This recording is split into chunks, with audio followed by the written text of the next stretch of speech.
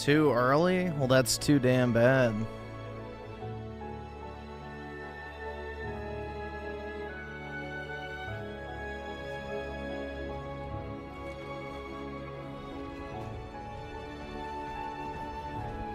Either subscribe, donate, or get the fuck out.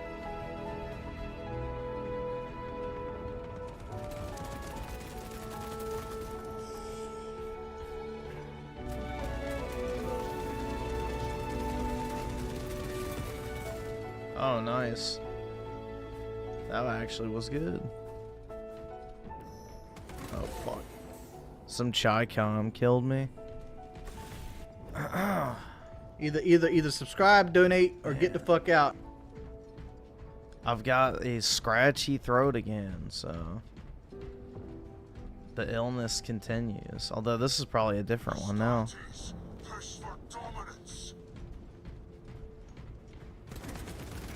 All the people coming back in town from Thanksgiving.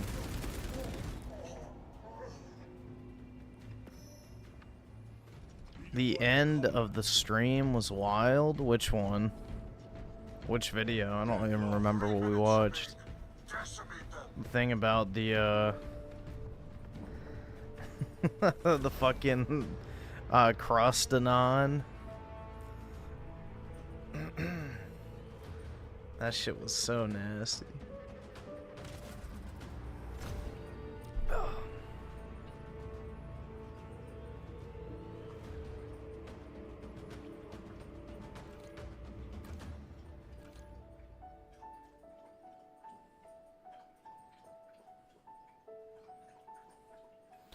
Let's see. Even Star TV with the 28 months. Appreciate it, man. Oh no, anyways, what did Donald do? Everything, bro. But no, I just saw some retard ranting about how Trump and like the 2015 era ruined gaming. I don't think I sent myself the tweet because it was just some fucking loser anime profile retard. But I figured, you know, clickbait title.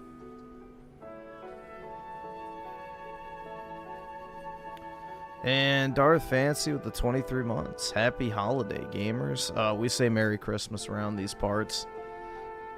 But I appreciate it. Yeah, I didn't sleep at all today. I was working up until about like 7:30. Hey, buddy. I'm like the Japan cell. I just work and eat.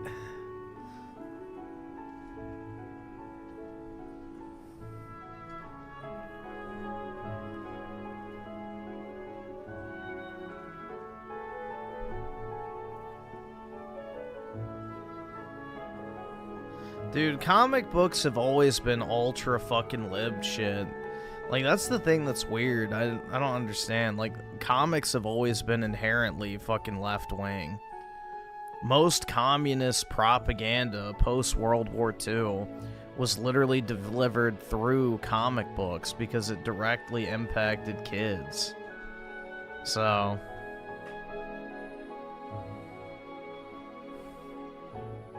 it's like one of the first examples of Zog slop propaganda. It just was a lot more subtle back in the day and less gay. But the entire premise of X-Men is basically, you know, immigrants good, homogenous society bad. Nope. You leave that paw alone, boy. No, no, no. Leave that paw. I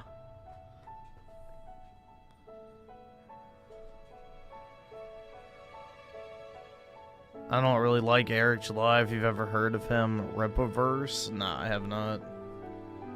Oh wait, no, that's the guy who made like the really fucking cringe live action trailer. Yeah, I think I know what you're talking about. He made like the really cringe live action trailer for a comic book. And then apparently he blew all his money or something too like that. I don't remember.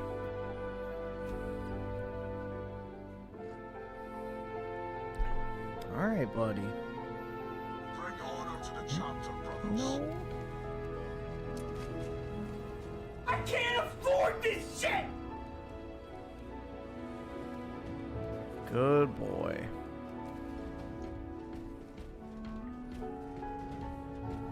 Merc with the 2. We went from Quiet Piggy to calling Waltz a retard. I know. We need more of that energy. He needs to call him a... Skip it up! The fucking loser faggot.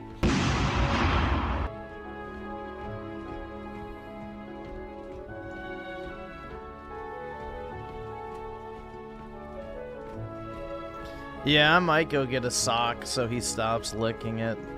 I'll just duct tape a sock around him. I've done that before when he cut himself. He cut like the bottom of his paw on something. I think scratching. Like he was playing with a stuffed animal. And he like scratched the bottom of his own paw. And so yeah, I had it wrapped up in a sock that I just duct taped to him. So he couldn't pull it off.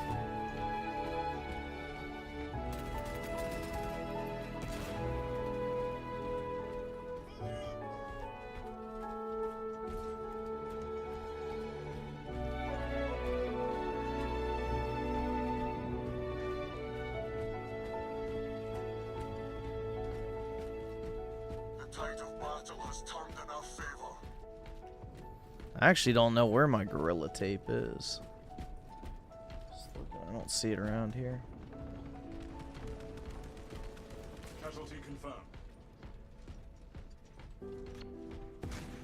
Boy. I see you down there. You're not hiding.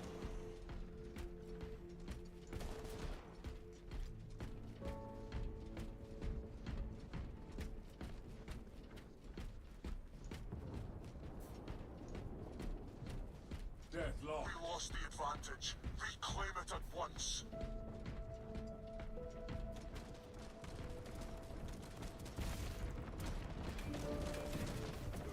Iron Halo protocol in progress. Anastates is dead.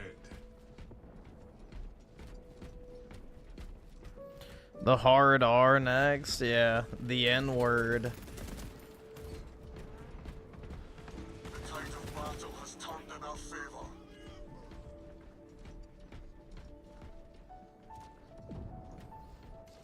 Enhanced tactic ready.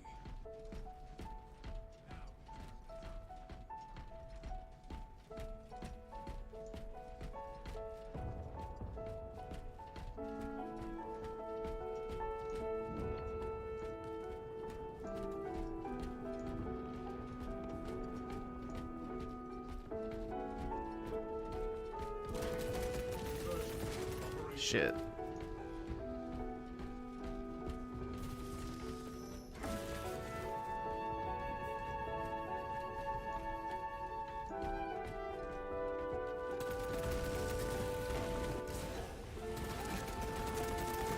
Got him.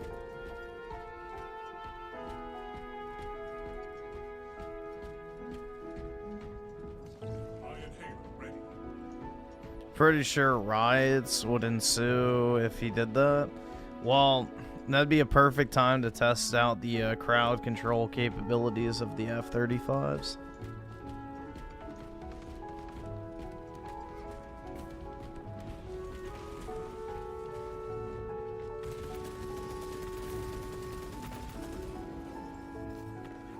Well, he just killed himself, so...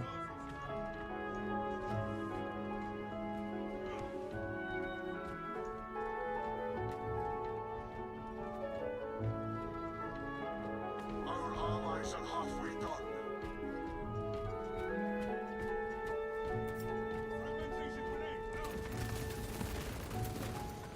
War gear acquired.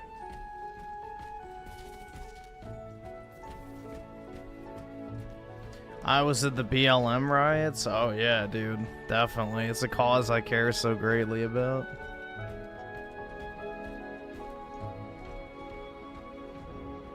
I care so deeply about St. Floyd of fentanyl.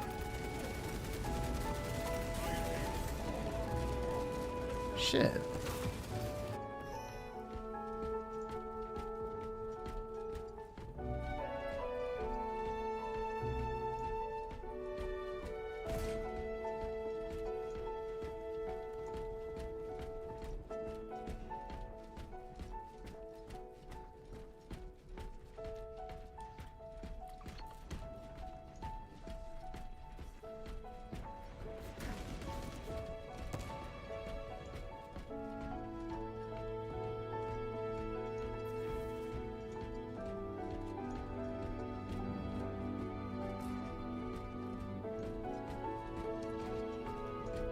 Yeah, he's 5 years sober. Good for him, man. It's not easy.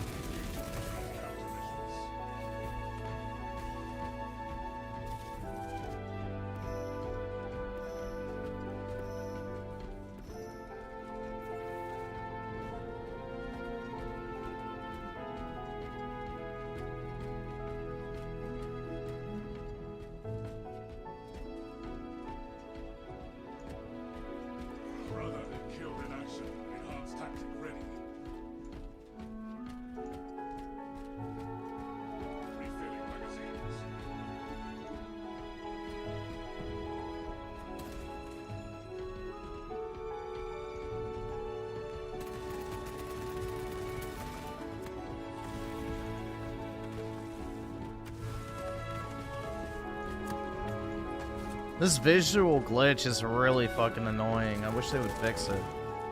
But I don't know how long that's gonna take.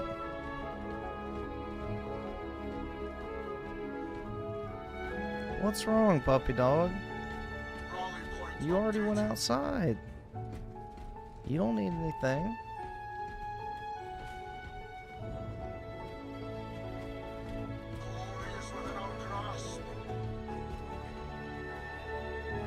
What, buddy?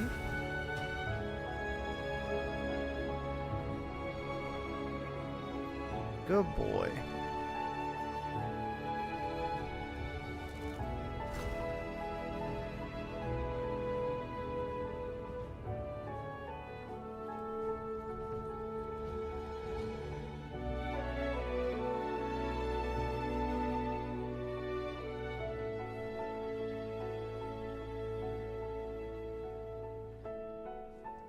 What's wrong? What do you need? You gotta tell me what you need.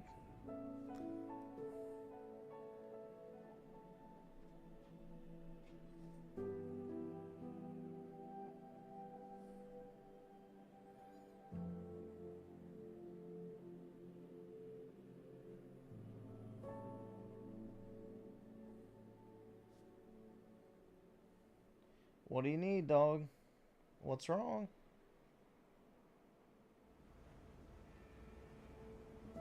I don't know what's up with him.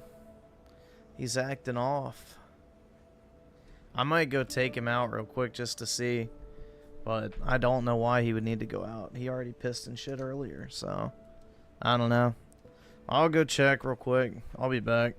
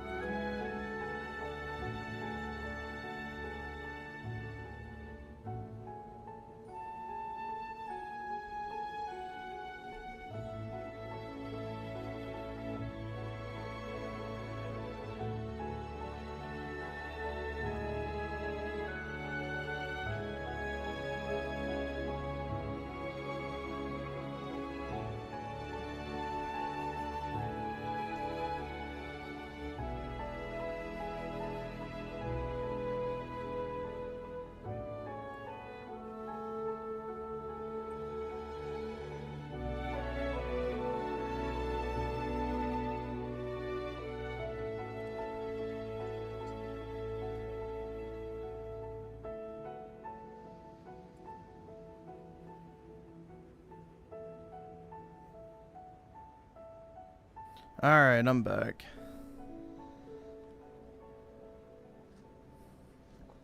Oh, man.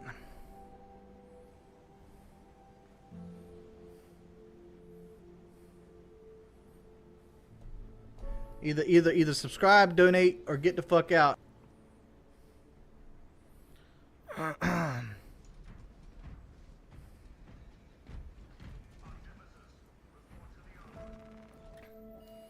Let's see. Chudler with the 2 months. Thanks for the money, dummies. Indeed, man.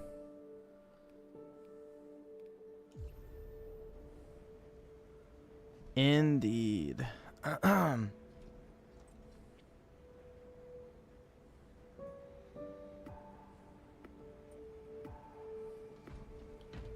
Join in progress. Uh-oh.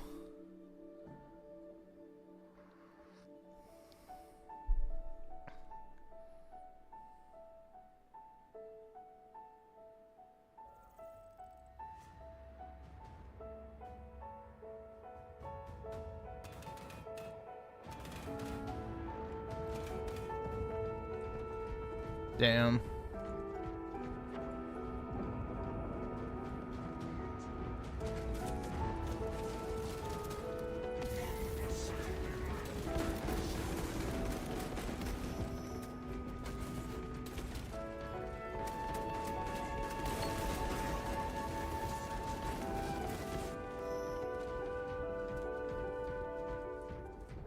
I mean, it's not going to get any cheaper for Warhammer, so... And your GPU may not have the graphical glitch either, so... I don't know. Is it like a widespread thing? It's probably not going to go cheaper than 24 bucks for a while.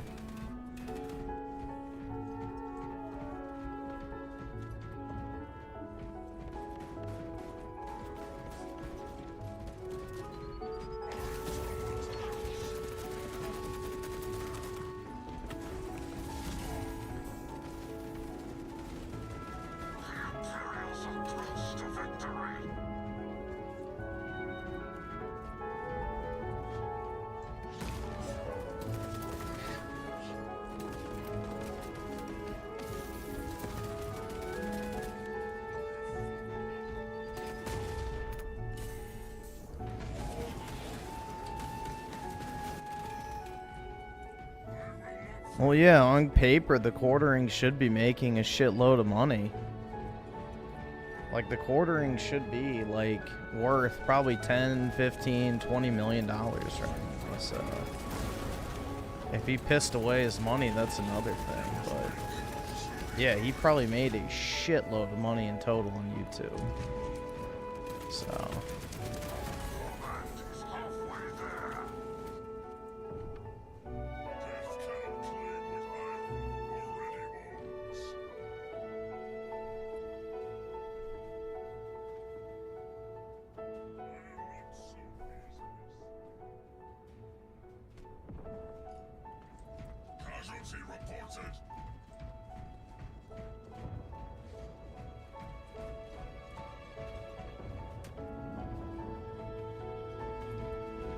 What's a good paying career? I don't know. Depends on where you live. It's kind of a loaded question. It also depends on what standard of living you want. Never seen Griff crash out. I don't really crash out, so it takes a lot to like genuinely even get me pissed. So if I was on the verge of actually crashing out, I would just turn off my stream. No, dog, what do you want? Dude, he's so needy. He's so freaking needy. You went and slept on the couch by yourself the past 5 hours. It's not my fault. He wants all this attention now, and it's like, nah, you went and hid in the other room when I was working. And now he wants, you know, unlimited attention. I think that's what it is. He just wants, you know, some quality time. But it's like, nah, you went and hid in the other room.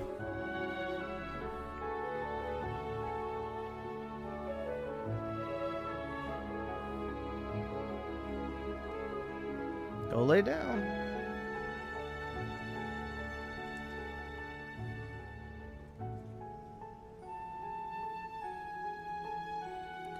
Yeah, he does want me to end the stream. He wants me to go lay in bed with him, I guarantee you. Either that or, you know, other activities like going out and walking. Ah, damn, bro. My throat is fucking killing me.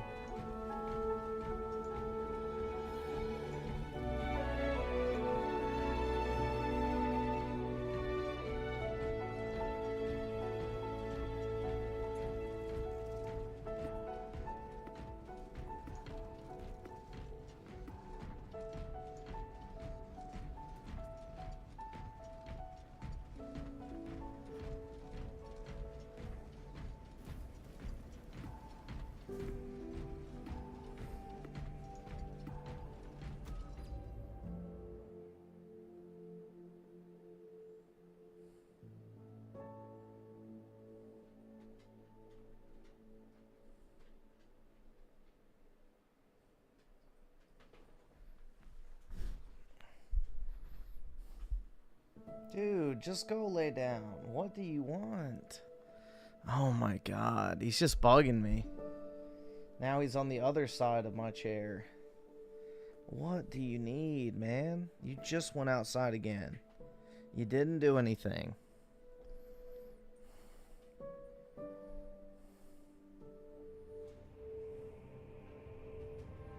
Do you just want to be coddled? He's now like nuzzling up. Buddy, it's okay. You're fine.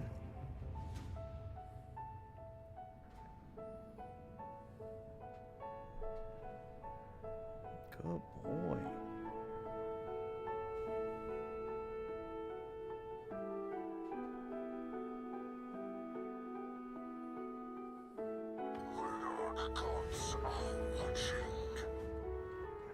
Alright, there you go.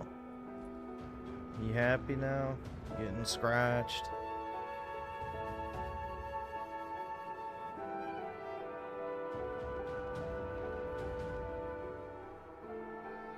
Alright. Here you go. No, you're not going under the desk. No. No. We're not doing that. Every time he goes under there, he unplugs my router, so...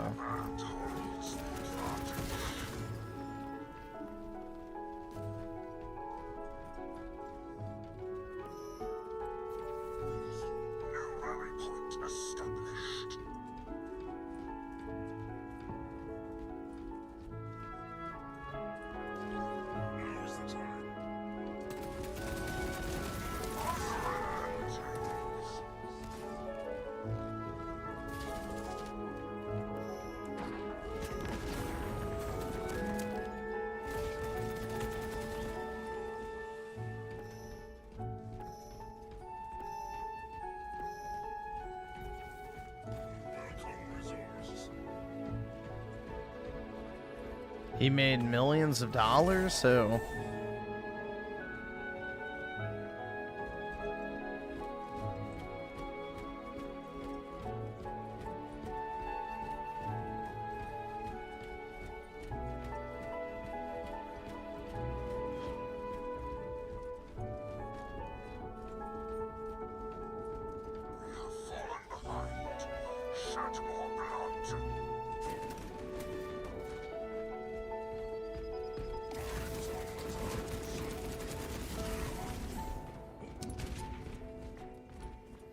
Eric July did on his first comic book that he released. Yeah, but I heard he blew all of his money because the next books didn't do well. But I don't know.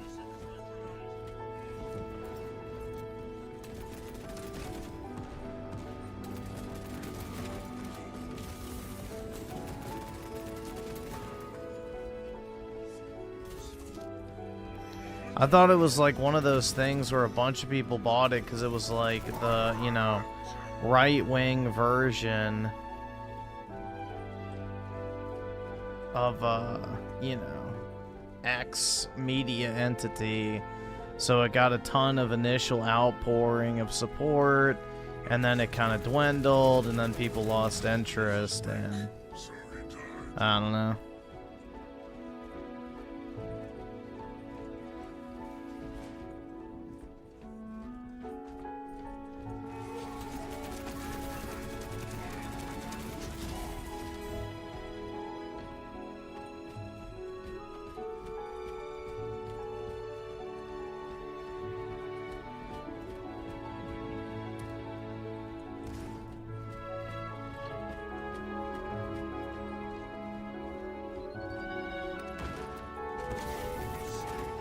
Oh. Dude, it really pisses me off that assisted suicides don't count as a kill. It's really annoying. They should.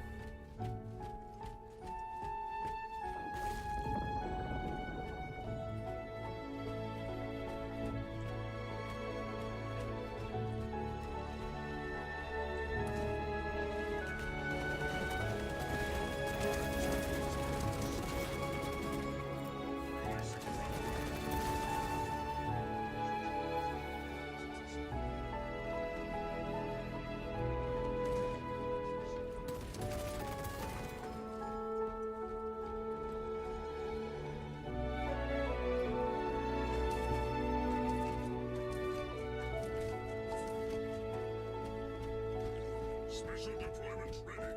He was too frail for this war. Nah, they don't. They just count as a death for the person. You get like a little medal, so it gives you XP, I think, but it doesn't count towards the kill total, which is annoying. Fatality confirmed.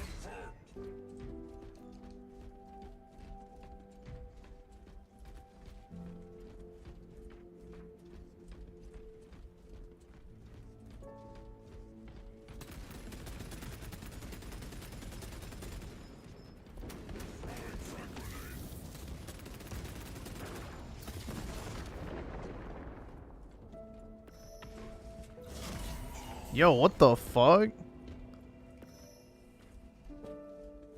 Where did that guy come from?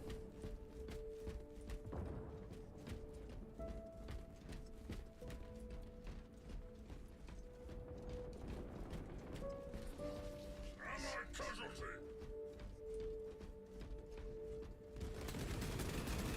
I didn't even hear that dude coming. Usually you can hear the jump pack guys when they crash down.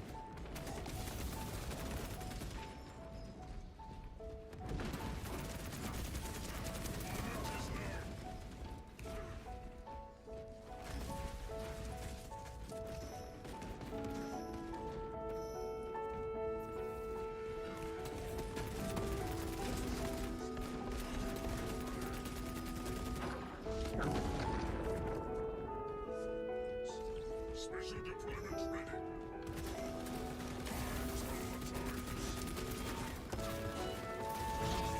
Shit.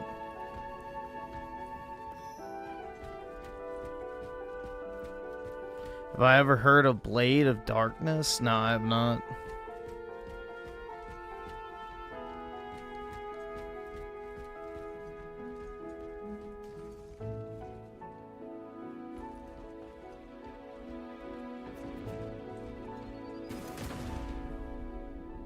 Dude, he just looks like so depressed. He's laying in the far corner of the room.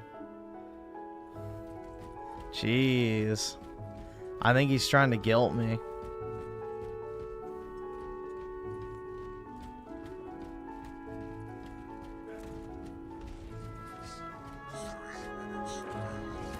Terrorize our foes. The true gods have further use of me.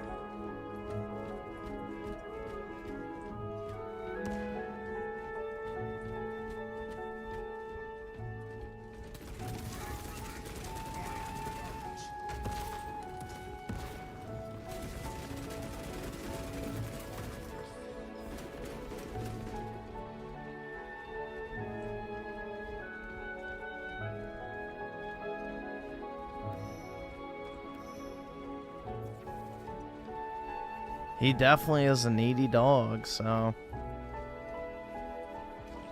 Special deployment ready.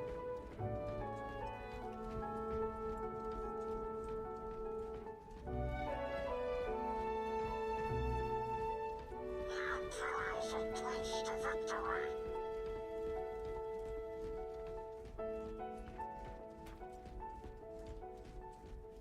The moment is now.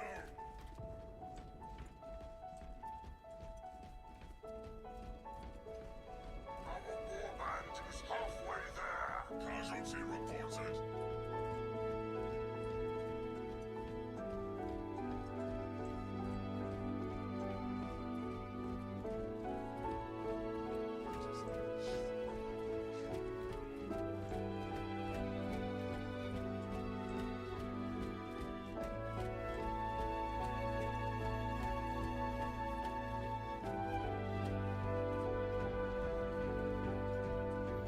I don't even think it's cheaping out on the gameplay. I think it's they don't genuinely know how to make good games.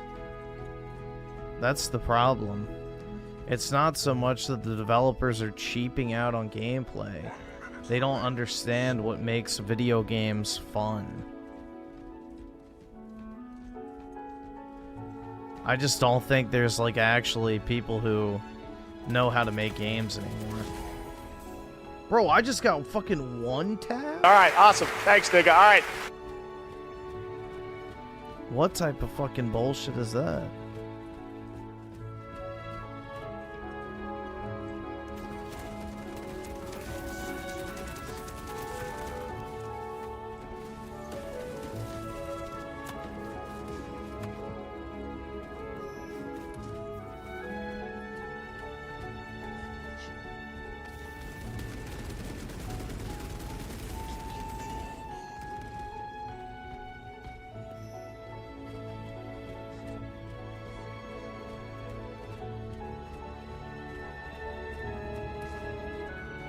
Uh, 88 Krager with the 5. Hey Griffin, would you let Hassan Piker watch your dog for 250k?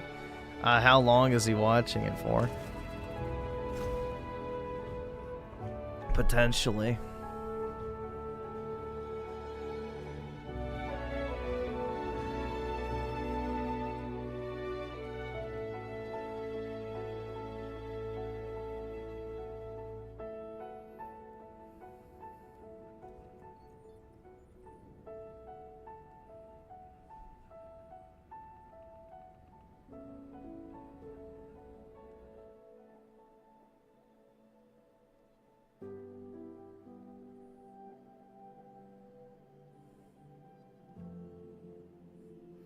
The unemployment crisis is just like Weimar Germany? No, it's not. No, it's not. It definitely is not that bad.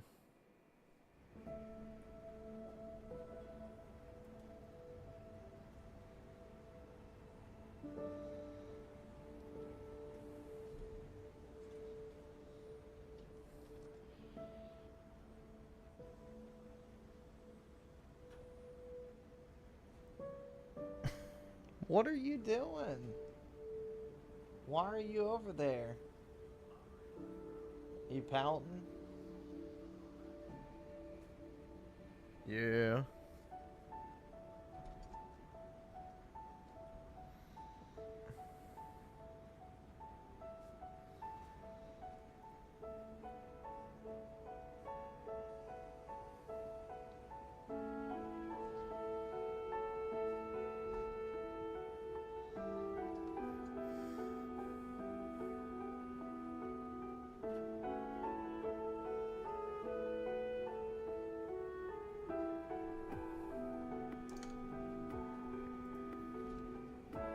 Yeah, the thing with the unemployment is it's a manufactured problem.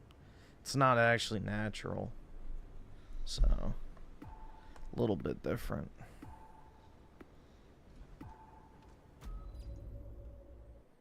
We could very easily fix it.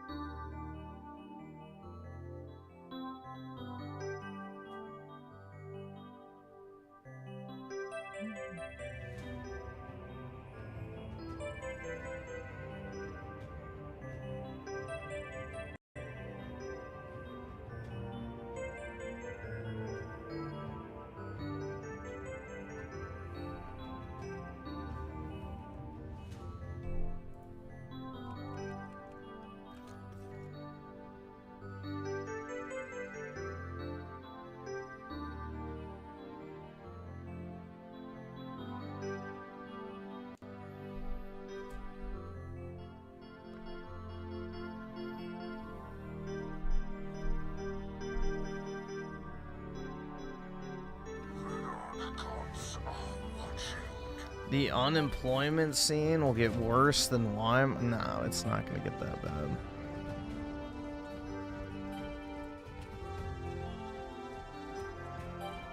We're still a resource-rich nation, so.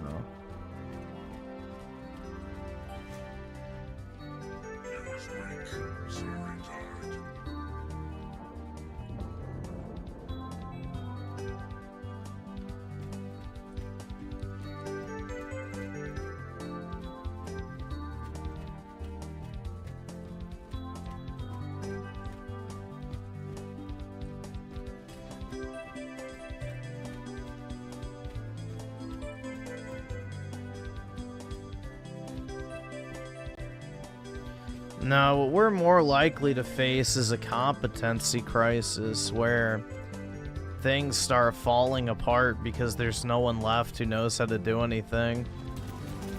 That's the more likely scenario.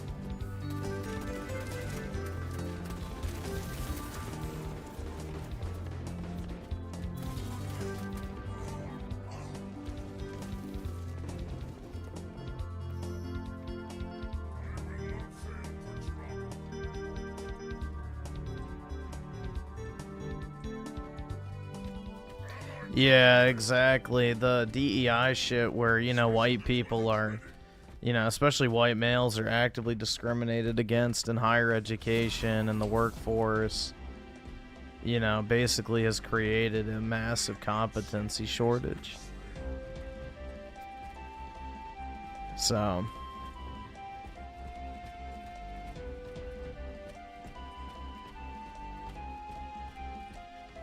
Again, it goes back to what we were talking about with the microchips the other night. It's like, there's only a handful of people in the world who even know how to fucking make these things.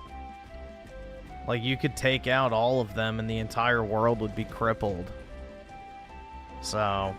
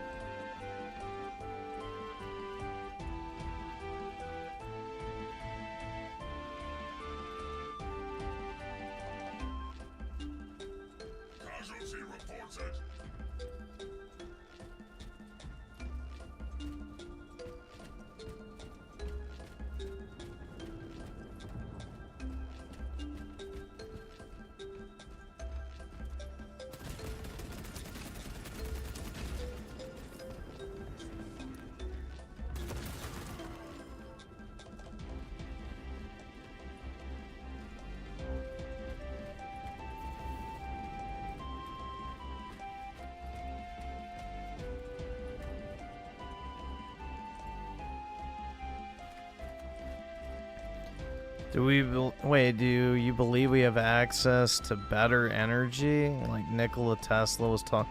Yes and no.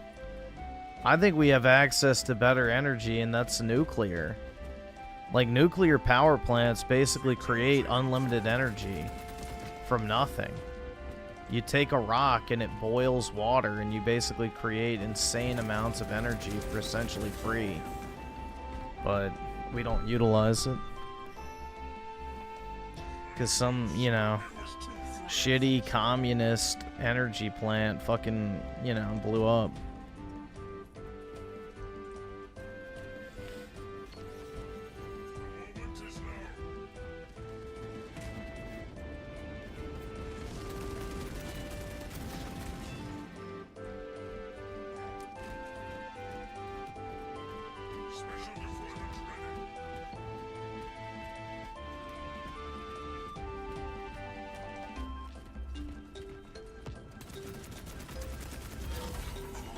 Dude, what the fuck is this bullshit one-hit kill? What the hell?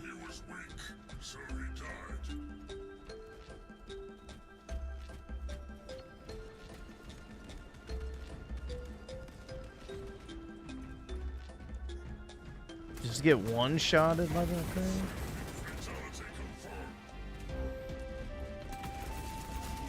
Dude, that is ridiculous. What the fuck?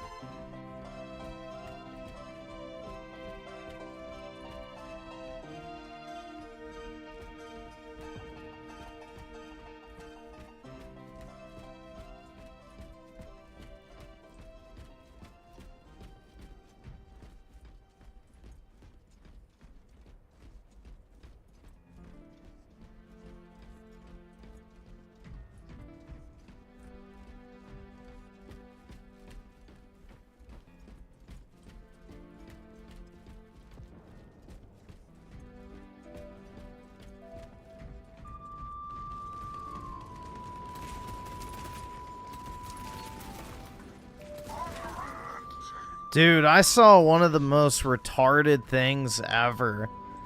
Apparently there was like it's like this tweet where some Scarlett Johansson movie was like threatened to not be funded because it had a Holocaust storyline.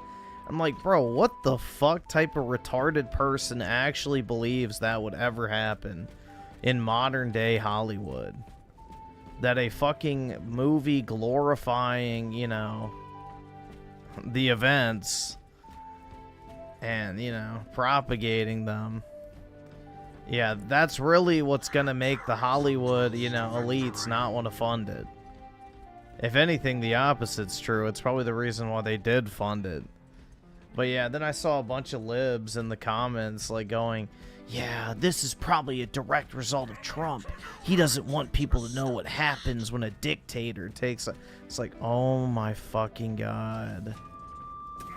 Dude, it's just like, these people are like not even human. They're really not.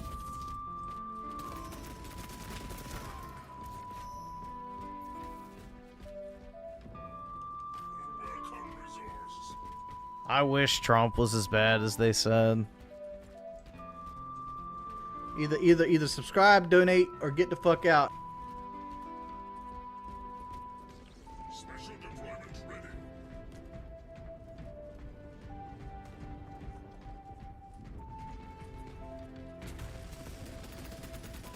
You have soaked the field with an imperial blizzard. Your land is halfway there. All right, awesome. Thanks, nigga. All right. Tim Marco, 37 months. Appreciate it, man. Meanwhile, Paul Erich, I think I said that right, or Elrich, I'm not sure, is still catastrophizing environmental collapse because of overpopulation. The only reason why there would be environmental collapse because of overpopulation is if the population was Indians and Africans. Because, you know, the more of them there are, the dirtier the environment becomes. So in theory, yes, if the entire world turned into India and Africa, which, you know, is what our elites want, yeah, I mean, the environment will probably collapse. The top 10 dirtiest soils, like cities by soil quality, are all in India. So, yeah, it's a fucking shithole. So it's possible. It's very possible, actually. He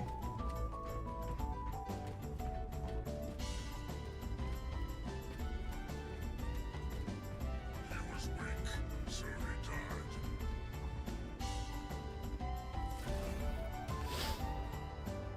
And fail Pip with the 5. It's crazy how people will say dark side of capitalism, but somehow Trans and kids doesn't fall under the dark side of capitalism.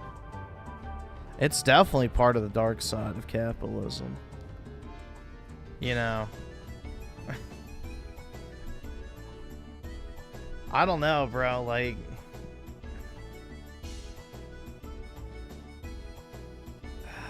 it's a tough topic, but a lot of our problems are caused by unchecked capitalism, unfortunately.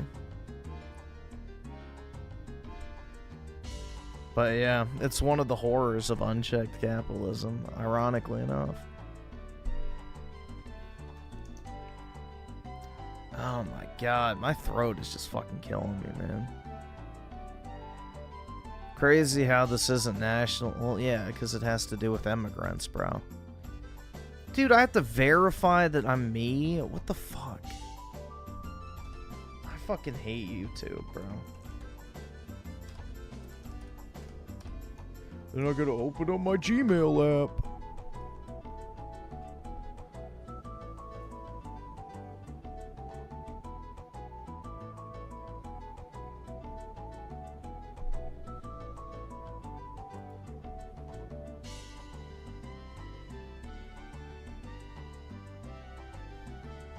Dude, I truly fucking despise the age of two-factor everything.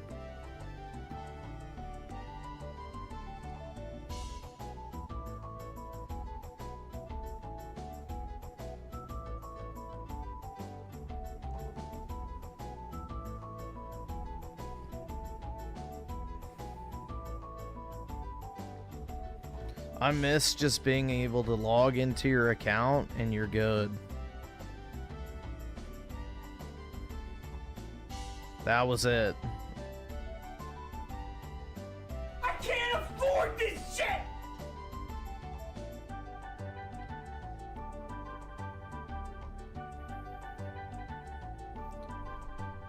And fail pip with the 2, you got username and password, ready that email.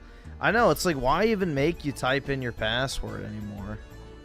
Like, just send the fucking two-factor as the default. It's just irritating. It really is.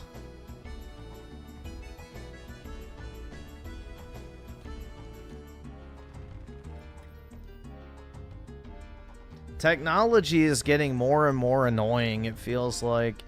Like, the convenience factor feels like it's going away.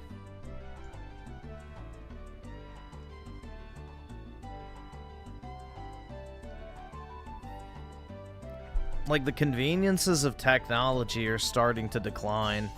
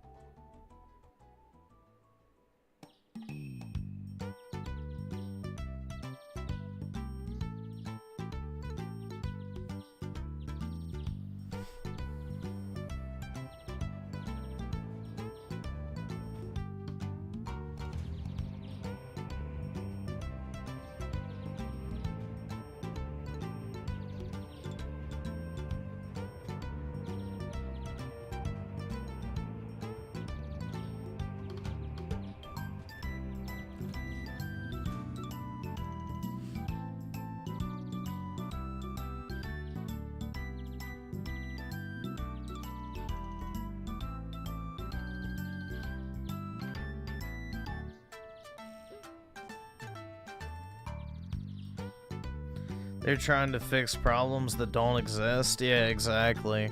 They create the problem so they can sell the solution. That's basically the modern tech industry. I mean, that's every industry, though. I don't know, bro. It's just like, there's nothing I want to buy, or it's just... I'm fatigued on modernity in general.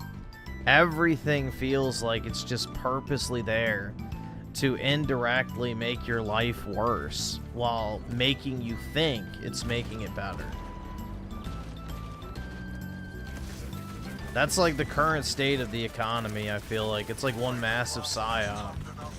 They're actively making your life worse while pretending it's making your life better.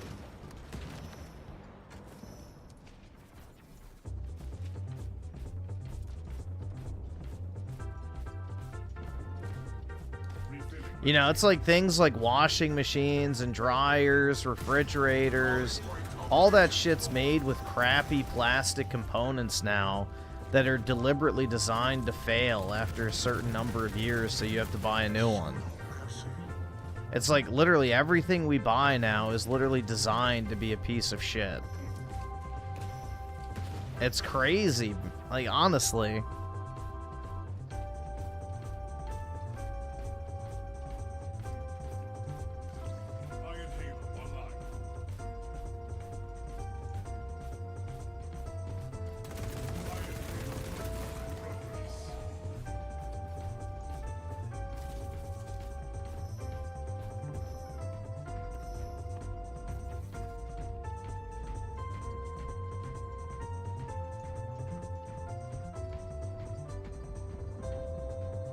Yep, those old vintage fridges do still work. I mean, there's a whole fucking cottage industry of people who buy up old appliances and restore them. So, that's a big business because people are paying a massive premium to get like a fridge from the 80s. Or, you know, even more if it's earlier. So...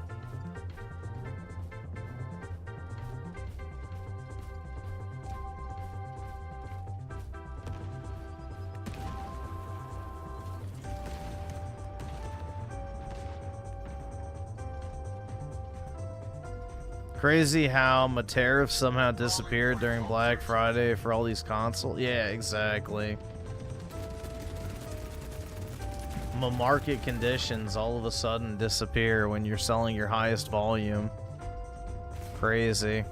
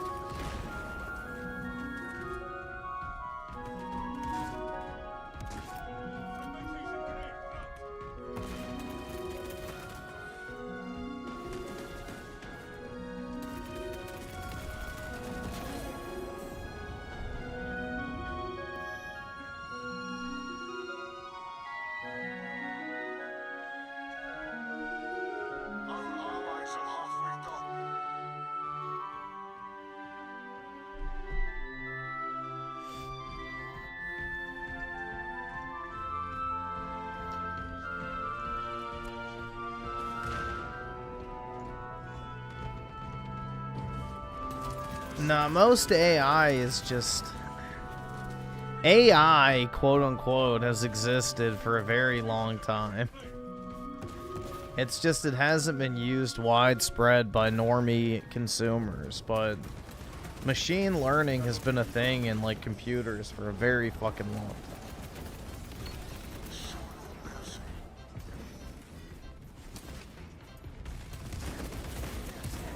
It just wasn't cheap.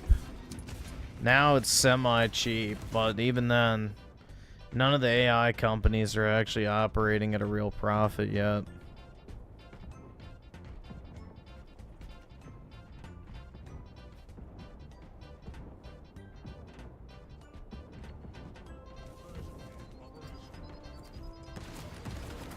Once all these data centers and stuff actually have to start turning a profit, AI is going to get very expensive. Like, basically what's happening now is, like, the idea of, you know, making the product so fucking good that you have to pay for it no matter how much they raise the price.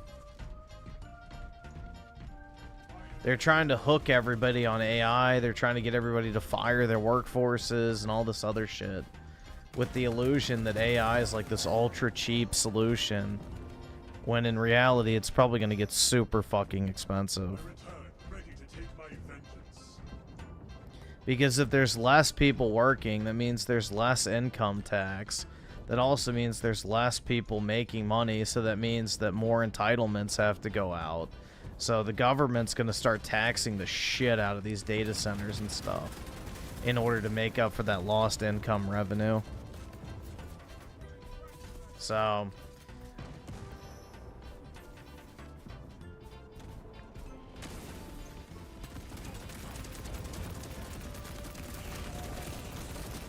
Astartes, push for dominance. Support incoming, brothers.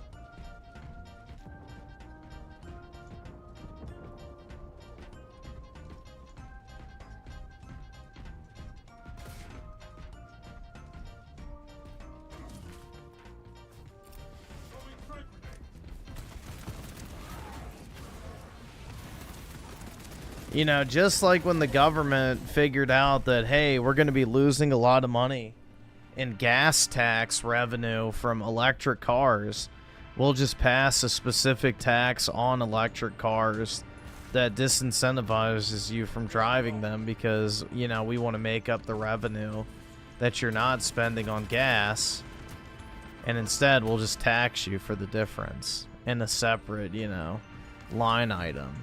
So the same thing will happen with AI, is the government will essentially tax companies at a rate that would, you know, equate to an actual employee working. So they'll get their money out of it. Don't you worry.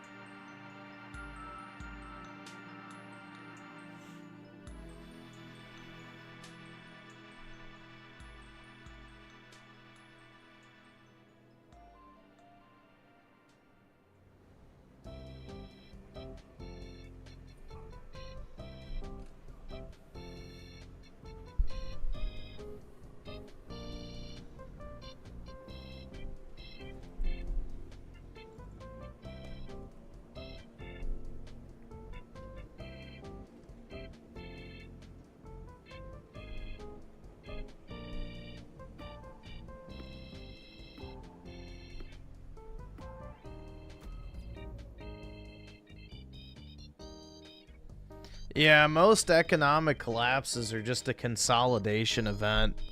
You know, take money from institutional investors and, you know, people's retirement funds and shit and just transfer it into the coffers of the elites. Just like in the Great Depression, just like in the 2008 crash, and all the ones in between. Same with COVID, too. It was one of the biggest transfers of wealth in human history.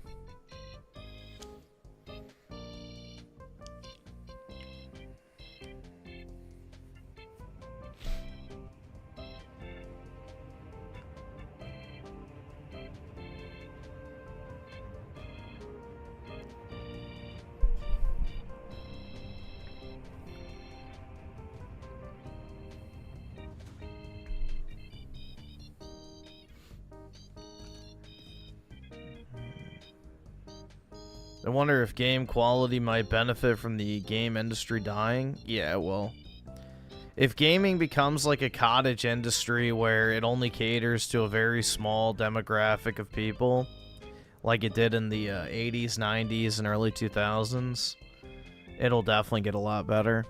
The problem is now is gaming is the de facto social, you know, connection that people have.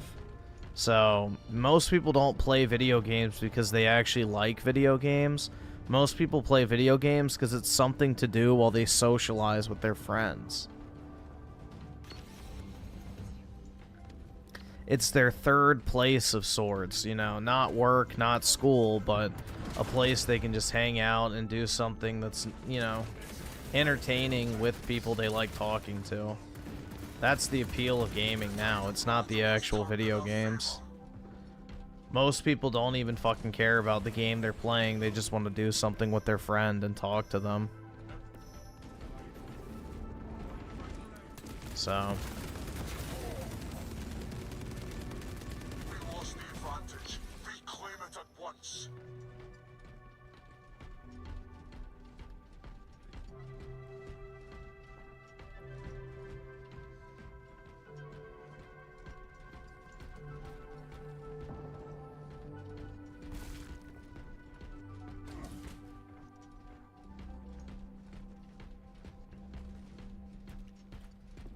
Yeah, I don't know how modern games are addictive. Like, don't get it personally, but... Like, Fortnite never did anything to me. That shit was the most boring crap ever. Run around the map for 5 minutes doing fuck all, and then eventually you just die. Wowie zowie. Casualty confirmed.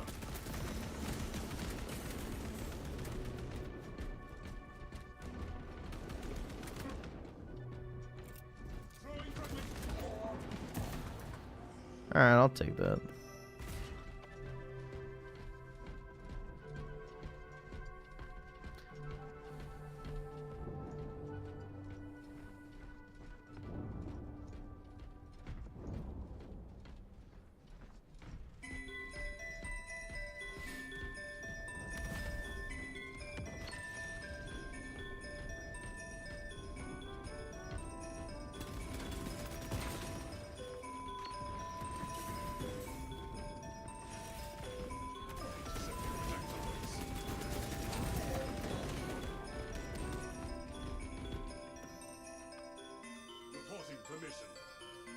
Yeah, I've played Nier Replicant and the original Nier.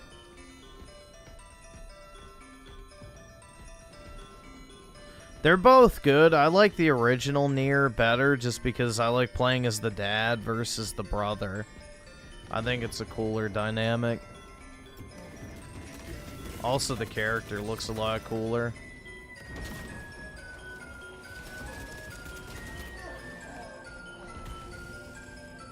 But Nier Replicant technically has better gameplay, so if you're looking for the better gameplay experience, Replicant's better, but they are literally identical games. Other than the fact that, you know, you play as the dad versus the brother. So originally, Nier Replicant is the version that came out in Japan. So the Japanese always had the version where you play as the brother. But because they thought that it wouldn't do very well in the West, they made the US version differently than the Japanese one in the fact that you play as a dad instead of a brother. And it was called Nier Gestalt. So Replicant was the Japanese version, Gestalt was the US and Western version. So Nier Replicant is basically just a remaster of the Japanese version. But they have the exact same story, pretty much identical gameplay, it's just more refined in the remake.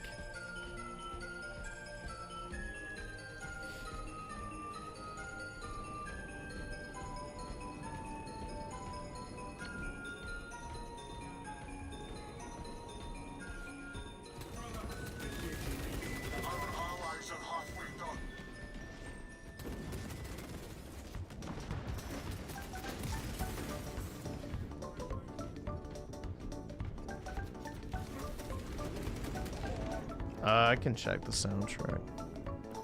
It was Quiet Forest from Kirby 64.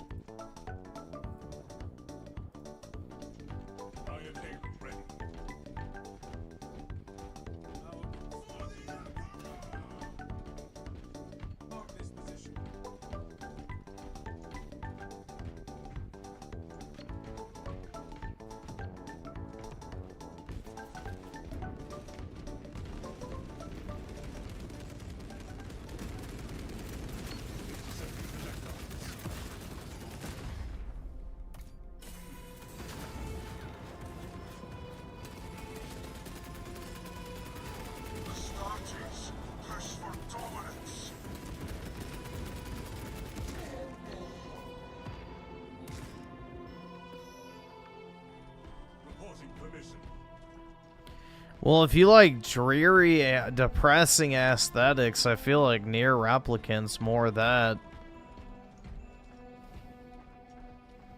I think the story of Nier Replicant's a lot more black-pilling than Nier Automata, personally.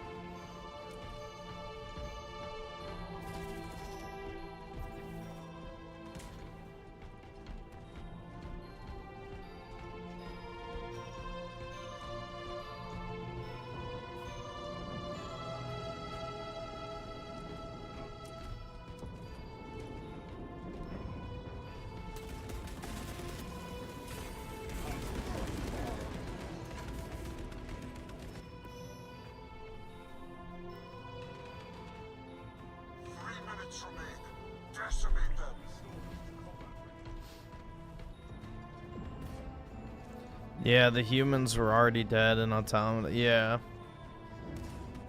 Yeah, I thought the plot twist of Nier Replicant was a lot better, personally.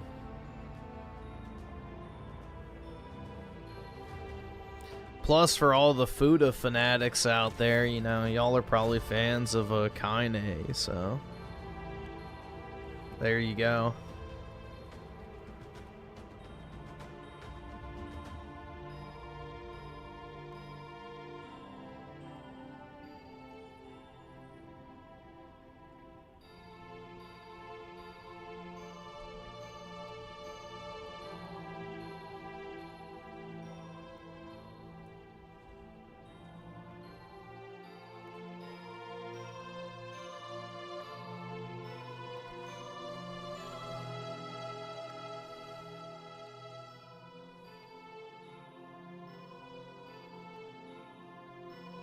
Who?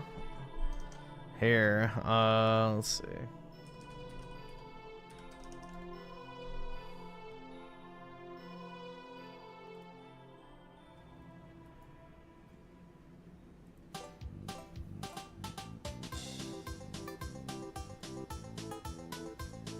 This character.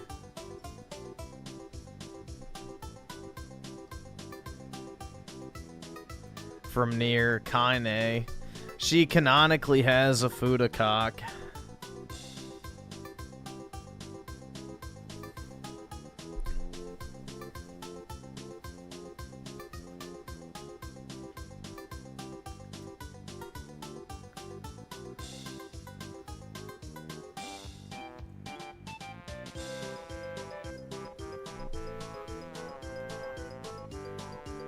Feminine enough. Well, she's technically a woman, but the replicant process in terms of her replacement body was like fucked up, so it glitched, and when it created her body, it added on, you know, the Fuda cock by mistake. So, yeah.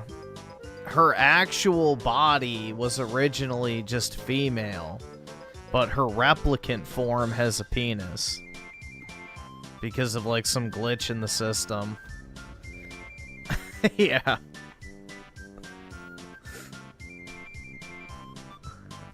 Yeah, it's a classic Yoko Taro moment. He loves putting weird shit in his games, so... Like how Drake and Guard is basically just an incest story.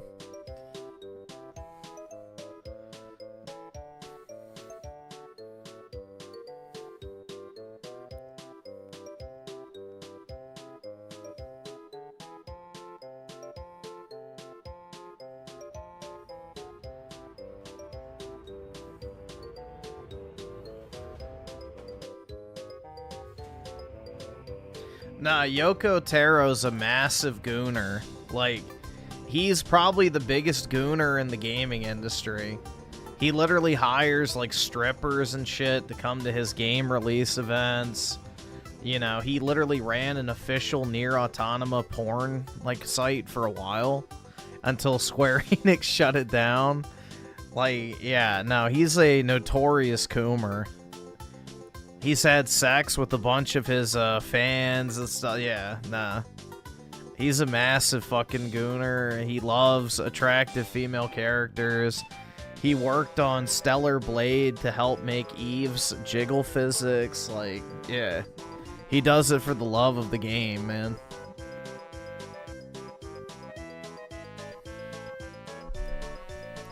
Bring order to the chapter, brothers.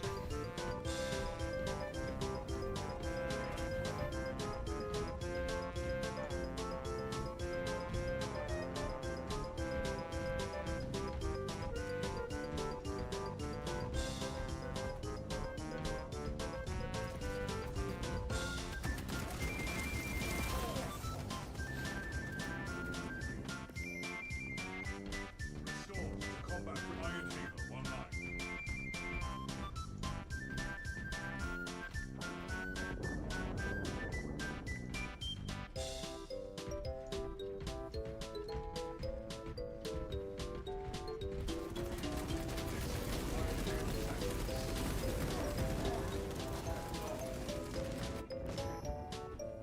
Redeploy for combat.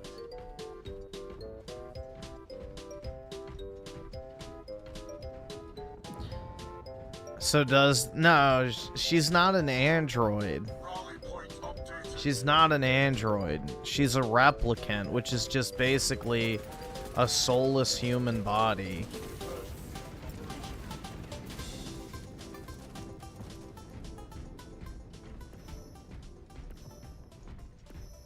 Anastasis is dead. Iron Halo ready. Yeah, it's really convoluted. So, I mean, for the sake of the person who bought the game, I won't go into, like, spoilers, but yeah, she's not, like, an actual person. But she's not a robot either. Casualty confirmed. Rally point updated.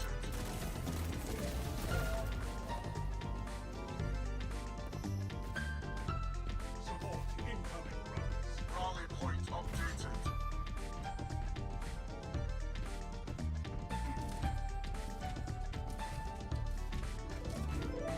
Rally point updated. Sounds like Redditors? No. Rally point Redditors aren't even human in the slightest. They are actual robots. Rally point updated.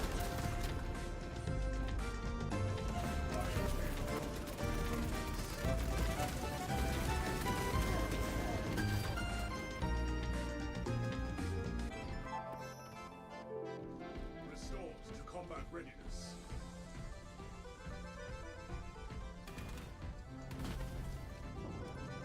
Casualty confirmed.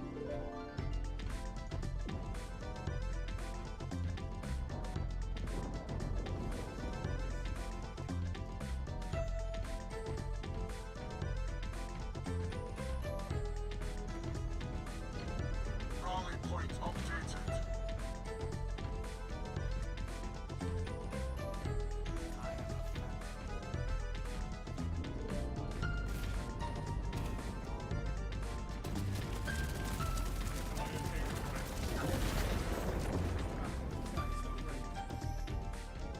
I return, ready to take my vengeance.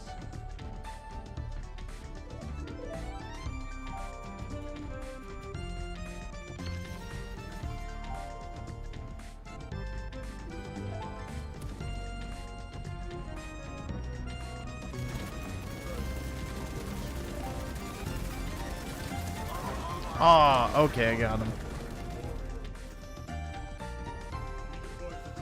Is Nier actually good? Yeah, but you have to play through it fully. You can't just do the first playthrough. You have to do all the playthroughs to get the full story. But each playthrough is different, so it's fine. But yeah, it's good. Forces in on victory. It's one of the more unique stories and experiences you'll have in gaming, for sure. It's very unique. And it's actually really good, too. And it has great soundtracks, too.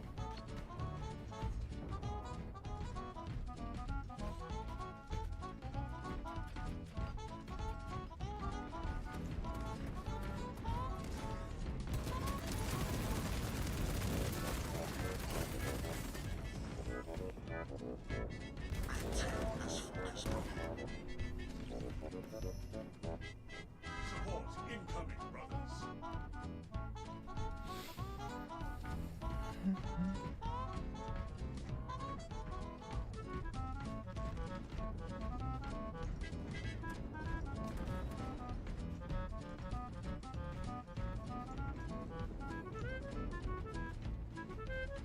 No, definitely start with PS3 Nier first. You definitely want to play Automata second. Because Nier Automata will spoil all the twists for Nier Replicant or the original Nier. And plus, a lot of the characters in, you know, the original Nier are either mentioned or make a return in Automata. And it won't have, like, the same impact if you don't have, like, that basic understanding.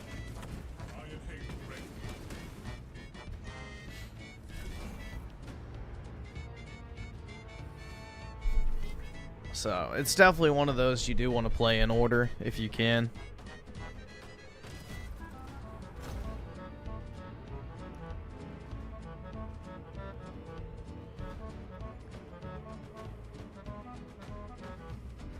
Well, yeah, Drakengard's another topic entirely. I mean, technically, if you want to get really fucking autistic about it, Drakengard only happens because of the events of Nier Automata, so yes and no. Like, yes and no.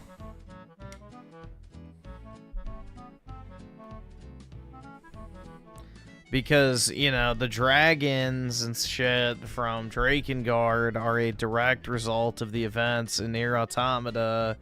And the fucking, you know, Black Scroll is literally a result of the events of Drakengard. It's complicated as shit. Long story short.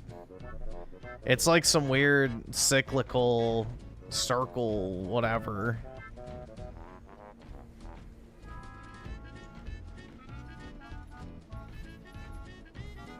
Like, one can't exist without the other.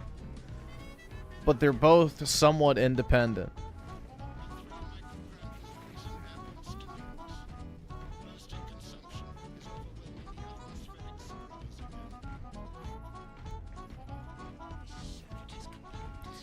Yeah, time loop's probably the right thing to call it. But at the end of Automata, you break the time loop, so yes and no.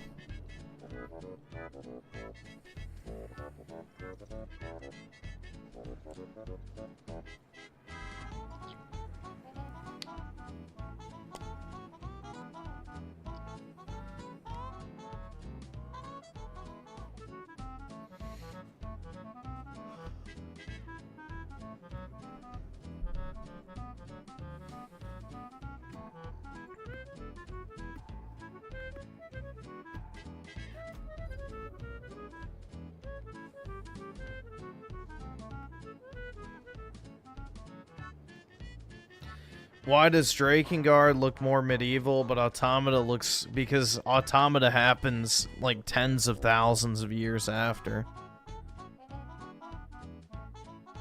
Or maybe not that long, but many, many thousands of years after.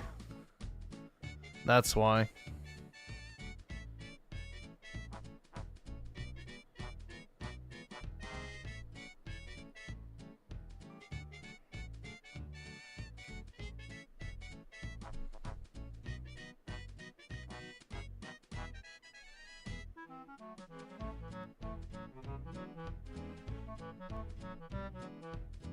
Yeah, I wish they would re-release the Drakengard games too.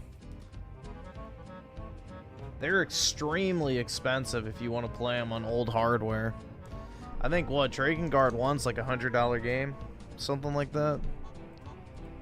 It's pretty high. I have a bunch of sealed copies of Drakengard 3, though.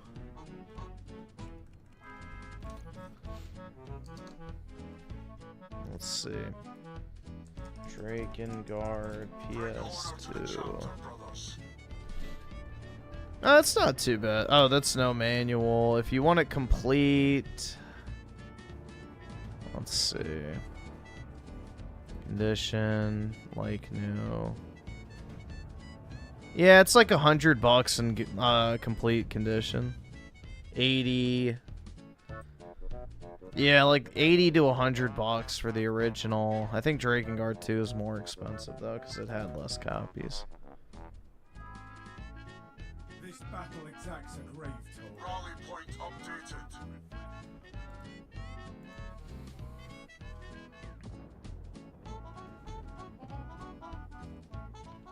point updated. Ooh, there's a graded copy of Drakengard on eBay.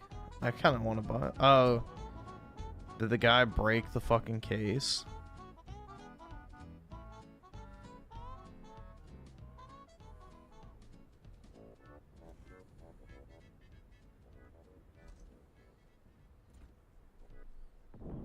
Says no cracks or damage, but the images show a different story. I guess it's not. Huh. I don't know, I'm kind of tempted to buy the copy of graded Drakengard. Rally point updated.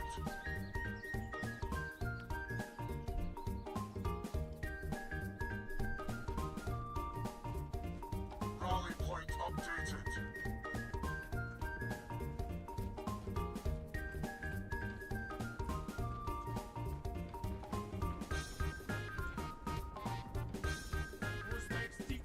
No, I bought all mine from VGP.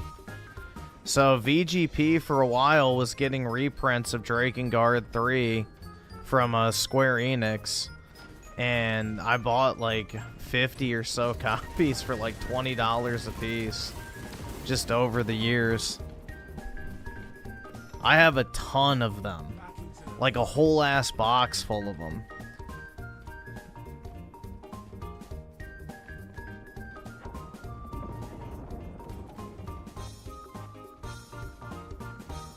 I have very great faith in the Nier franchise. Like, I have a ton of copies of Nier for the PS3 as well. I need to get a 360 copy sealed. But, yeah, I have a ton of sealed copies of Nier for PS3 as well. I think that's going to be one of those games that, like, in 10, 20 years is going to be, like, considered one of the best, like, hidden gem JRPG type titles. Which it's not really even a hidden gem anymore. It's very popular for the most part, but I think it's going to get even more so.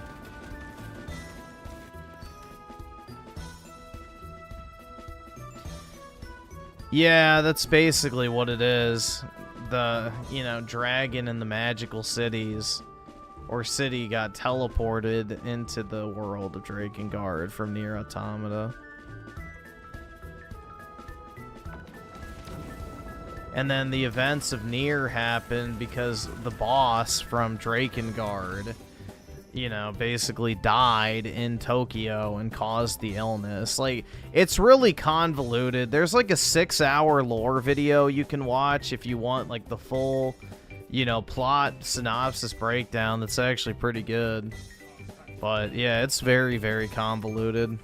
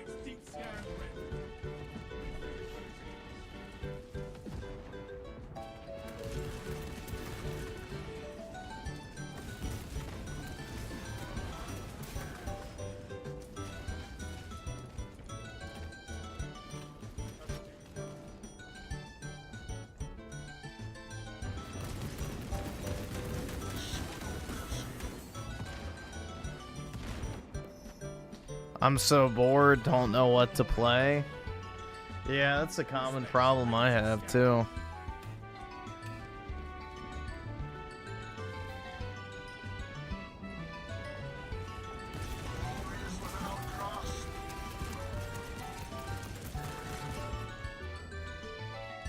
brother died in valor, not in vain.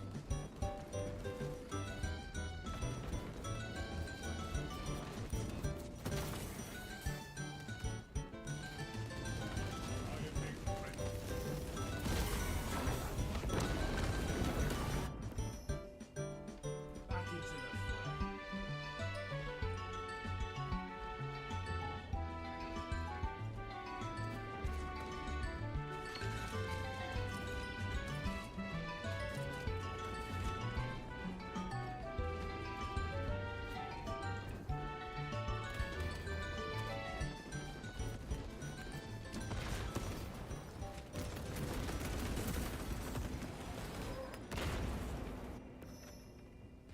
Recovery complete, brothers.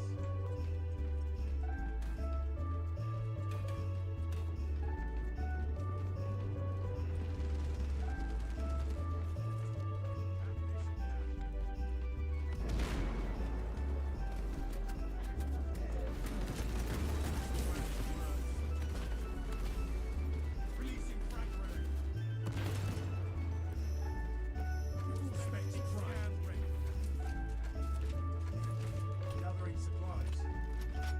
Commencing all specs scan. Clear up blast radius.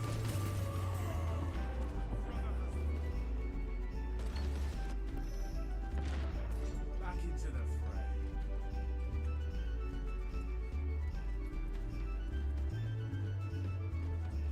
3 minutes remain.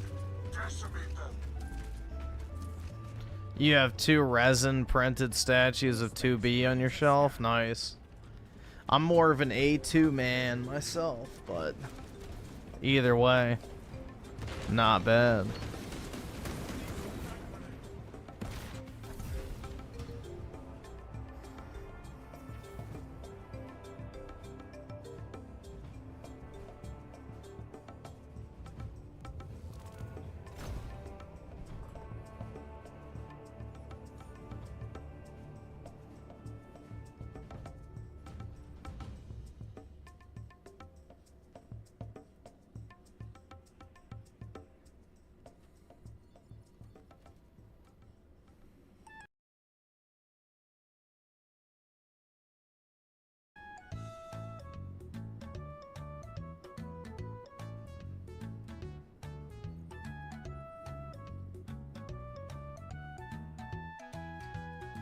First time you saw 2B was in porn. I actually bought Nier Automata at launch because I was familiar with the franchise, but yeah. I feel like that's probably how most people were introduced to it.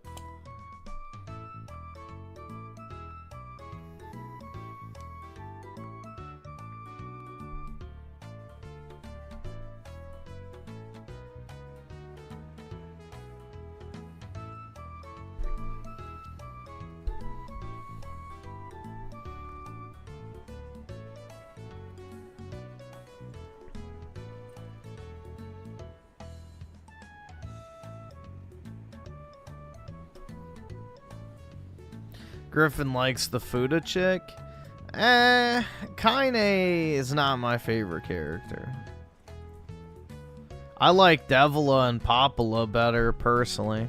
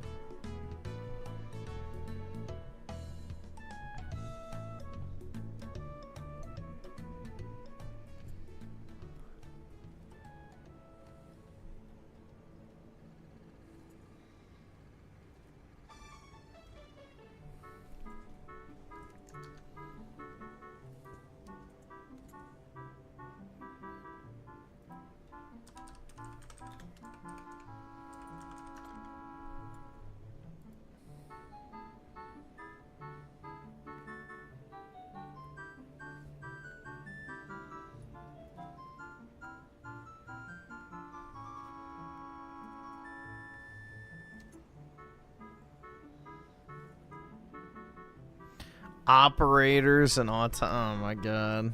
Yeah.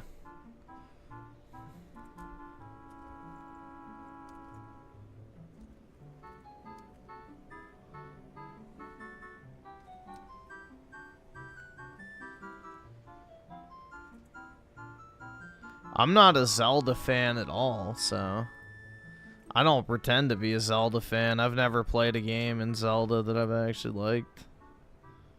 So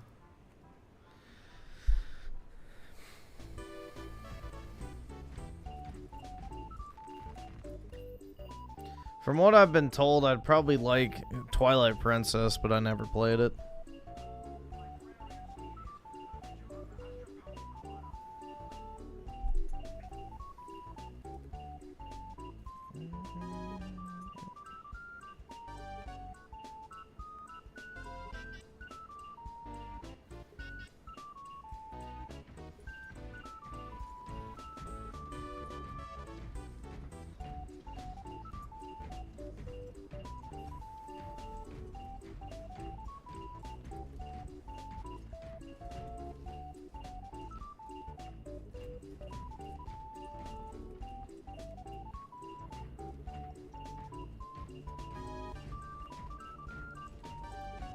I have that, whatever it's called, Hyrule Warrior game, and I haven't even opened it yet. Brutal.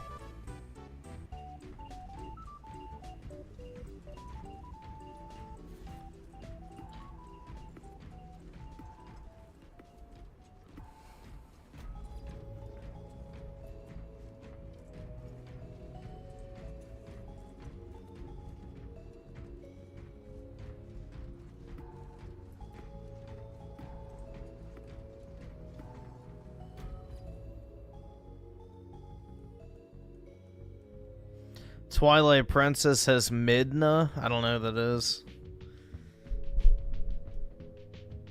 Sounds pretty mid.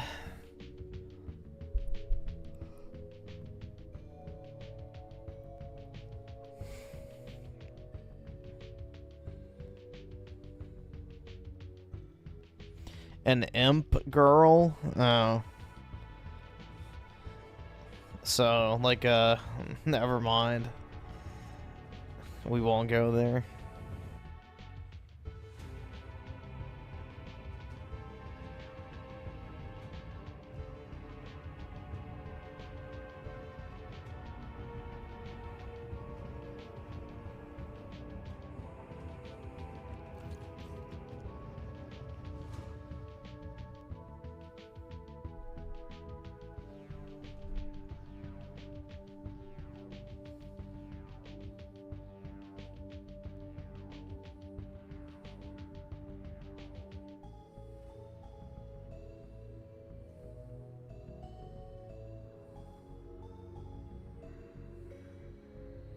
Yes, I've seen Apex Legends Aerith. It's disgusting.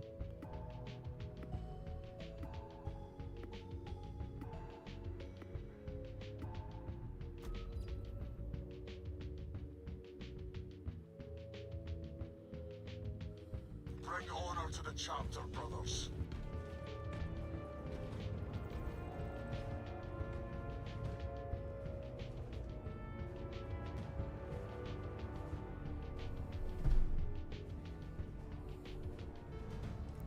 Twilight Princess is getting added to the back compat, I'm pretty sure. But, I don't know. The tide of battle has turned in our favor. Fatality reported.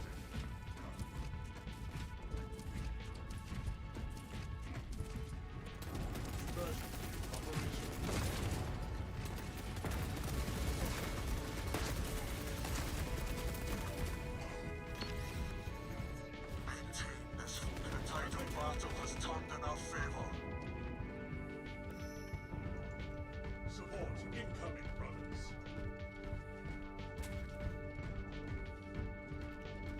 We lost the advantage. Reclaim it at once.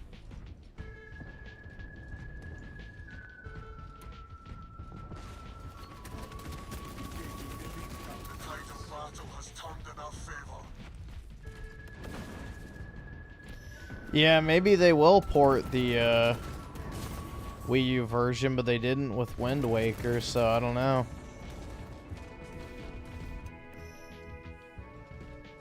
Maybe they'll do like a combo pack. We lost the advantage. Reclaim it at once. Brother killed in action. Sending projectiles. Kind of similar to Mario Galaxy. Redeploy for combat.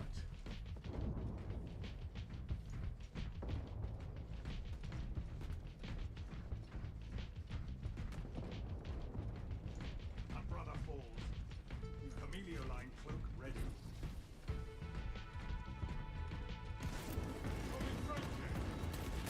Why would white Mexicans not be okay to date? Execute Iron Halo tactics.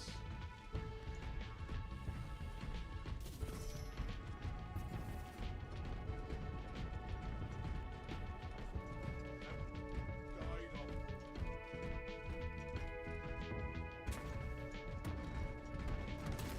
Yeah, I could see them doing like the bundle pack of Twilight Princess and Wind Waker and making it a normal Switch 1 title, kind of like what they did with Mario Galaxy, just in order to get people interested in the franchise right before the Zelda movie comes out. That would be my guess.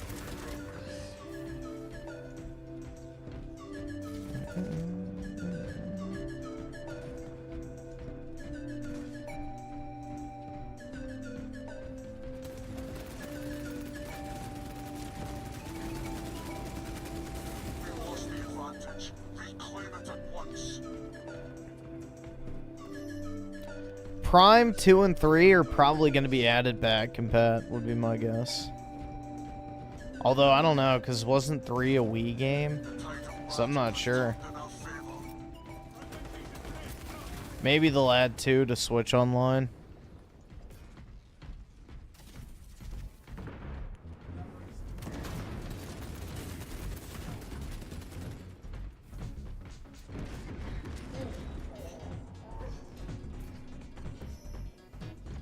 Support incoming, brothers.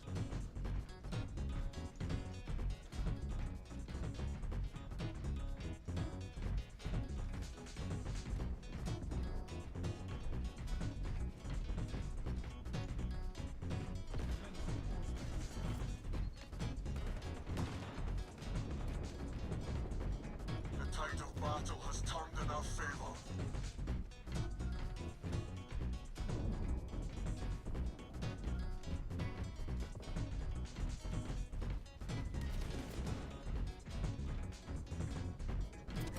Rally point updated.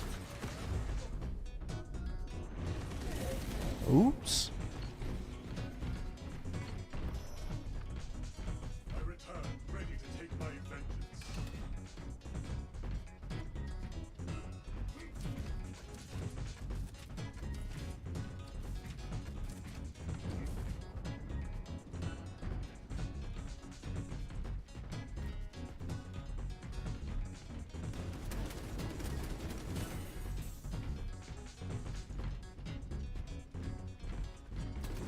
Sending projectiles.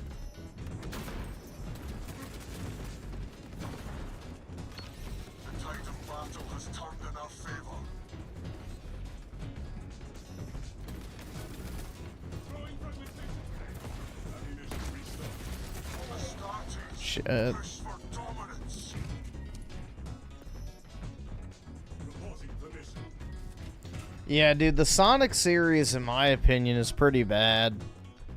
I've never been a Sonic fan. I mean, I've never really been a huge 3D or 2D Mario fan either, but Mario is definitely a higher quality franchise than Sonic.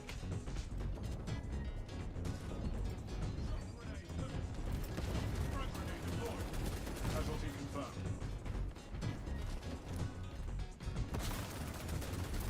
I have never understood the hype for Sonic at all.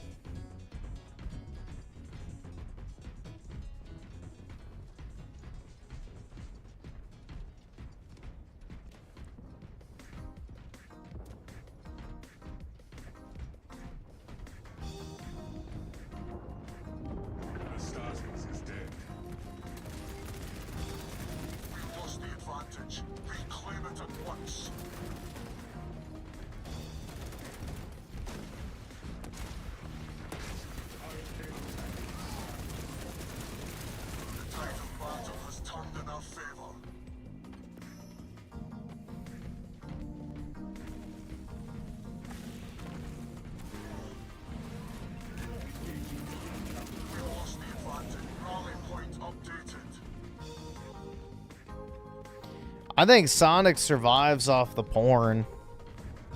I think, honestly, bro, the majority of Sonic fans just want to fuck the characters. It's like one of those franchises where it's basically like Overwatch, bro. The only people playing Overwatch are like the hardcore Overwatch gooners at this point.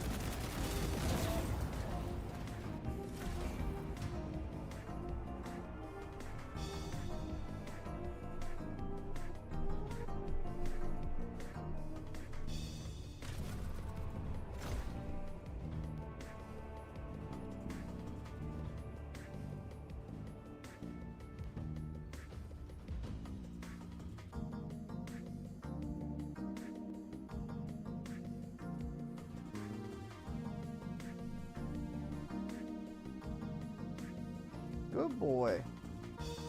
He's looking over at me. He's really upset. I kind of feel bad, man, but it's like, you know, this is the time I stream every night.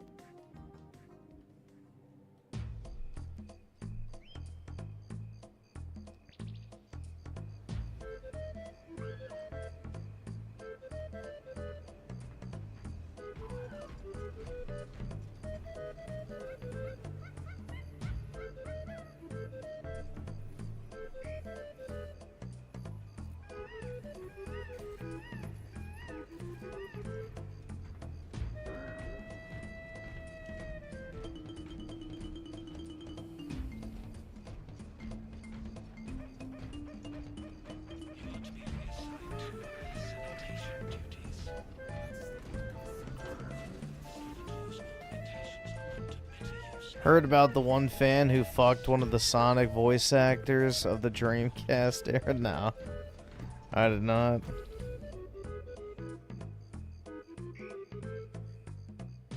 But you will hear about the guy that fucked the Aerith voice now.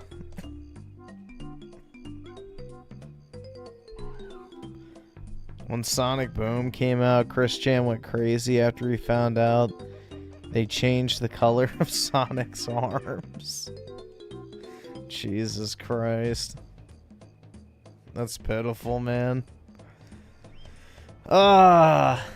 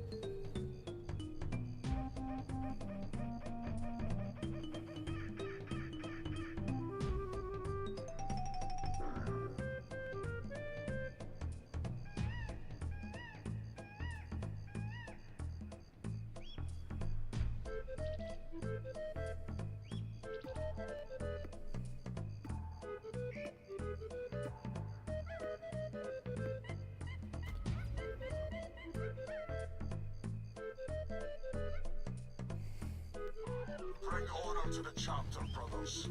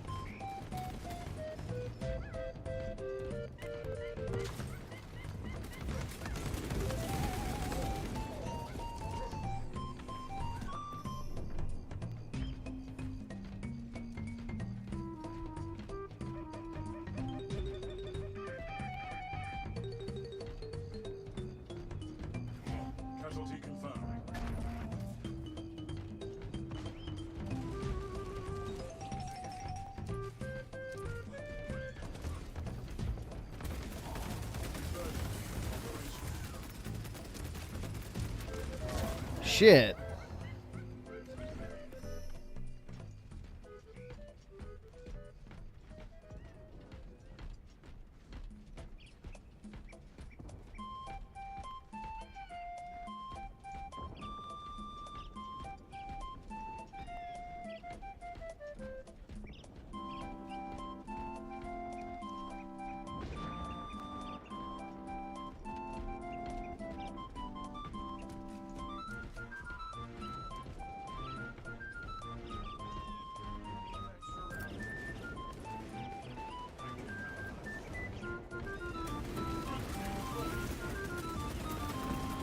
Tide of battle has turned in our favor.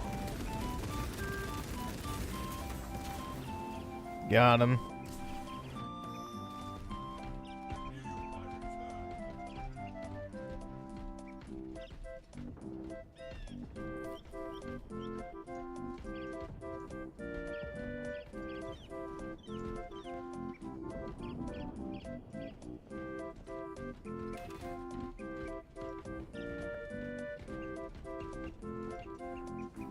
Fatality reported. We lost the advantage. Reclaim it at once.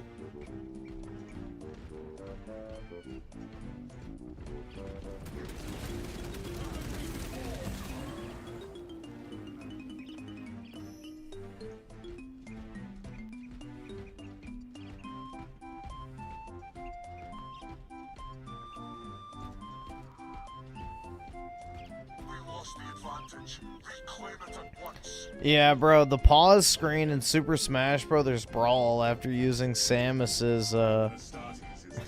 ultimate ability was you know, a very abused feature during my play sessions with my friends.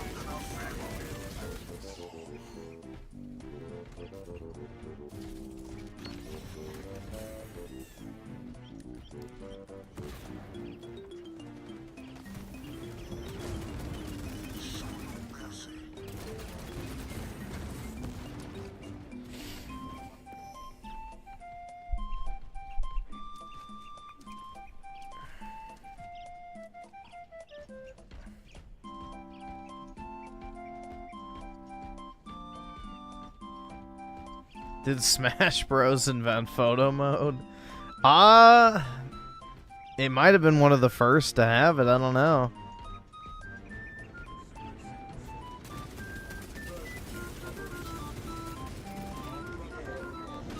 I don't know, honestly. Maybe.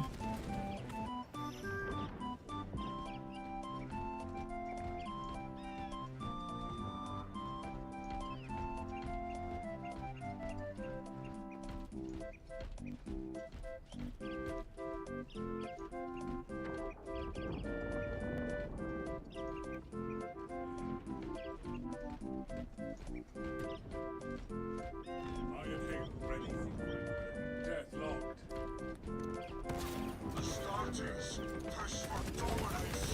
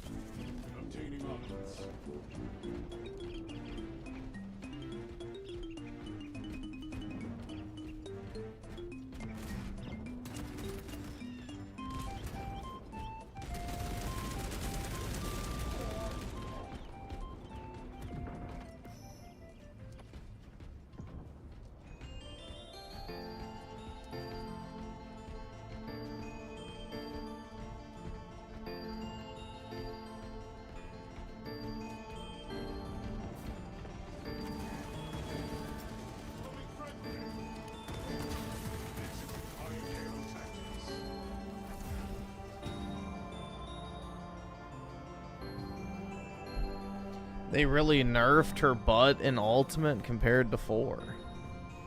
Many such cases.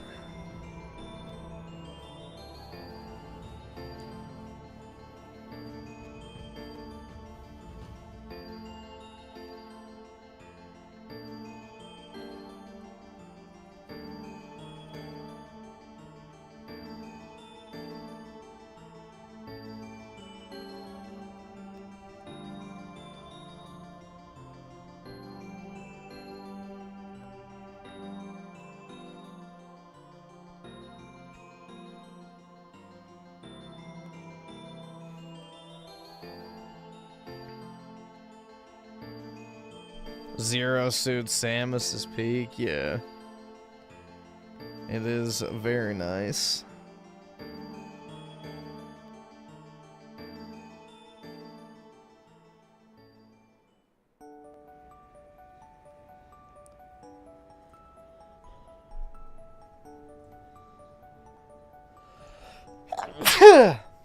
Damn.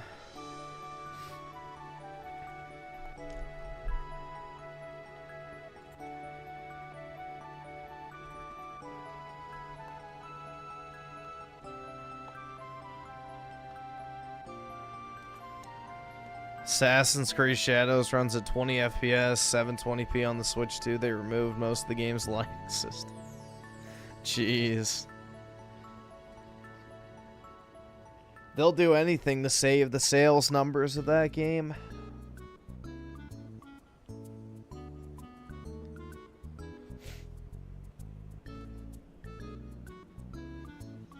The only third-party game I'm buying on the Switch 2 for the foreseeable future is, of course, Final Fantasy VII Remake.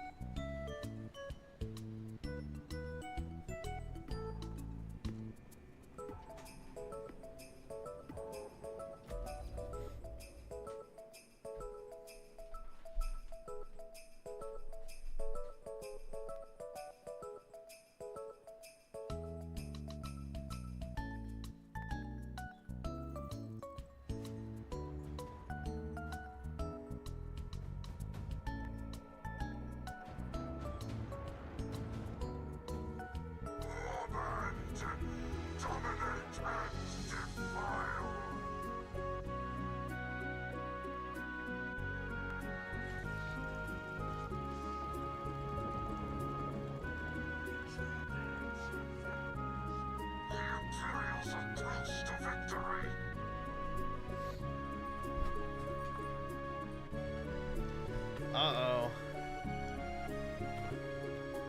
I went to go pet my dog real quick. Now he's back over here. Hey, puppy. I know. You're bored.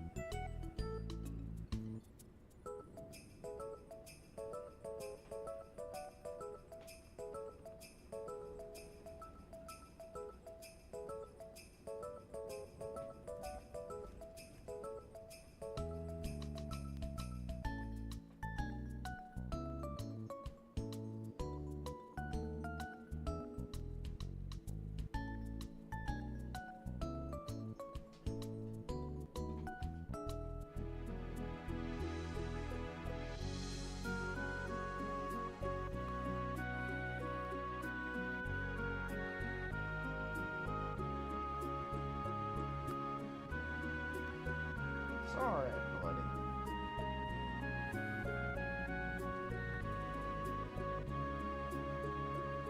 I was at Best Buy a little earlier today and there wasn't even an Xbox physical game section.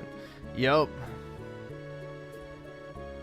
same at mine. They just basically took like the 3 or 4 games they have and just put them on like a little side stand thing.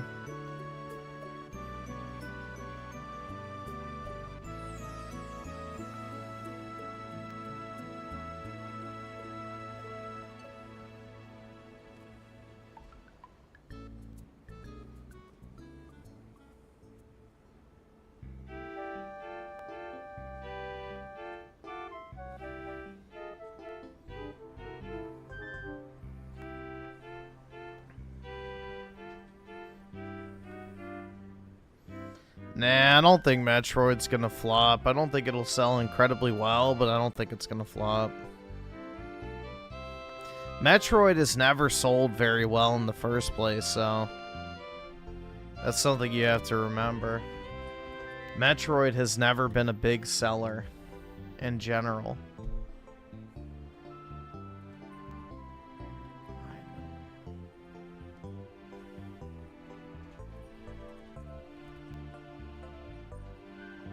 Does that feel good? Stop real quick.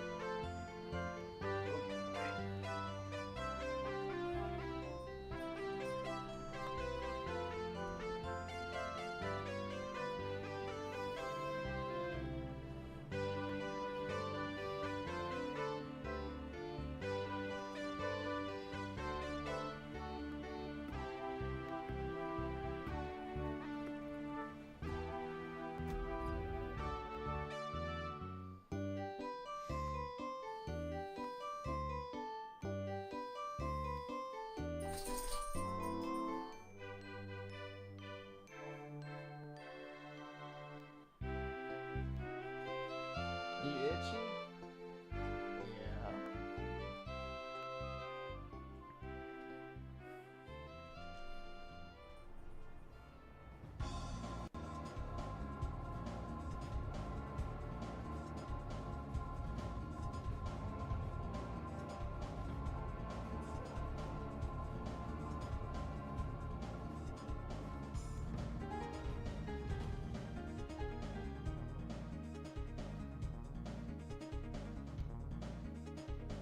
There you go.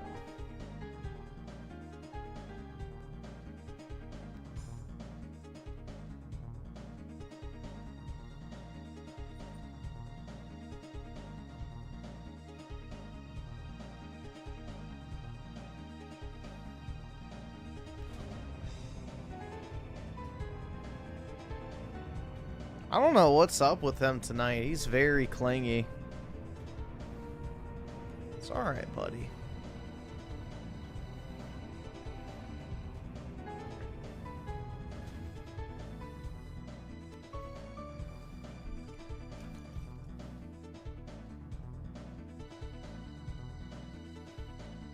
It's sad how Mario 64 is almost 30 years old. I never played Mario 64, so once it gets to be Double Dash, then yes, I will feel old.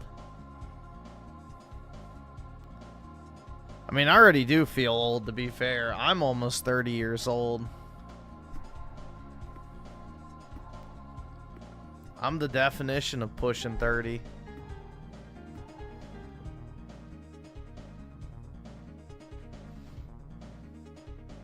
No, I never had an N64, so.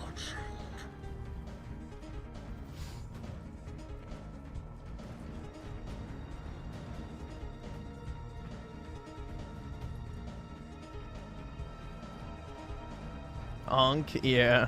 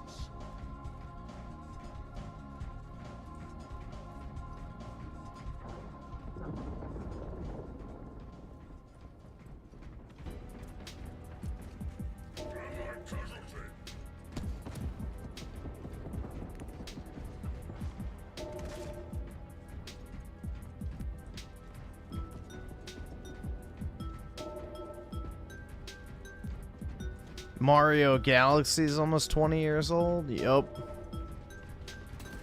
That it is.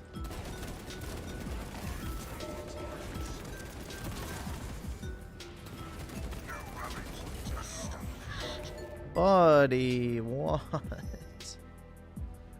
my god. I don't know if he can tell that I'm getting sick or what, or I don't know what he needs, man. I don't know what he needs. Because he's usually only this clingy when he doesn't feel good or I don't feel good. So, I don't know.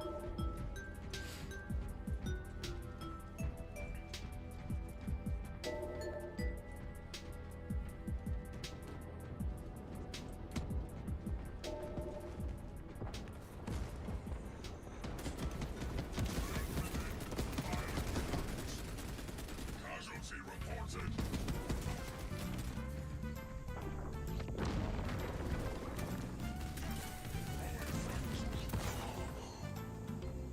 Our warband is halfway there.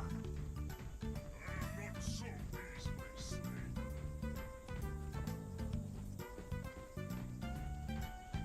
Just wants some loving? I guess so.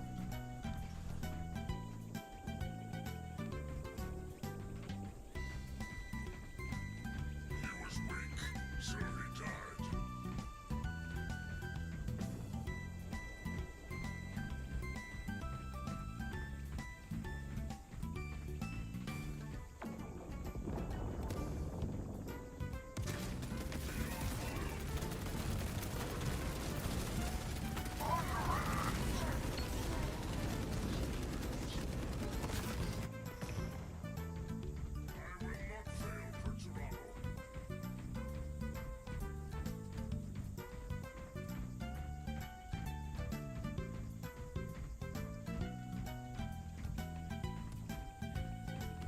Toronto. What the fuck are you going off about? Tyrant history repeat in Europe as we speak?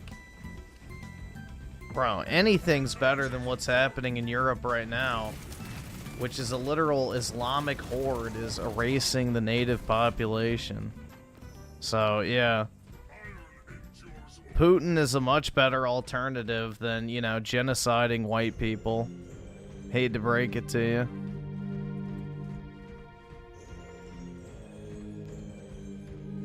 Europe's not exactly in a great state right now.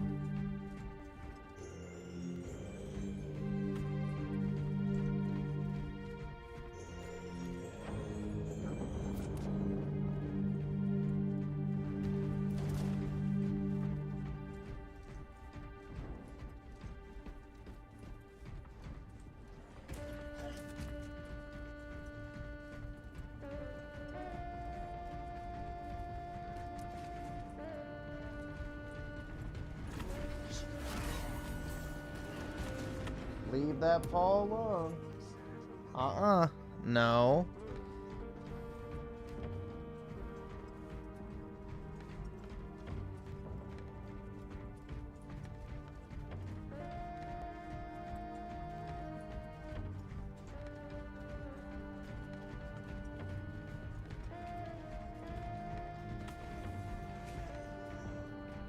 New rally point established.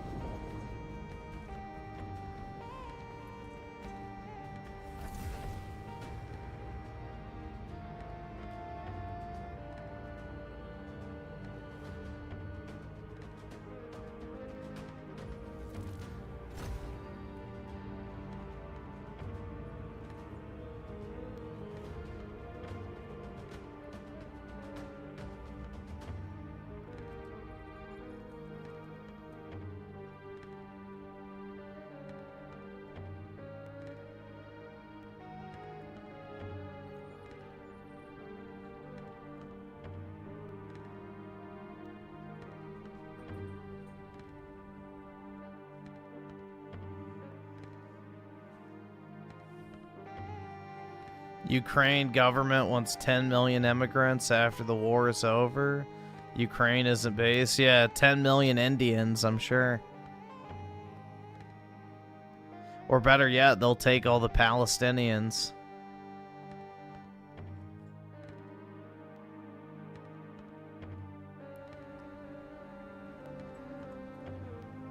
Exactly as planned. I can't afford this shit!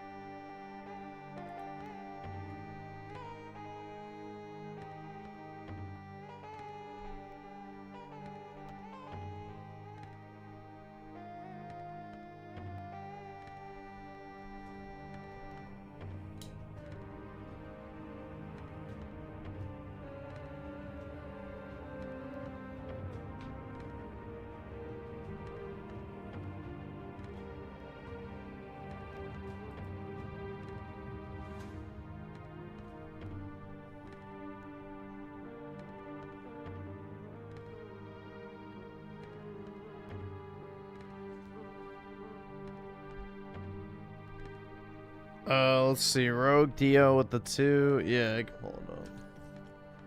It's fine.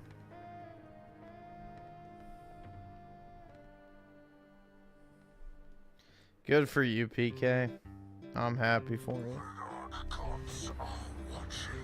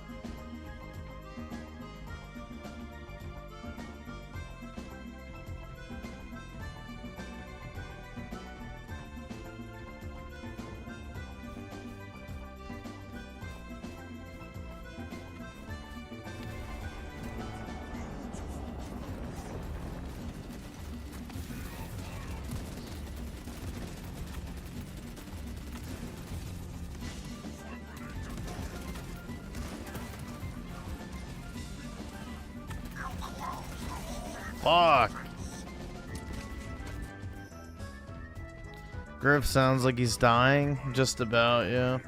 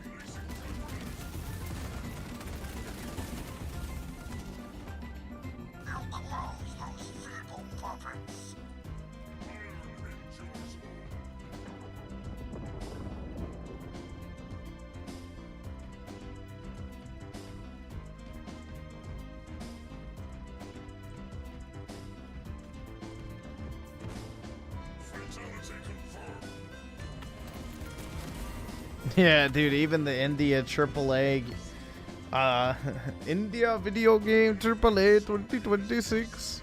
Even in the game, there was trash all over the ground. Brutal. Victory is within our grasp.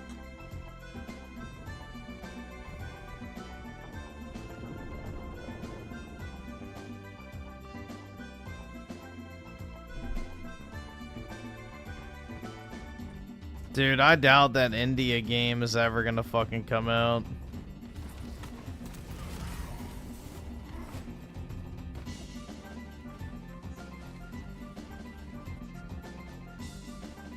I'd be shocked if that game ever releases. It looks like literal fucking dog shit. He was too frail for this war. It looks like a PS2 game, basically. With slight... Like, basically, if you took a PS2 game and stuck it in an emulator, that's what it looks like.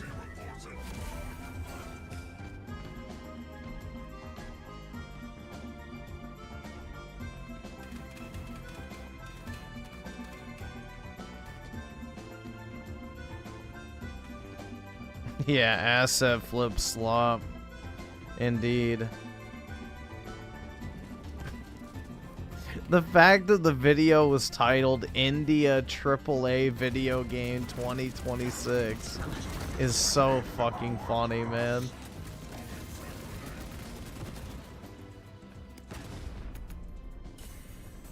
They should have just called it India Superpower 2026.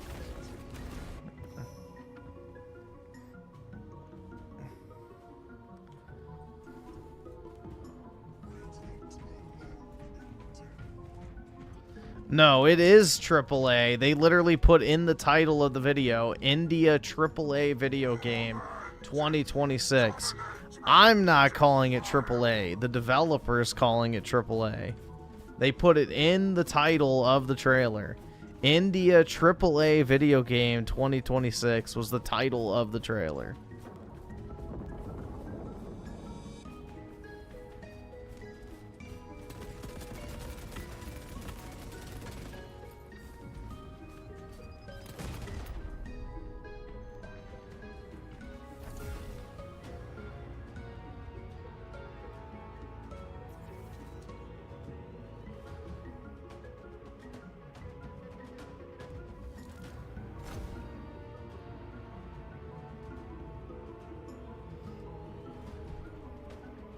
Just like Skull and Bones being quadruple A, exactly.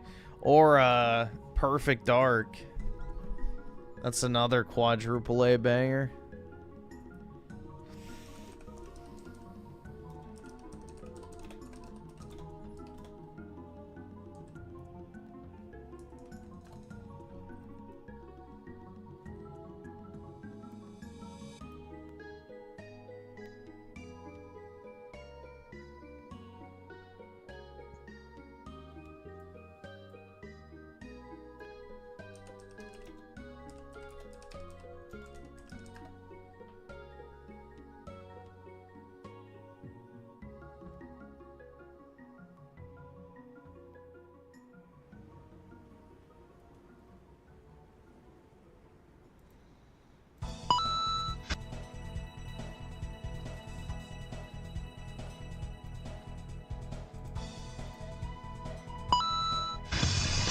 There's the trailer.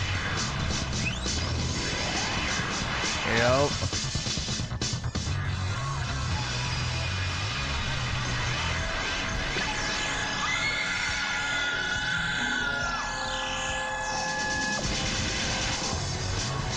The worst scenario that befalls her.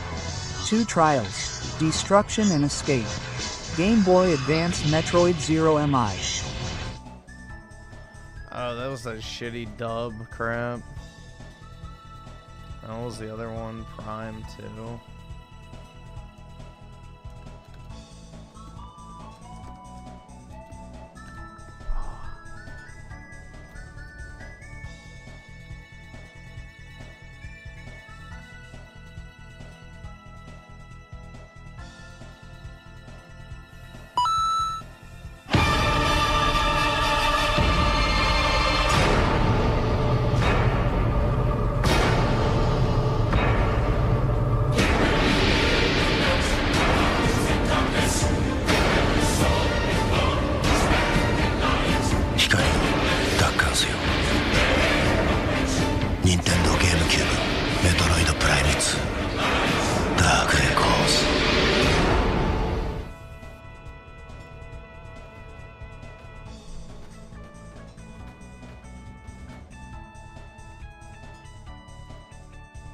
Where's the ass?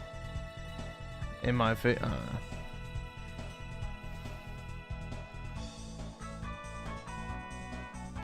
They should just give Samus bikini armor.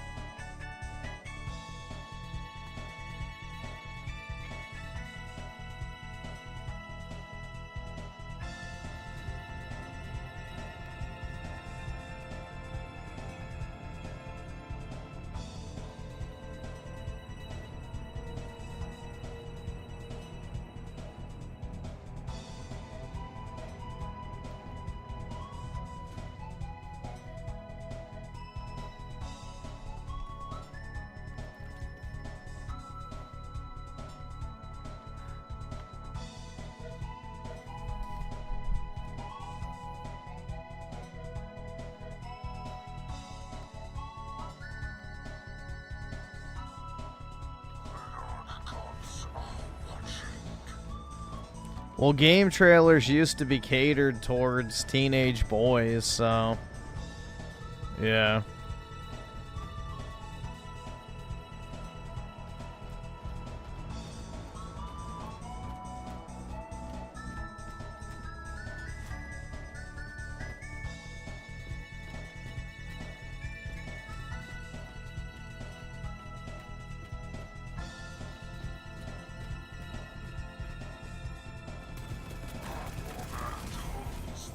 Dude, that's crazy that that class is a fucking one-hit kill now.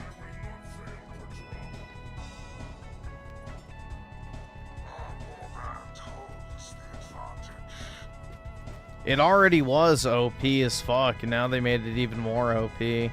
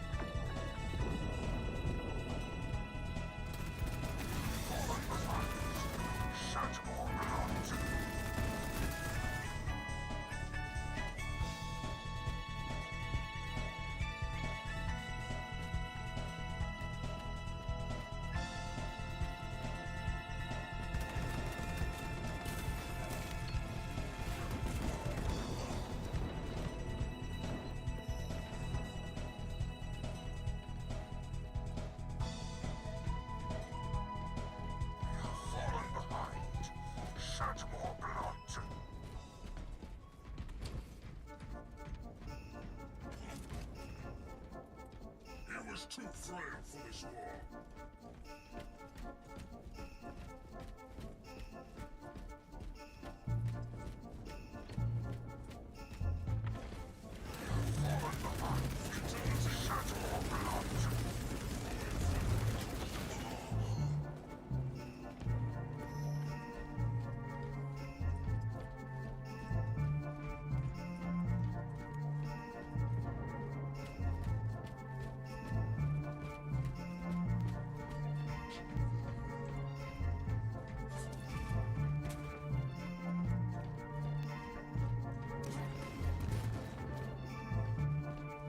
Yeah, I'll get the Mario Tennis game. I hope they make Peach look like her Mario Strikers form. Dude, the original Mario Strikers, like, the devs really did their thing with Peach. It's like, shit. They were like male gaze times 10.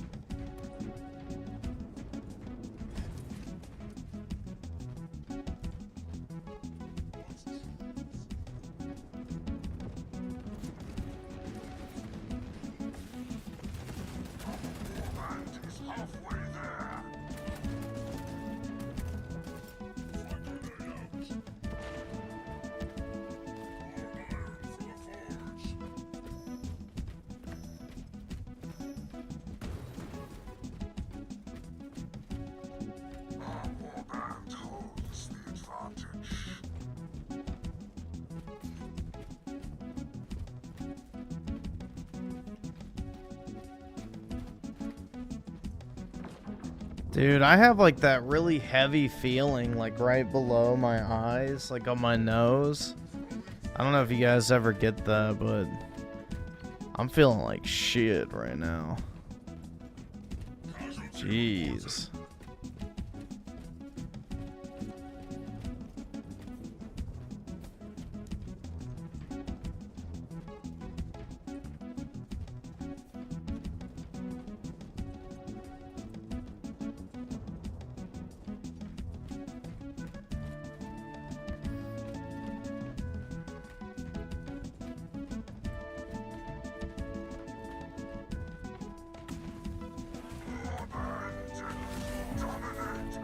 What the fuck, bro?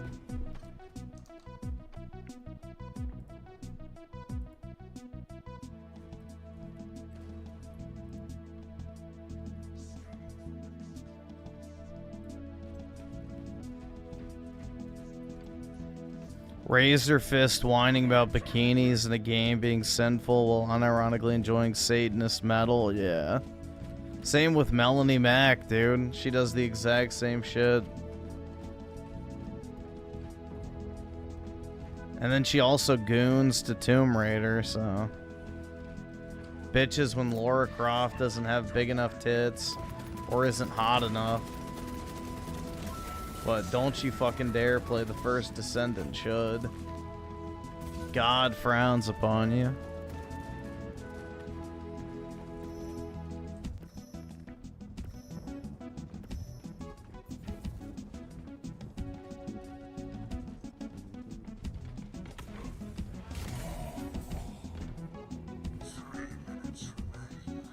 Terrorize our foes.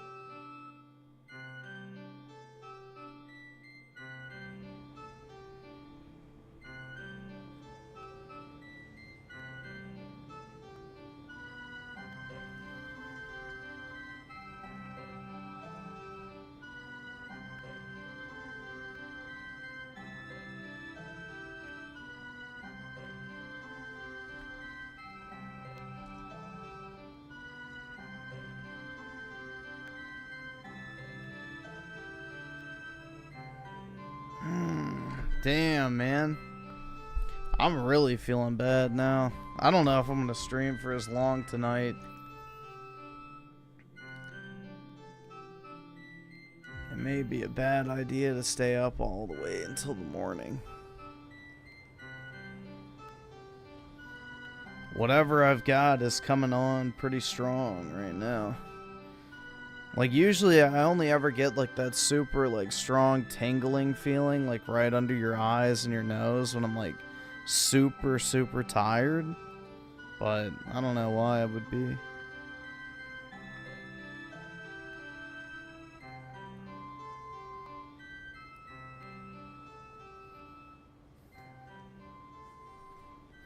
Gaming fatigue? Nah, I have had a sore throat all day today. So I've definitely got something.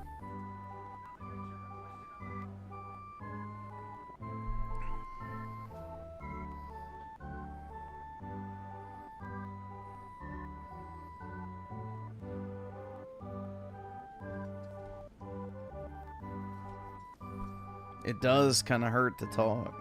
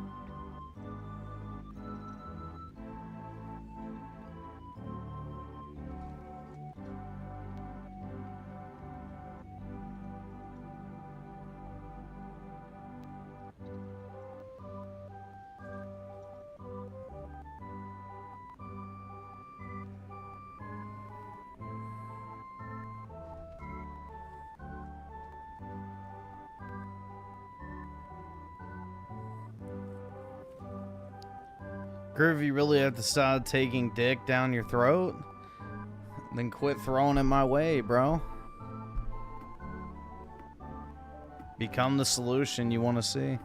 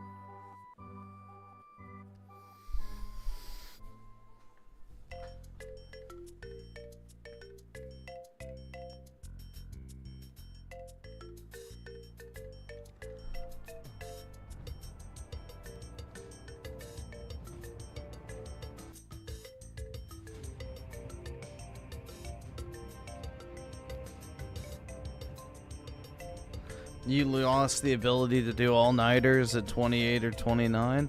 I can do all-nighters without a problem. That's not the issue. It's just, I feel like shit.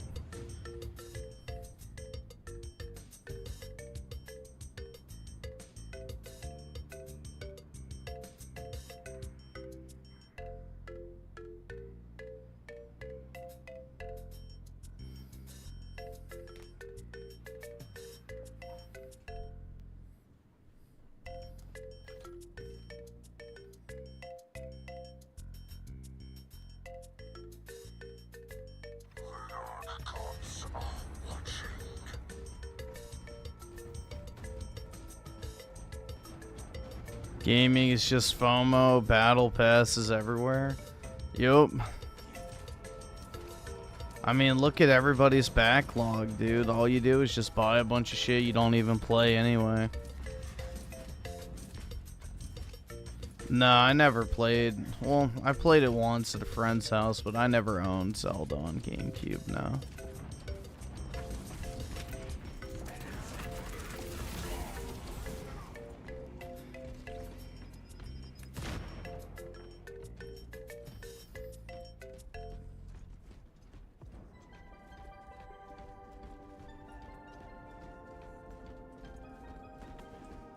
Casualty reported.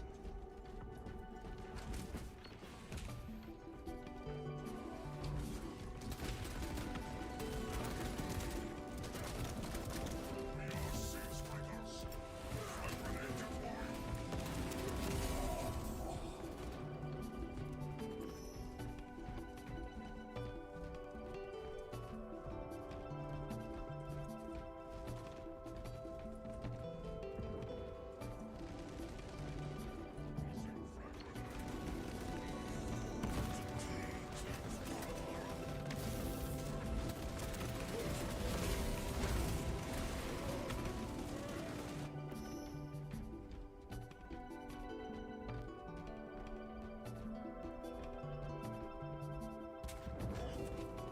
I've never had an MRI. Special deployment ready.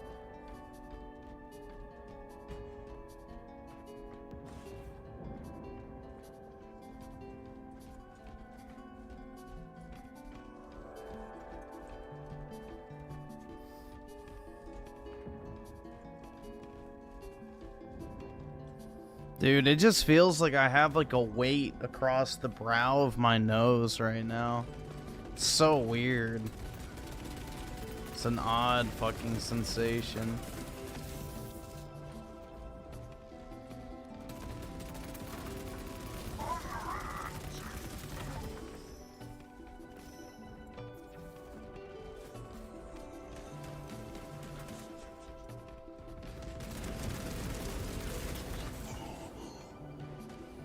Go to bed? I might in a little bit, but I don't know. Not right now.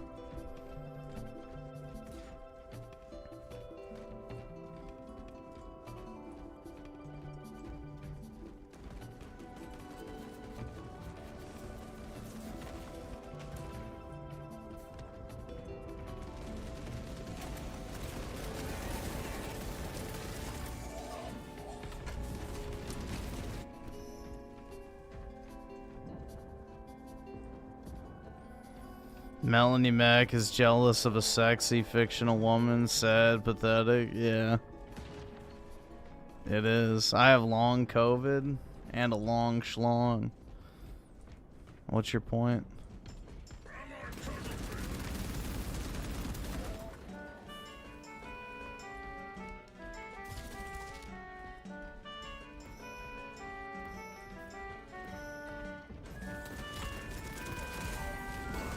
Insta killed. That's so nice.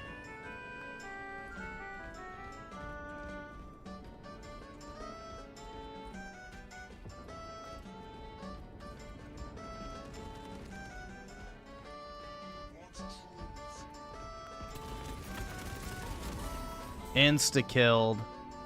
That dude killed 2 guys with 1 fucking swipe. That's crazy, man.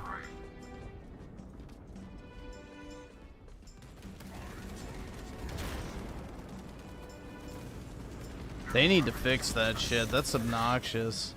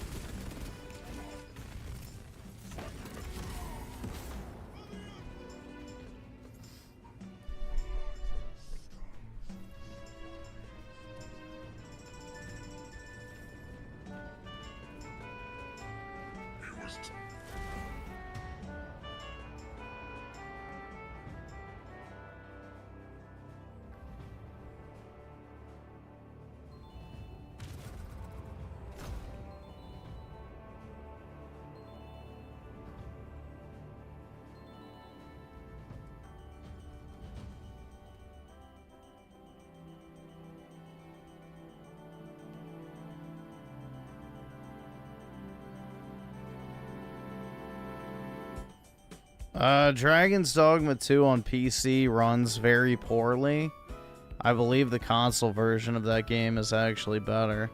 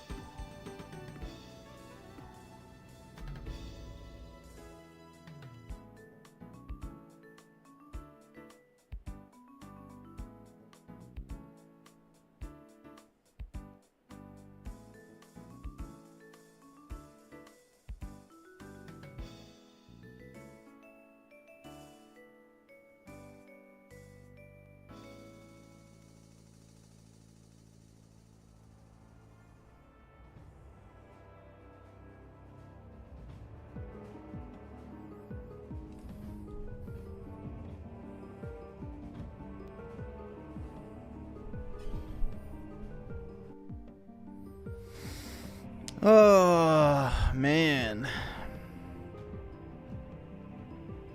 The French Revolution is a good example of an early communist revolution. Yeah, pretty much, man. Indeed.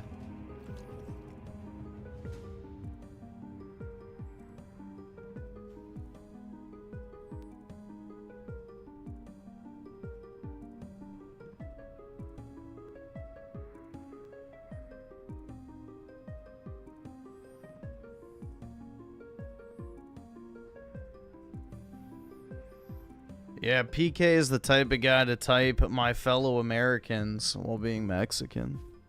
Brutal. Bruh. Gods are watching.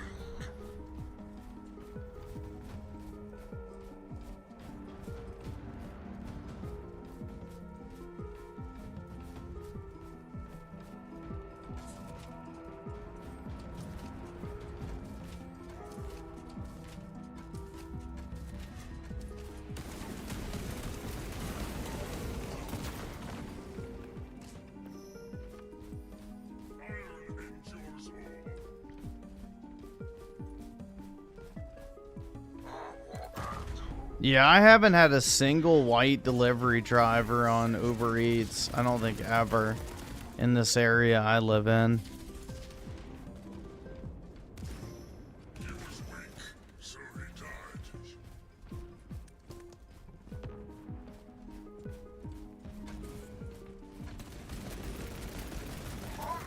gods have further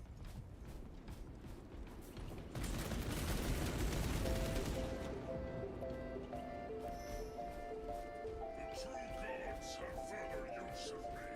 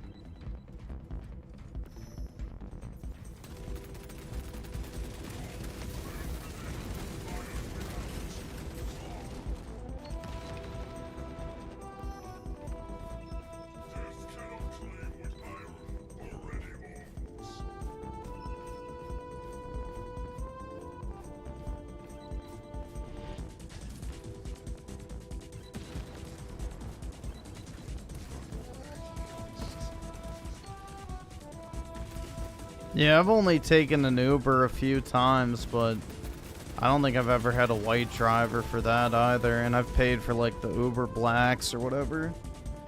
So it's either Asians or Arabs.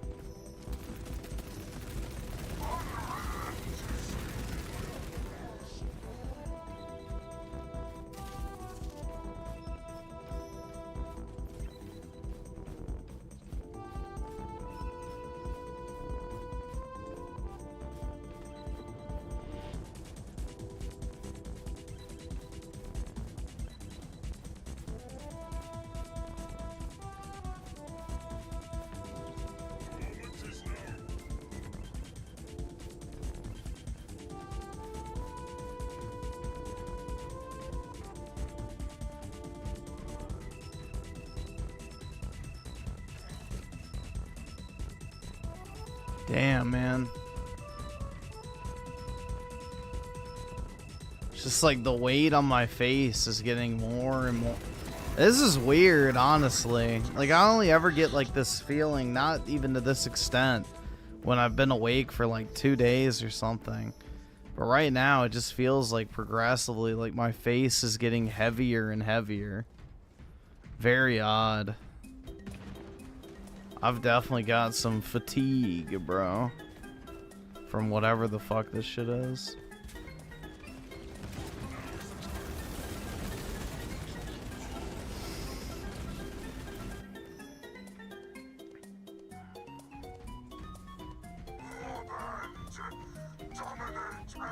I can't afford this shit!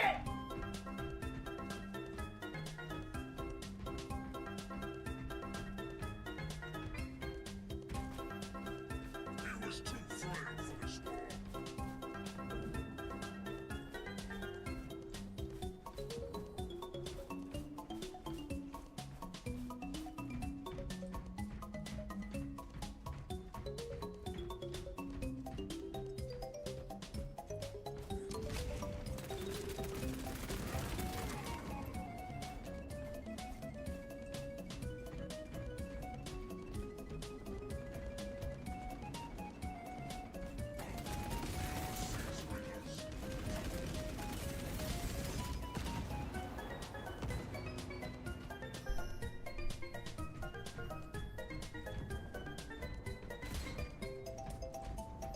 No, I don't think it's my sinuses. I think it's just like actual like physical fatigue.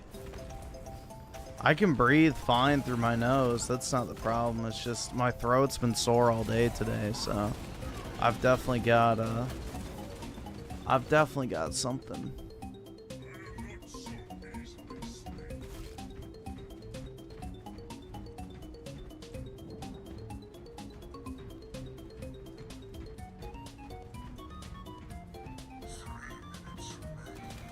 Terrorize our foes. Just come back to bed and everything. Yeah, I might get off soon. I don't know. Yeah, it's because everybody travels, and my area is like a fucking hub of foreigners and out-of-towners, so all the illnesses come through here like the fucking plague.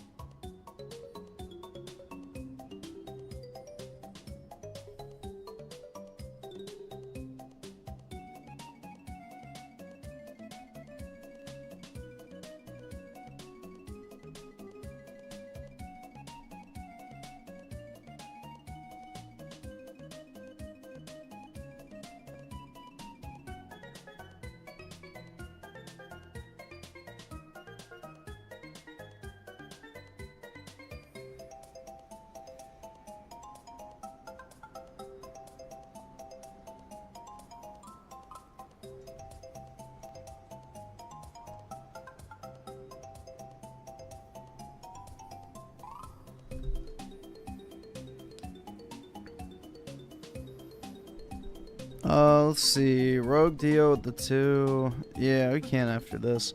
We'll maybe watch a few videos or something, and then I may hop off.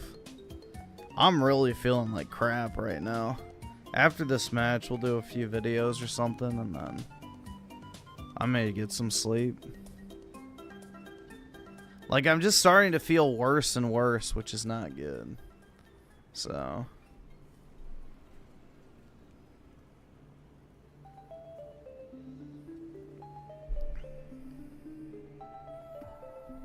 because I've got to be able to function for work, so...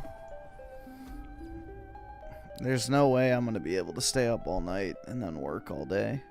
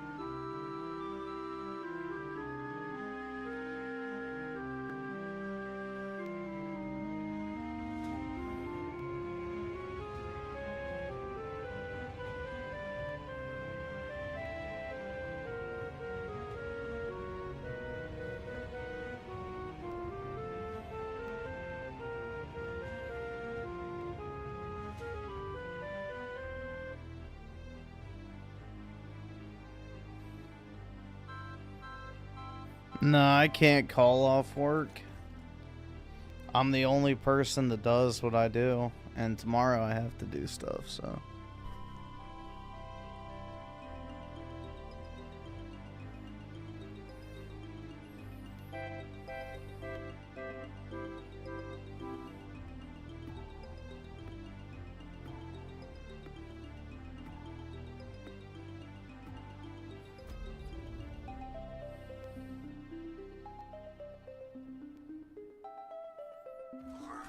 Gods are watching.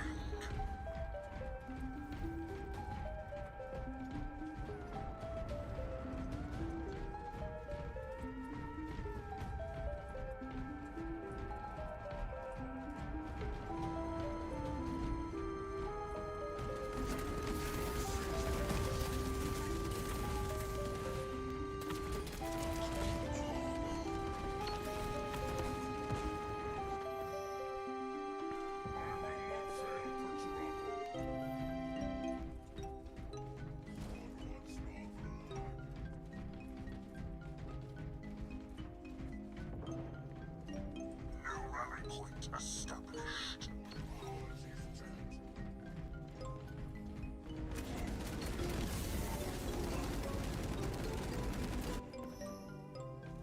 The true gods have further use of me. Others did.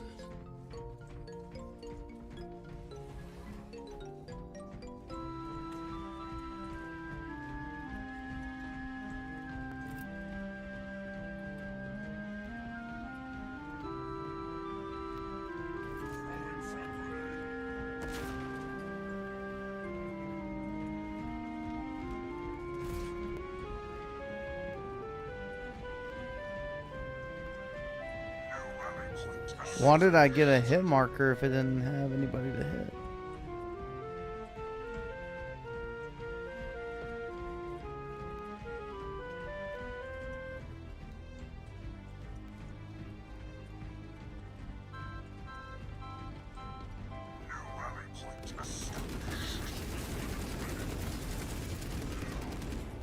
Shit.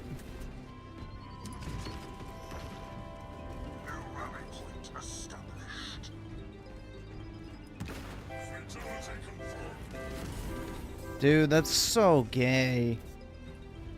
Just get insta-killed.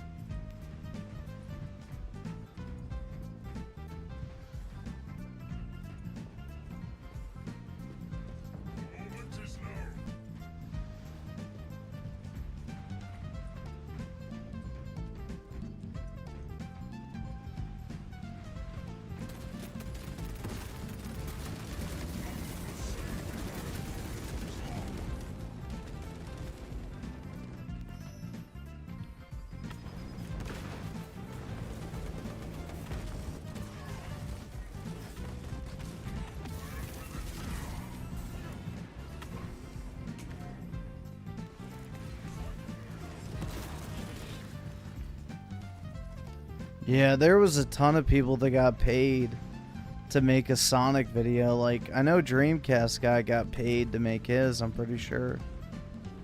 So, yeah, a lot of people got paid to, like, talk positively about Sonic. Yet nobody actually fucking plays it, which is the ironic part.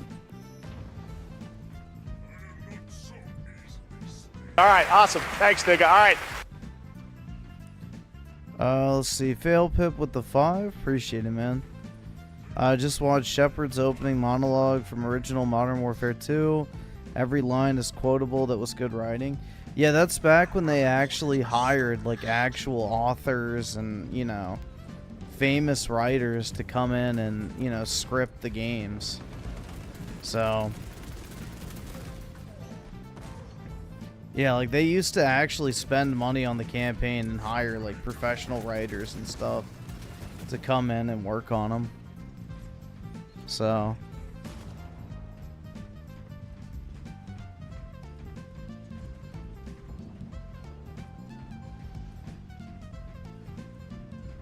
they actually gave a shit back then.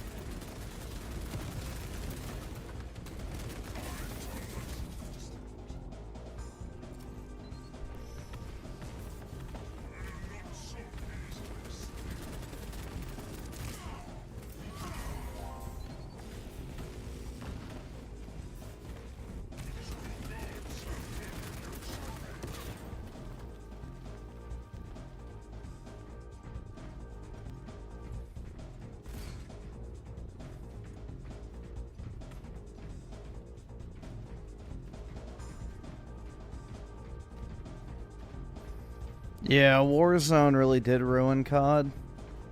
It's the only mode they care about because of the battle passes and the fucking retarded Zog audience, so... you know, the Zog brain-rotted audience of fucking Fortnite players.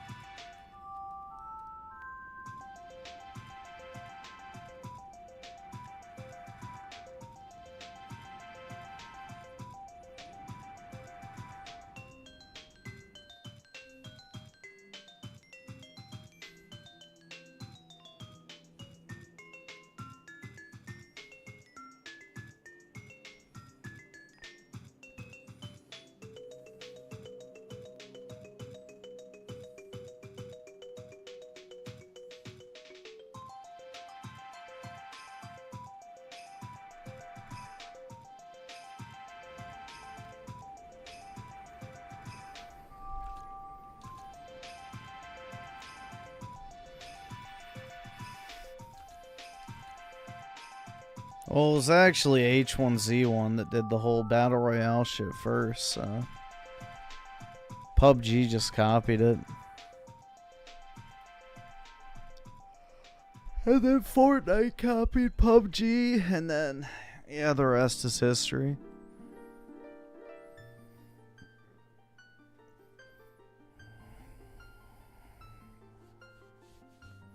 There's not a single, you know, original Battle Royale out there that's actively played.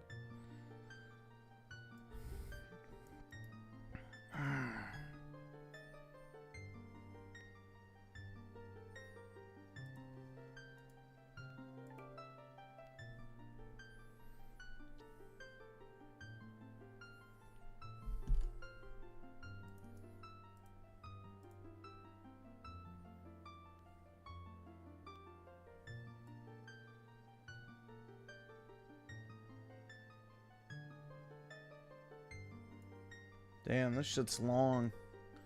We'll see. I don't know if I can make it through. I'm like actually fading right now, so we'll see. See how it goes.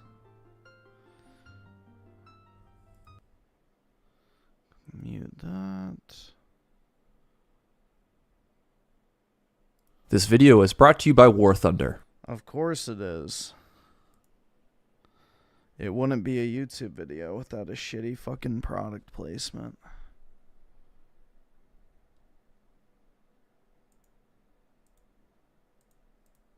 And me.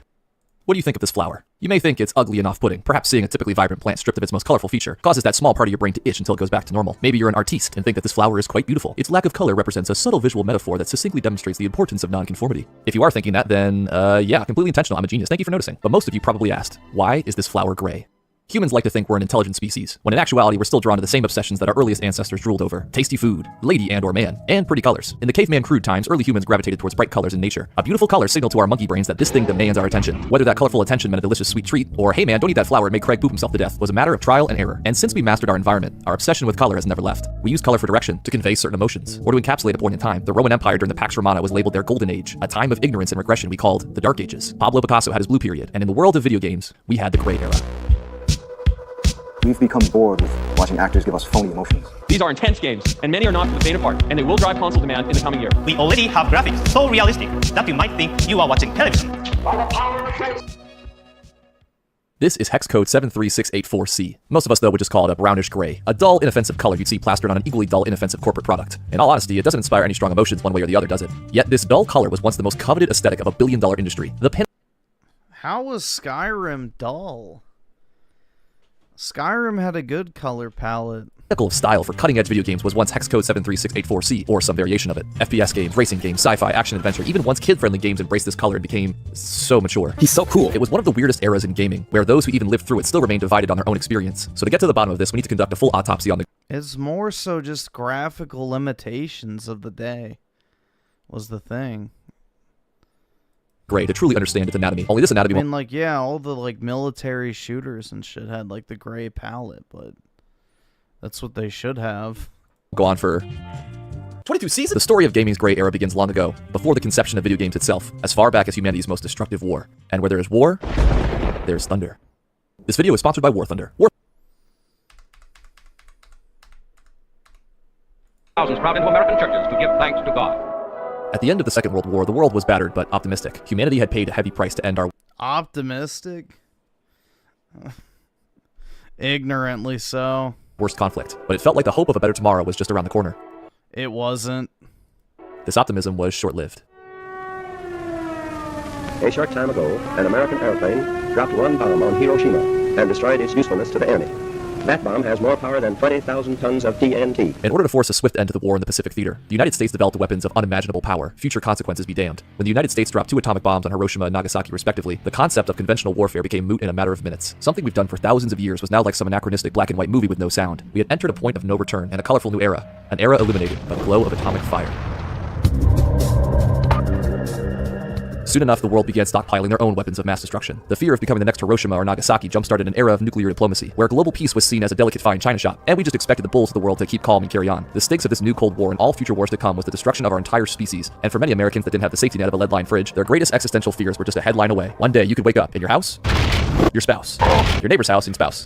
Those cockroaches infesting your old takeout box in the back of the fridge? They'll actually be fine. Lead-lined fridges, man. Obviously, death by nuke from a faraway enemy is not very epic and kind of scary. So what do you do with these complex emotions? Well, you personify all that fear into Dolph Lundgren and punch him in the face. Or you could escape from reality. Don't worry about all that nasty business, folks. Look how happy and perfect our country is. Go buy a milkshake and socialize if you're white. Yes, Timmy, you'll be perfectly fine from a nuke under this desk. Look. Oh my god.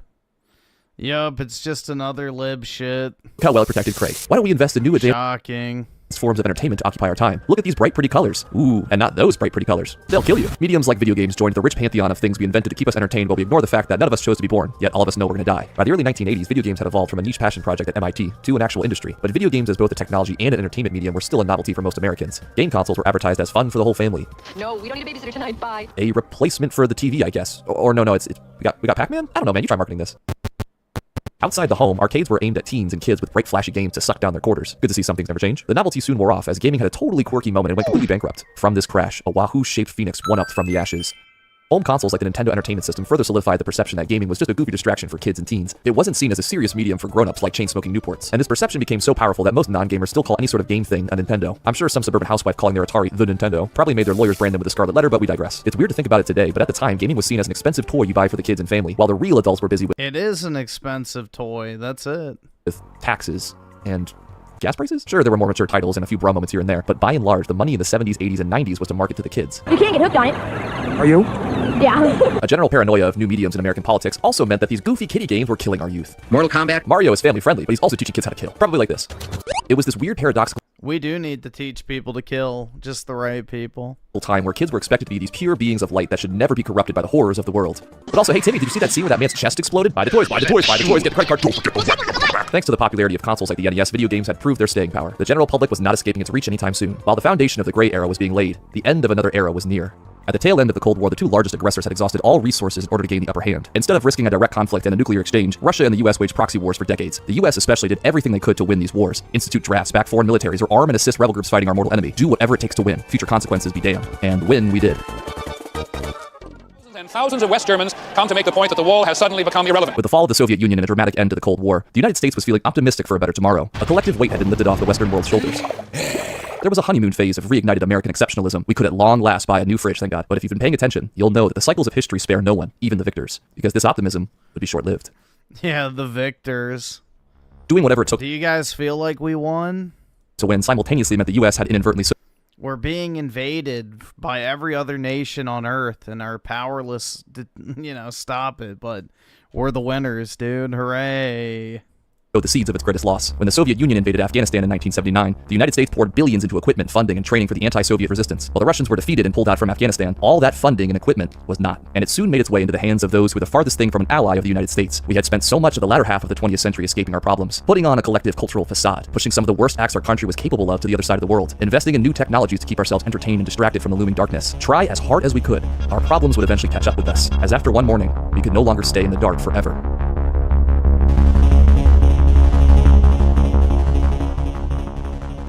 Decades of American exceptionalism and sense of security had literally crumbled before our eyes in just a matter of hours. All of those Cold War fears had suddenly resurfaced in the most horrific way imaginable. There was no escaping this. It was on every screen. Reports blared on every radio. The pure innocent beings that couldn't handle such horrific fictional violence in their media had their teachers showing them the real thing. In the ensuing aftermath, most were too stunned for speech. There was confusion.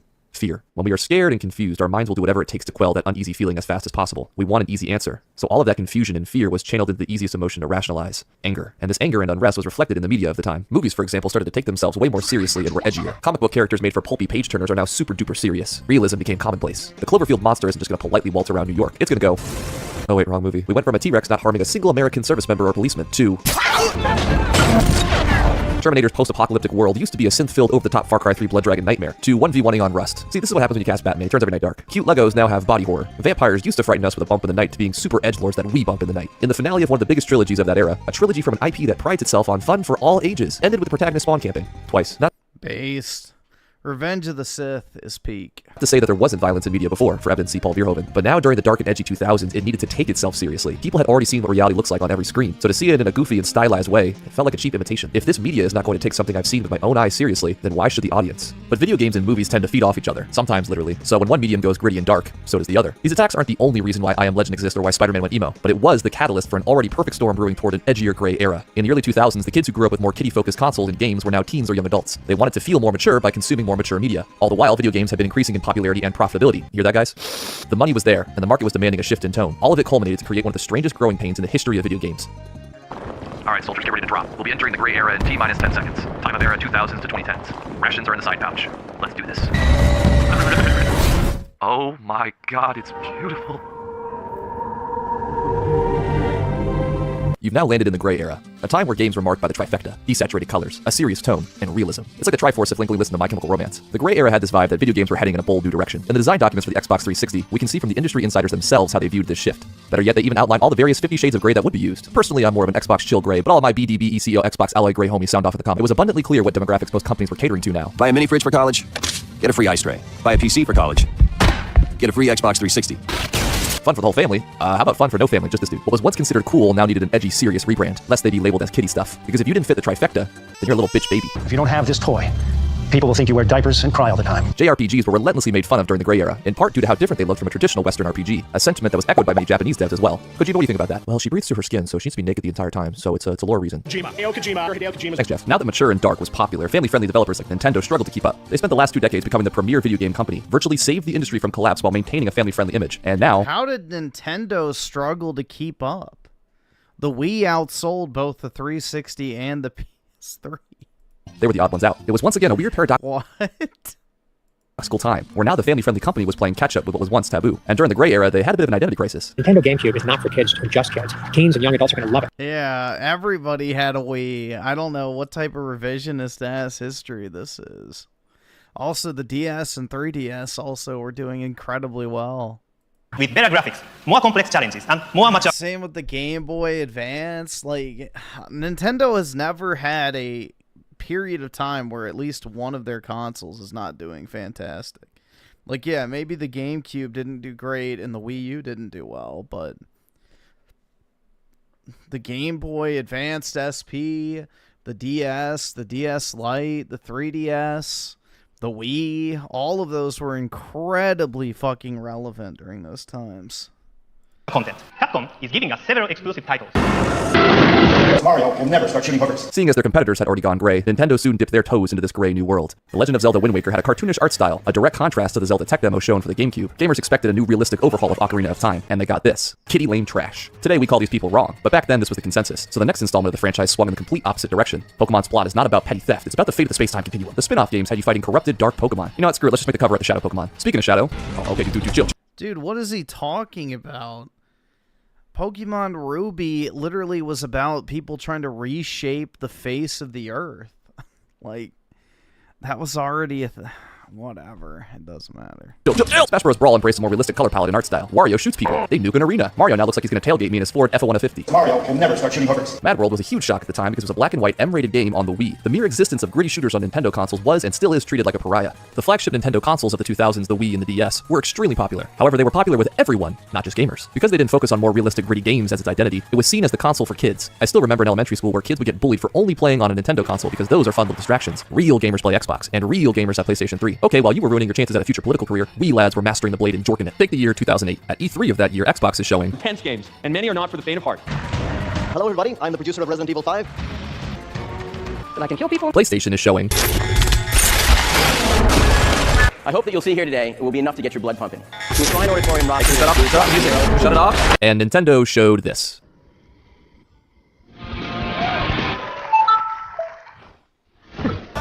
Yeah, that was tasty. Playing video games is probably a safer way to impress your kids than some other things I've tried. It's called Wii Motion Plus.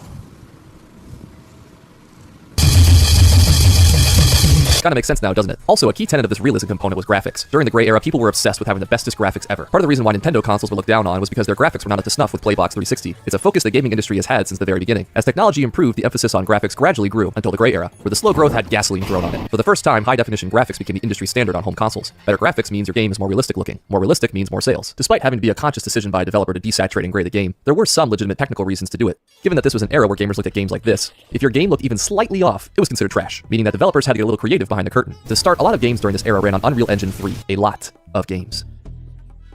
Jesus Christ, since so many developers were using the same engine, it meant a lot of games looked and felt the same, because under the hood, they were. The genetic code of gaming had been inbreeding with the same DNA. That's just so unreal to think about. One of the tougher things to do on consoles back then with Unreal Engine 3 was realistic lighting. Ironic. Many early Unreal Engine 3 games tried advanced lighting techniques that looked best in a gray environment. For example, the early Gears of War games had some interesting lighting techniques. Every character model was individually lit with its own dynamic shadows and HD bandanas. Doesn't look too bad in this one setting, right? But move Mr. Gear around in a more bright and saturated environment, and now he's all shadowy looking. So lower the saturation and gray the palette, and now those lighting limitations are mega realistic. Speaking of realistic, you see this picture? It's got what we call bloom. Besides triggering Halo Reach fans, bloom is a real phenomenon in photography and film. Because this was now the era of realism, and bloom is realistic, keep that in mind for later. There's also better compression now, so textures and environments can look far more lifelike. All of a sudden, games had undergone a massive leap in graphical fidelity, and developers wanted to show off all their shiny new techniques they could, not necessarily the ones they should. Jeff, whether it was for technical or artistic reasons, it really didn't matter, as so many genres went all in on this aesthetic. Make it gritty, make it pretty, future consequences be damned. And the Gray era spared few genres. Shooters, Call of Duty, Gears of War, Resistance, Army of Two, Battlefield 3, Shadow the Hedgehog, Far Cry 2, Medal of Honor, RPGs, Fallout 3, New Vegas, Dark Souls, Dragon Age Origins. Remember that bloom from earlier? No? Well, Oblivion did. What the fuck? Horror games, Dead Space.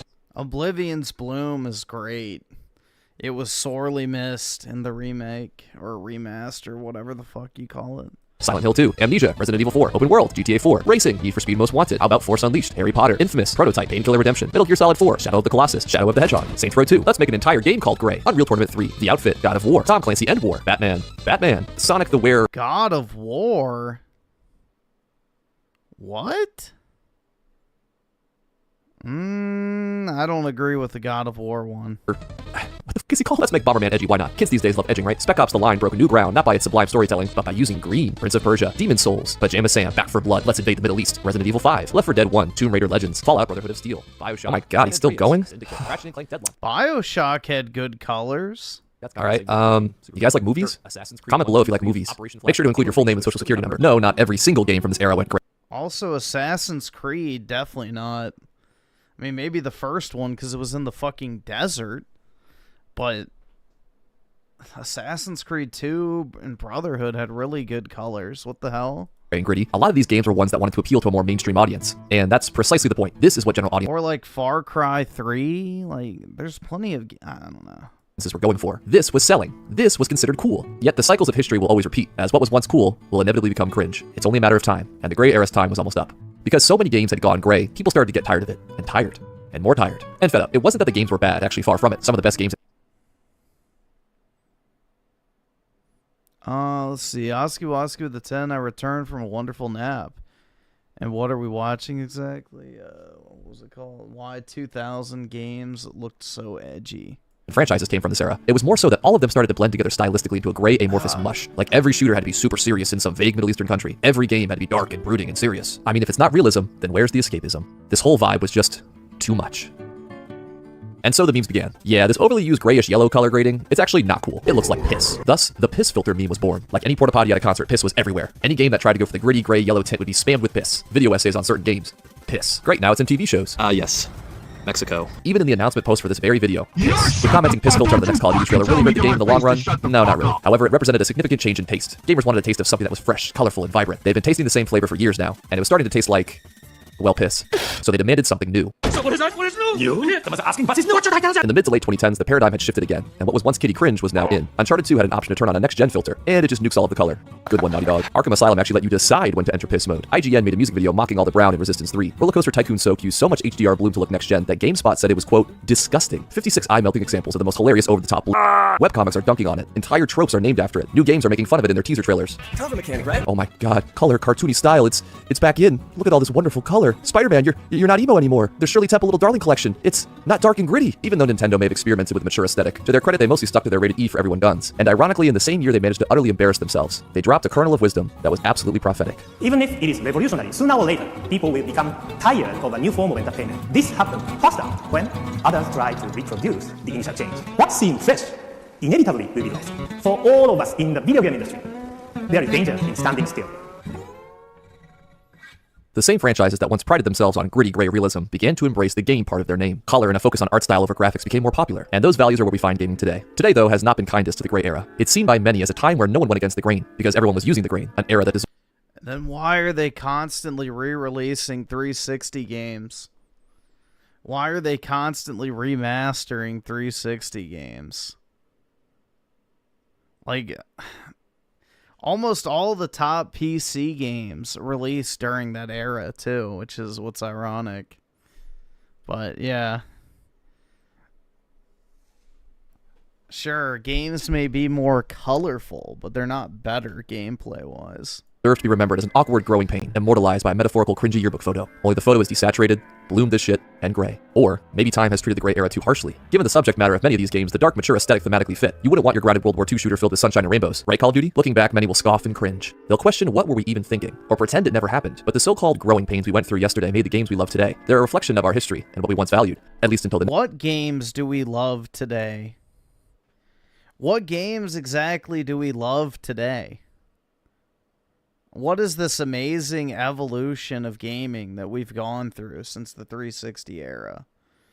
I would love to know what games are so much better today compared to back then. Next cycle begins. History can't help but repeat as our culture swings back and forth. The only answers as to which is which will always be subjective with time. There is some hope, though. For a brief time, we broke free from our prehistoric fascination with color and became obsessed with the lack of it. The gray era had its day in the sun, where it bloomed and grew to its fullest potential, then withered and died. In its place, a new seed was planted that now has its day in the sun, until eventually, when tastes will change and it too will wither and die. If time can give us one objective truth, it's that our nostalgia is cyclical. No matter how bad things were, we have a funny way of remembering only the good. I'm sure that if nostalgia continues to be as powerful as it is, then the gray era will have one more day in the sun. So, what do you think of this flower? I can never know what everyone's opinion is. I do know how you will come up with an answer, though, because it all depends on who's looking at it. History tells stories of wondrous ages of absolute prosperity, depending on who was in power. An artist's absolute low point in life could produce their best paintings, depending on the viewer. And depending on what you think about this flower, you might just call the grayest time in gaming the Golden Age. It was the last hurrah of gaming. It was the last era of video games where games were made for gamers and talented people worked in the industry. Now we're in the age of feminism and third world outsourcing. So, all the talent's gone. That's why they're so obsessed with re-releasing games that actually were good in the past. Because they can't create anything fucking new.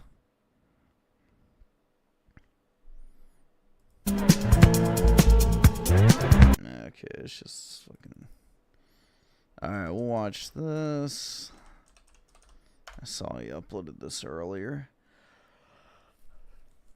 Most disappointing and worst games. Hey, gamers, DreamCastGuy here. Is Mario Kart going to be #1?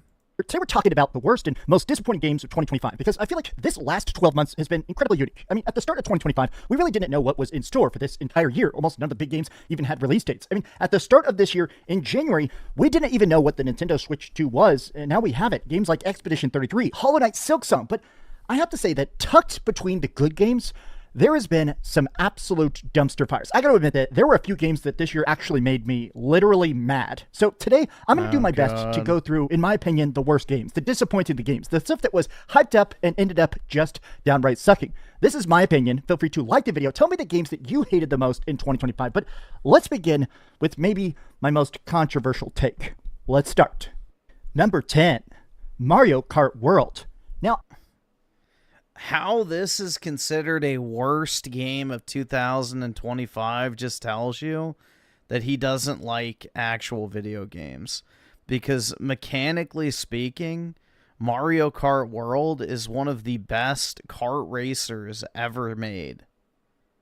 Like, from a gameplay perspective, this is a damn near perfect game. Like, I don't know how you could make the gameplay any better. So, I mean, yeah, you could say, like, you don't really like the tracks as much as other, like, games. You wish it had a matchmaking option, but mechanically speaking, this is, like, the best Mario Kart gameplay. I'm not going to claim that this is the worst game of the entire year. I still feel like this game is half decent, but as a person that very much loved Mario Kart 8, in fact, I put thousands of hours into Mario Kart 8 and played all the expansion packs and DLC tracks. No, you didn't. Something about World just to me feels so half-finished. I mean, the graphics are nice, the open world roaming is cool, but it just feels so incomplete. And to me, a lot of that comes to the whole grand tour of it, which is that one of the things that really irked me, that never stopped annoying me, is that instead of having just races on a track, right? You're going through Bowser's Volcano or some crazy rainbow road up in the clouds, you have to race to each course. Whenever you're doing this, you'll do a race, and then you have to drive across this United States map, going to the next territory, which, to me, what really never stopped being strange about Mario The United States, man, I don't think that's the U.S., bro. Kart World is what it feels like filler. Something about that dead zone. Something about racing to the race. It always felt crappy. Also, I do think that a lot of the new items aren't very spectacular. The new music isn't that great. It just in general. What? The music? Dude, this is like, oh my god. This has like some of the best remixes of Nintendo music ever. What the fuck? Although DreamCastGuy also said that he couldn't understand why anyone would want to listen to the Mario Galaxy soundtrack, so obviously he has terrible taste in music because he thought that Mario Galaxy had a mediocre soundtrack that no one would want to listen to. I'm not going to say that this is a bad game, but to be the most expensive Nintendo game ever. Yeah, he has thousands of hours in Mario Kart, and he just did this shit. Also, I do think that a lot of the new items... Thousands and thousands of hours in Mario Kart 8, guys. Aren't very spectacular. The new music isn't that great. He just tried to skip without a boost. I'm not going to say that this is a bad game, but to be the most expensive Nintendo... Like, bro, does this look like the move of somebody who has thousands and thousands of hours in Mario Kart? I have like 120 hours in the game, and I would know not to fucking do this. No game ever. The first $80 Nintendo game, it's this? Come on. Number 9. Monster Hunter Wilds. All right, so this one's... this is fair, I guess. I wouldn't say it's the worst, but I guess disappointing's fine. To be a bit strange because when Wilds initially came out, I absolutely loved it. I actually put quite a few hours of it. It's just originally when it first launched, I was completely wrapped up in the goodness. I really like Monster Hunter Wilds. I mean, I get the frustrations people have with it, especially on PC, but I still think it's a good game. I very much love the Monster Hunter series, but what makes Monster Hunter so addictive, the reason it's so big, it's so popular, is that sense of grindiness, that chase item, constantly trying to go against that next big monster, researching... Yeah, I really liked this game, so I enjoyed it.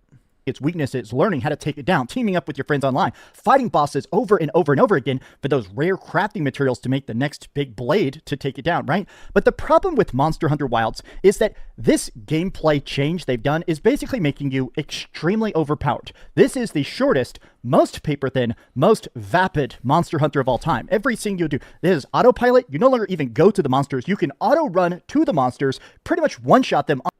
What? On the first try. Normally, when a Monster Hunter one-shot them game comes out, people play it for hundreds of hours, and even then, you're constantly getting updates, new monsters, crazy expansions. Monster Hunter Wilds immediately died right after release because it's just too easy. In a game that's not necessarily about difficulty, this has removed the grind. Dude, it's not even that it's too easy, it's the fact that people played how many hundreds, if not thousands... Dude, this is literally the argument for fucking Dark Souls, and it's what ruined the fucking franchise. People played so much of the previous games that they're like, oh, it's too easy, it's too easy. So then they add like these fucking ultra autistic bosses to the game to cater to the people who obsess over it. Who, you know, jerk off with sandpaper and obsess over difficulty. Like, people dedicate their fucking existence to a game and then complain once they have thousands of hours in it that it's too easy. It's like, yeah, no fucking shit. So, I don't know, man. It's just, that's also what's killing the fucking gaming industry, is people treating games like a fucking job. In a lot of ways, Monster Hunter fans say that Wilds feels like it's developed by people that hate Monster Hunter, and sadly, I gotta agree. Number 8, Tony Hawk 3 and 4 Remake. This is one that genuinely kind of hurts me to put on the list, if I'm being honest, because I am a massive fan of all the early Tony Hawk games. I'm the kind of kid where I grew up playing Tony Hawk. I actually got a skateboard in real life and hurt my ankles attempting kickflips and grinds and curves and stuff until eventually my board snapped. But the original ones especially, 1, 2, 3, and 4, they're the ones that to me are the most special. And the remake we got of Tony Hawk 1 and 2 is a masterpiece. It's an interesting blend of new goals, new mechanics, new graphics, but still with that original charm. My biggest problem with Tony Hawk 3 and 4 Remake is that it's not really Tony Hawk's Pro Skater 4. The name itself is a lie. I mean, this is just literally Tony Hawk's Pro Skater 3 with the maps of 4 pasted into it.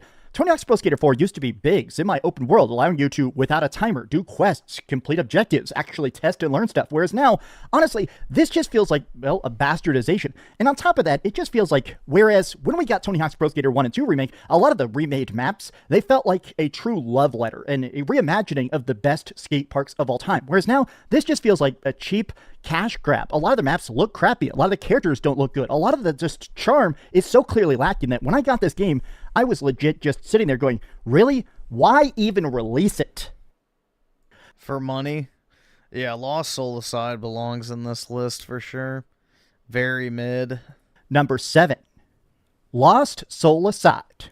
All right, so this is one that I feel in a weird spot where I can't completely hate on this game. I feel like it's low budget. It's got a lot of issues. It's China slop. It's got bad balancing. It has the most nonsensical story I've ever played. But if this game's $20 or $30, I'd say buy it. It's probably worth playing, but anything over that, nah. In a lot of ways, I still enjoyed the combat of Lost Soul Aside. I feel like a lot of my disappointment comes to the fact that the combat got way too repetitive towards the end. They've been teasing this now for years and years and years. It's been one of those like mysterious PS5 exclusives that everybody was waiting for it to come out. It almost felt like a fan project of Final Fantasy 15. It's got a lot of that FF15 DNA, which I love a lot. But when you play it, something about this is just clearly missing. It's super linear. It's super short. You're playing as this guy teaming up with a dragon called Arena. It's not that short. How short was it? Let's see. I don't remember it being that short. I thought it was pretty lengthy. Let's see. Lost. Yeah, it was 18 hours. How fucking long do you want a hack and slash game to be? 18 hours is pretty damn long.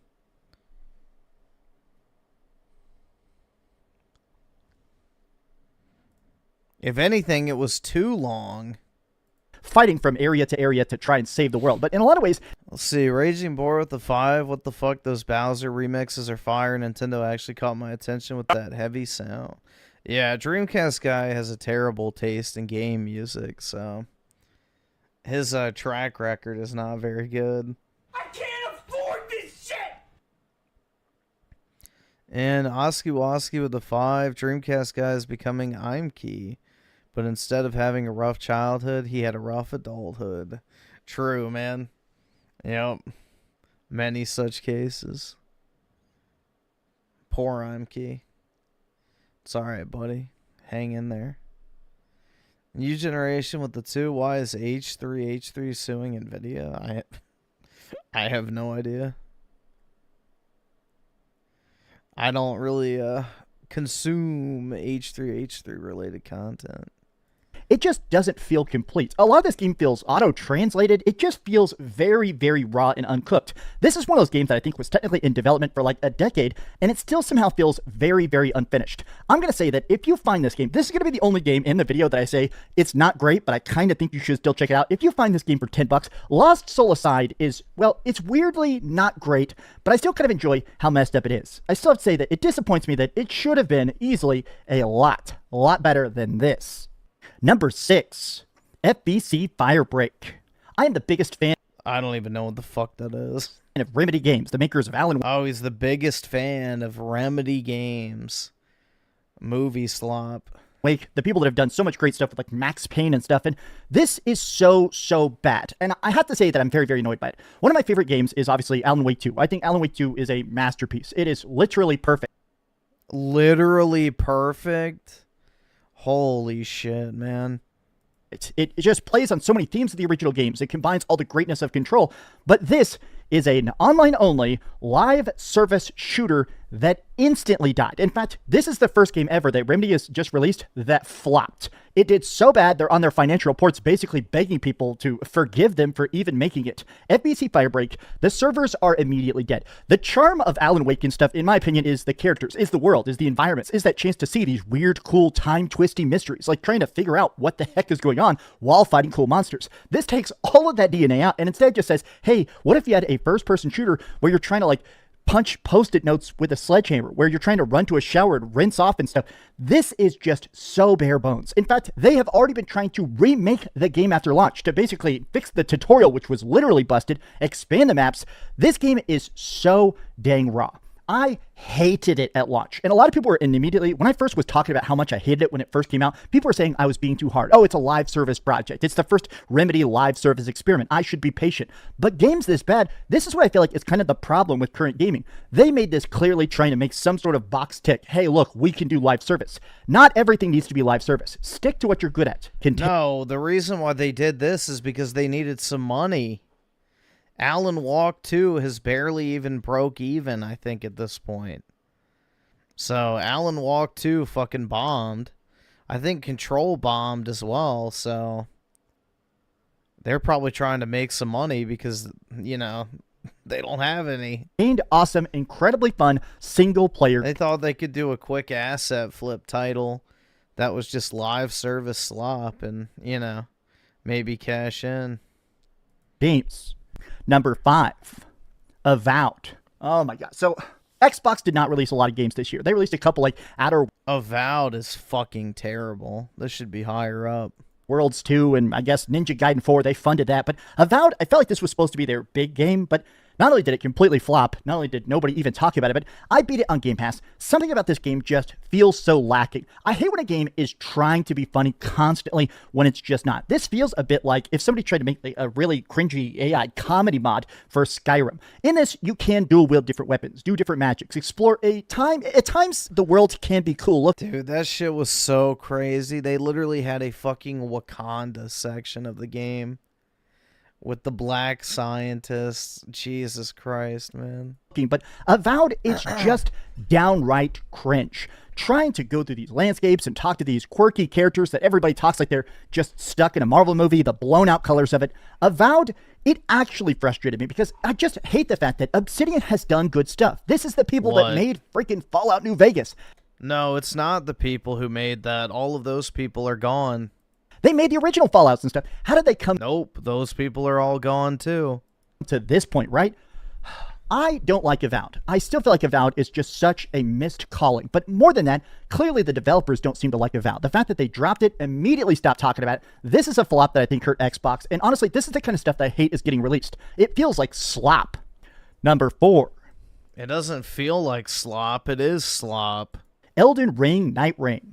I'm a massive fan of the entire Dark Souls series, everything that From Software has done, including stuff like Armored Core. But this game, okay, so first and foremost, it launched totally unfinished. You cannot claim this game was not very, very unfinished. This is a procedurally generated co-op roguelike Dark Souls mod. I mean, that's basically what this is.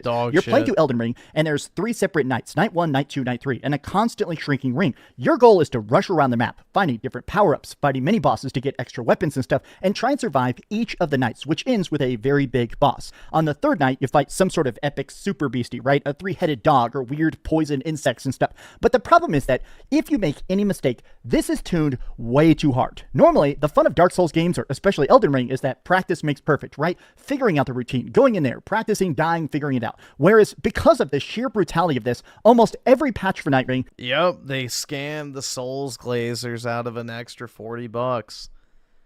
This shit probably cost maybe a couple $1 million to throw together, and From Software just printed money off of a bunch of fucking retards. Has been nerfing it and nerfing it and nerfing it, trying to make it easier and easier and easier. Because since this is co-op, if anything you do is at all wrong, if anybody in your party stops for a second, makes a mistake, falls down, takes a wrong route, get caught in the storm, you instantly lose. Finishing each of these runs takes about 45 minutes, and it sucks when you're like 35 minutes into it and something goes wrong. Now, after launch, they made it where you can now play it 2-player instead of just solo, which didn't even work at all, or 3-player.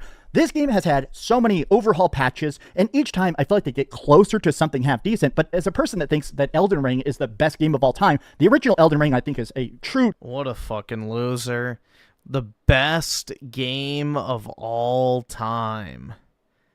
Elden Ring. My God. True testament to just how good From Software is. Night Rain, to me, feels like it should have been a free mod at best. Charging $40 for... Dude, it's not even the best From Soft game. Completely reused assets, bad balancing, and honestly sometimes downright terrible assets and stuff. Night Rain, to me, even after having played so many hours of it, gotten every ending, beaten every boss, it's a game that I feel like, honestly, is just still not good. Even Miyazaki wasn't happy with how Elden Ring turned out. Yeah. Dude, the thing is, when you look at, like, I mean, even just from, like, a story aspect, which, you know, that's, like, one of the main draws of the FromSoft games. Like, the story of Elden Ring just genuinely is not that good compared to something like Dark Souls. Or even Bloodborne. I don't know, like... Elden Ring's story, to me, just felt like they were trying way too hard to make it, like, there's just something off about it. Like, Dark Souls has a much better story. I would say even Demon Souls has a better story. Demon Souls has a very cool story. And Demon Souls is extremely bare bones by comparison. Also, it was more so kind of like a proof of concept of the genre. Number 3, Call of Duty Black Ops 7. Oh, God. Oh, my God. Look, you know what? People sort of forget this these days, but Call of Duty used to be the best shooter on the planet. It's the reason it became such a juggernaut of a franchise. Dude, like, Black Ops 7 should be number 1. Every single new Call of Duty would have new modes. This game is so fucking bad. New zombies, new weapons, new tuning, new maps. Pure fucking dog shit. Stuff that made you want to be good at it. But for the last, like, decade of this, awesome. every Thanks, single game is nigga. just now weed skins and stupid takedown enemies. Raging War with the 5, I completely forgot about the games that came out prior to May. Yeah, like, Avowed feels like it came out, like, 2 or 3 years ago. Now, granted, time for me feels like it's going a lot slower than it actually is. So, that's with a lot of stuff, but... Like, if you asked me, and I hadn't, like, thought about it recently, I would say, like, Avowed came out in, like, 2023 or something like that. It feels like it was literally 2 or 3 years ago. And microtransactions and season passes. This is the worst one yet. Call of Duty Black Ops 7 has a 4-hour campaign that is literally just recycled maps. It is just the Warzone map with cutscenes on top. The story is terrible. The multiplayer is painfully unbalanced and honestly downright boring. People are able to slide cancel, slingshot around the map. This has the stupidest movement, but even the zombies, which is the highlight of the game, just does not feel good. And on top of that, this game not only has hundreds of dollars of microtransactions in it and like a $200 special edition, Black Ops 7 is filled with AI art. The entire game is literally not real. If you pay money for this, they didn't even pay money to the developers to make it. I've never played a game that I wish I could forget. This, it may not be the top because the 2 games above this are actually worse, but Black Ops 7 really made me really frustrated. I mean, the more I played it, the more I just felt like, man, I cannot believe a franchise that makes so many billions of dollars feels... Yeah, it's insulting. So somehow lazy, so... I've played it once and I haven't touched it since. Lackluster, so unimportant. Microsoft and Xbox clearly do not care about COD. At this point, it's just slop for the piggies. I mean, I think that, honestly, this might be the year where they never recover. I think at this point, every other game is willing to fill that Battlefield niche, right? Number 2, Skate 4. Dude, I've seen so many people use Skate 4 footage on, like, Twitter and shit and Instagram Reels. I think this game's actually kind of popular. Well, I guess this game is technically just called Skate with a period at the end, but, you know, I grew up enjoying the Skate games. I was much more into Tony Hawk. I liked the arcadiness of Tony Hawk more than the super hyper-realism of the Skate games, but I did play a decent amount, especially of Skate 3, and something that Skate did that was always so addictive is the whole ollie system, where basically by flipping the right stick, you could sort of move the positioning of your feet, the way you do in real life. How you're standing on a board during the ollie determines the spin, the pitch. Using the triggers would do the grabs and stuff, but Skate just feels arcadey when it shouldn't. It feels like it's trying to find this weird middle lane. What the fuck's wrong with being arcadey? Raging Board with the 5, you can't even play the campaign at the moment, only the modes to get the end game skin. Really? Jeez. That's actually kind of fucking funny. So they shut off the campaign. Wow. Pitiful. Where it wants to be like a mix of like Fortnite and Tony Hawk instead of being Skate 4. This game almost immediately died. It's free. This is a live service game. Why would you do that? The fun of the Skate 3 especially was... Is Skate on, let's see if it's on Steam. I remember, like, I have seen so much footage of this game. There's got to be people playing it. I mean, 4,000 people, so it's not doing great. But I've seen so many people use footage from Skate. Like, a lot. So I think it does have a player base. Meeting pro skaters, was making merch, was growing your brand. It felt like you, playing the game, were becoming a better skater. Skate 4 is a giant, empty city filled with daily quests and store pop-ups, and it just feels like it's such a ruinous intent. Imagine being a kid today, and you hear so many good things about Skate, maybe from your parents, maybe from your parents' friends or whatever, right? And then suddenly, you finally get a chance to play a Skate game for yourself, and it's this, right? Why the fuck would kids care about Skate? See, this is the thing, bro. It's like, Skate, nobody skateboards anymore. Skateboarding culture is fucking dead. You can't let your kids go to a public fucking park anymore. So, skateboarding culture is dead. You know, when we had a high trust society and you could send your kids out to the park with their friends and, you know, they could go and, you know, skateboard around the neighborhood and shit, you know, skateboarding was popular. But now, you know, nobody fucking cares about skateboarding except millennials. Because you literally can't let your kids, you know, go do shit unattended. This is permanently destroying the Skate brand. We're never going to get an actual Skate game. Instead, we're going to get Fortnite skins, Fortnite dances, and honestly just the most pathetic attempt at appealing to the youth. Whoever was involved with this, legitimately, what the heck? I hated this game. Honorable mention, Splitgate 2. All right, you know, normally I do... Griffin never... Yeah, no. I never I never got into skateboarding and shit. I had like one of those miniature longboards, which was kind of cool, but no, I never did like fucking skateboarding tricks and shit like that.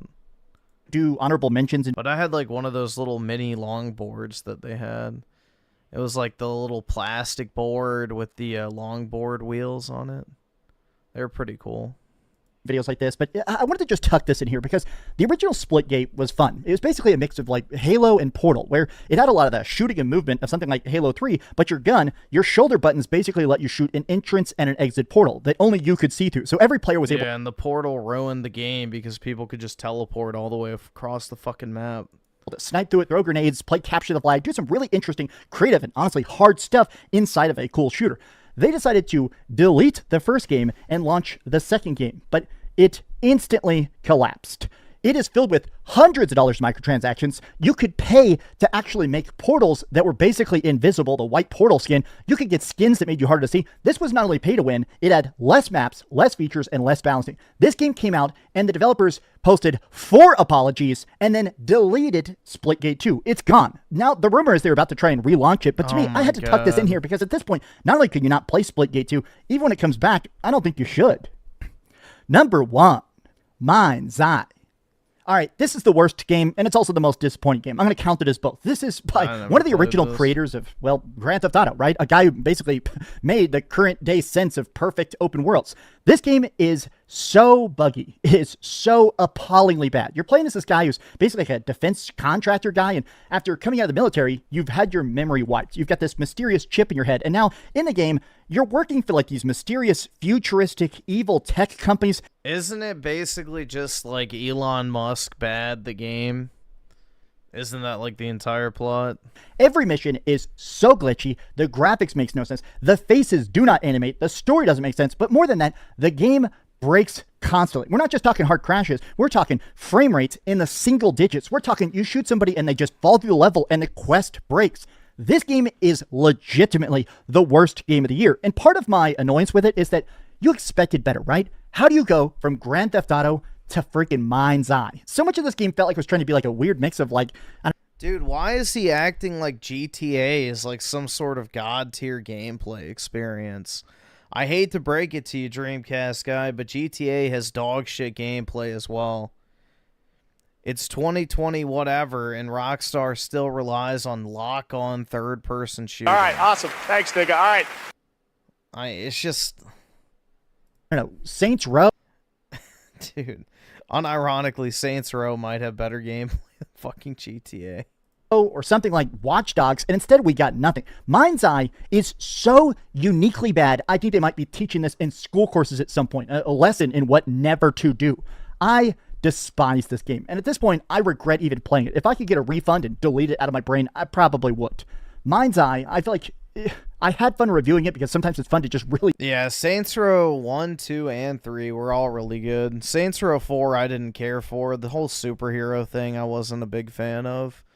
And obviously the new Saints Row is fucking disgusting. Beat up on an absolute piece of trash. Everybody involved with this, even the lead actors, have essentially disavowed the project. It is wild that this thing even got put out. Thank you so much for watching that video. If you enjoyed it, be sure to give it a like, subscribe if you haven't already, and please keep dreaming. I've been doing this now for 10 years, this most disappointing game. I do one every single year. And I gotta say that this year was funny to me that I can't believe there was 2 separate skateboarding games in 1 year, both of which turned out to be catastrophes. To me, that's just it's very strange. I appreciate you guys, though. It's been a very fun year. And already, I'll be honest, the early release dates for 2026, I think next year is going to be even more cooking. And not just because of GTA 6. Thanks so much for watching that video. If you want to see something else, you can always click this link to see what I put up last, or, you know, subscribe and see what's coming up next. Also, I promise that whatever... 10 years unemployed? Bro, I haven't even been out of college for 10 years. I'm returning to the PS3. I'm done. Oh, God. We'll see. I'm not watching the full thing, most likely. It's ironic because Mr. Matty Plays hypes up all the fucking shitty modern games. So, we'll hear how things goes. Landscape is a really interesting one to assess. There is no shortage of incredible video games to play. I think 2025 has been a lot of fun, but I've also been increasingly radicalized and jaded by price hikes across hardware and software, some of my favorite developers being shells of themselves, and the list goes on. I want to go back to the good old days, man. I already play a lot of older games, but this video is a commitment to doing that more so. I always end up shoving off experiences that are in my backlog, which as you can see is massive, only to play the new stuff that sometimes I'm not even fully into. So I want to go back to the PS3, I want to go back to the 360, I want to play older games I missed, or re-experience ones that I know I love. I don't know if this is me turning 30 this year, man, but life is short, time flies, I got a lot of stuff I want to play, I got a lot of stuff that I keep thinking in my head, like, man, I can't wait to get to that one year. Well, I have games sitting next to me, like the Infamous collection, which I've been saying to myself for, I kid you not, since I bought this 6 years ago. I can't wait to play that.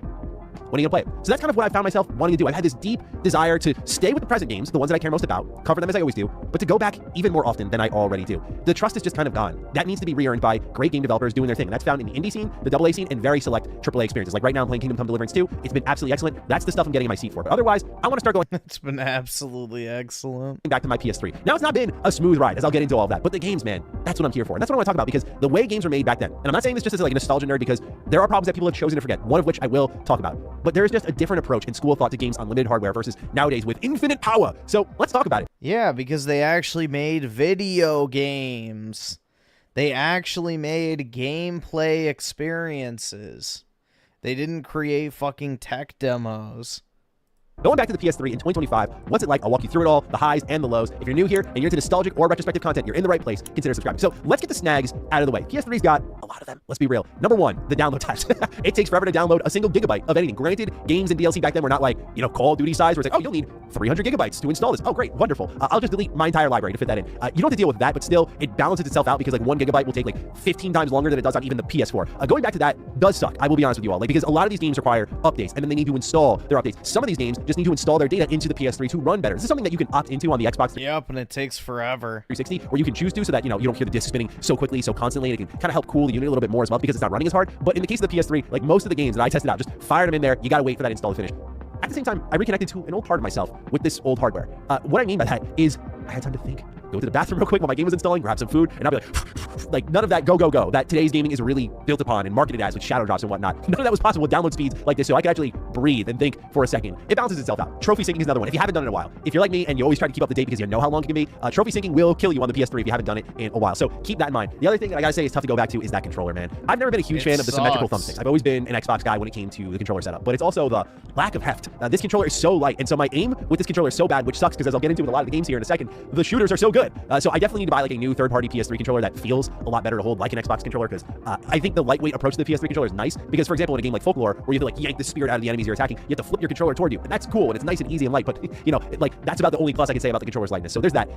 The final snag I want to address as we transition into the games and the things I really have loved about going back to my PS3. It is the one thing that I think so many people have either chosen to forget about or have literally forgotten about. One of the big complaints about today's games is they all look the same, right? You see the Unreal Engine nowadays. Like there was a time where the engine was kind of masked a little bit, where you couldn't tell what engine a game was made on. But especially now with Unreal Engine 5, I mean, you got channels like Digital Foundry that are clocking these fools. So what I'm talking about is a lot of these games have a very similar, gritty, desaturated look to them. And I remember a time very well where myself and a lot of others were complaining about this, where a game like Puppeteer was a godsend among your smorgasbord of brown, green, and gray video games. I mean, everything from Gears of War to SOCOM, you name it, had a very similar color palette and look to it. I remember leading into the PS4 and Xbox One generation that I was begging developers to just splash more color into their games. And as you'll see with the slate of games I'm going to talk about today, very little color among them all. A lot of desaturated games, which to me was a vibe. I liked it, but I know there was a time just like today's games where I started to get sick of a similar look and feel to them. Same deal back then. It's always down to art direction, which as you'll also see, I'm going to highlight here with a lot of these games. When they do it well, that stuff starts to fade, because now they're not all using the same tricks. So these have been the snags going back to the PS3. Nothing really world-ending to me, but definitely hiccups. Oh, this is a little bit older. It was a time where technology wasn't speedrunning your entire... So this guy played Puppeteer, but not Infamous 1 and 2. Yeah, exactly.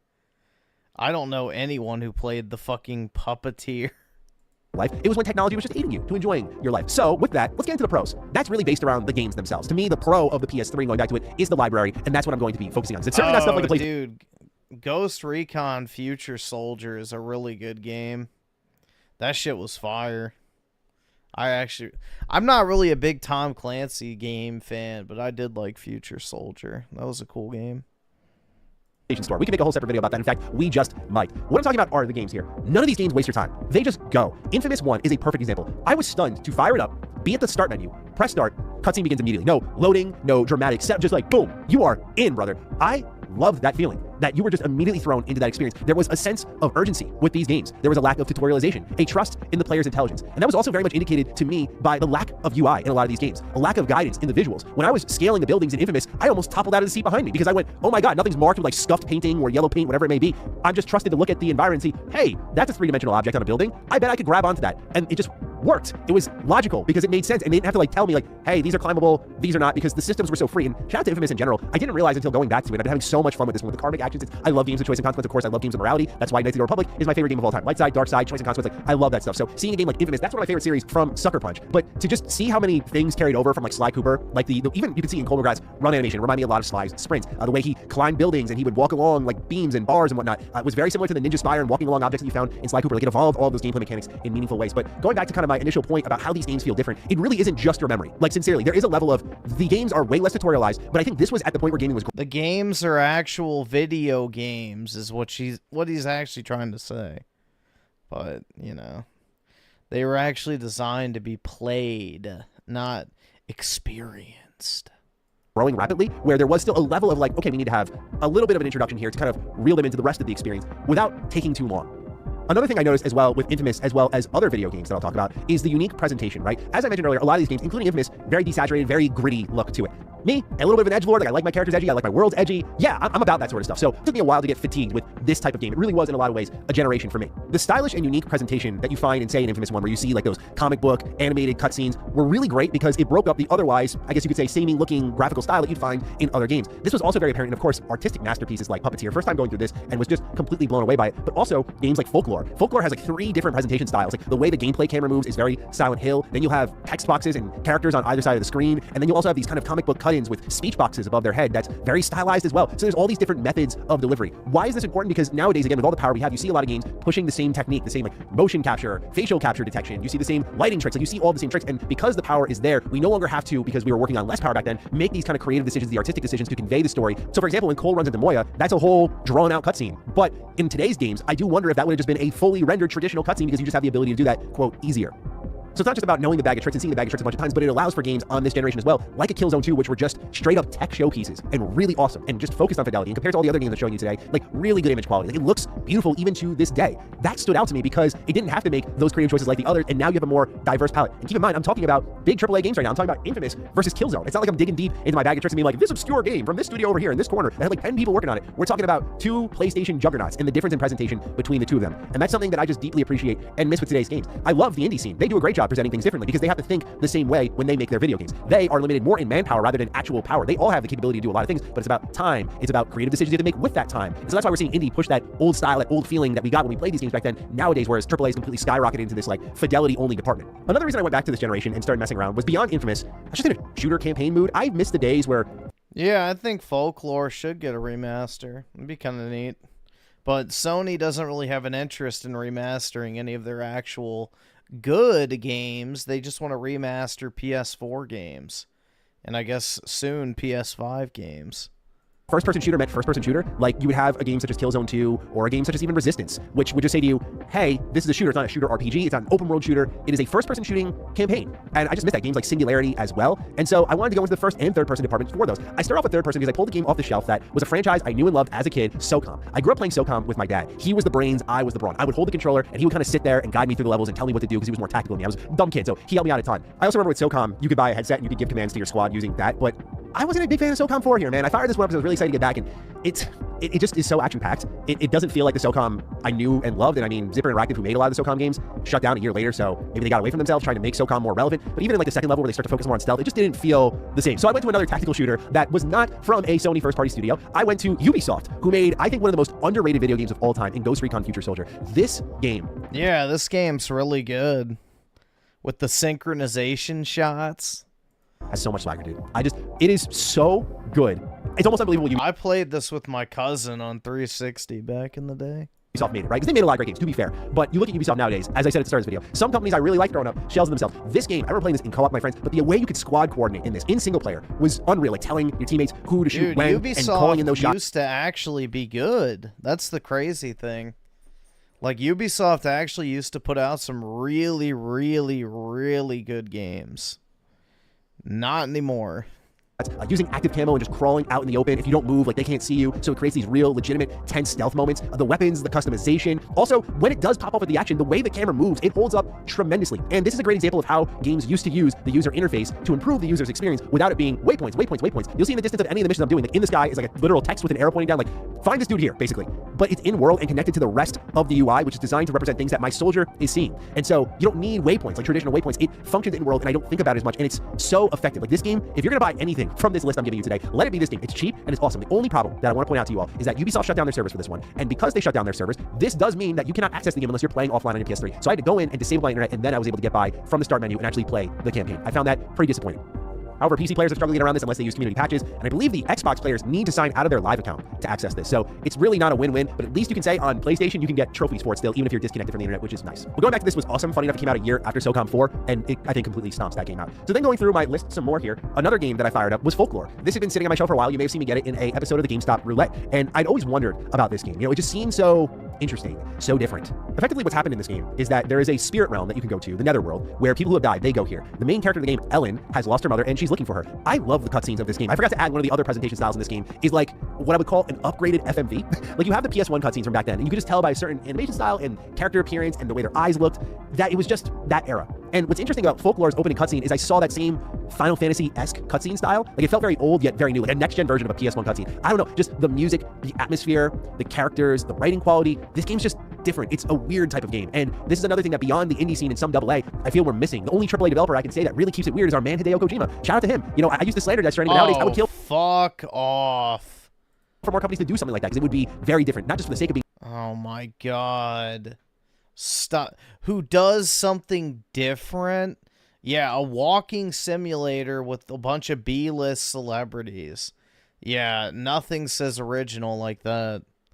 different, but he clearly had a vision. So games like Folklore are just difficult to imagine if they're not from indie developers. And I love that this game had a bigger budget feel for the time it released, while still, you know, trying to push some unique ideas. The combat and everything, it's very simplistic, but that world, that universe, I feel is so unique. And there's no better way to cap all that off in this conversation than to point at Puppeteer. I mean, this game is literally taking place on a stage, and you can see the stage in layers as you progress through it, like dropping off in front, like it's constantly rotating, reeling toward you. It's an experience. It's unbelievable that this was pulled off on the PS3 in a lot of ways, because the amount of design and planning that had to go into this one, I can't even imagine. And to really cap it all off, I went back to the first PS3 HD game I experienced in Dragon Age Origins. This was an important one for me, not only because of the game itself, as I'll talk about in the story, but also I learned of another benefit of going back to these older games. All the content on disc actually paid off here. I go to play Dragon Age, and I'm like, I want all the DLC. You know how that PlayStation Store is, right? Okay, guess what? There it is on my cross-media bar. Hey, bonus content. I click on it, on disc, all the DLC. And I just took some time installing all those pieces of content, and loaded up the game, and it was all there, because it was the Dragon Age Ultimate Edition I had on disc.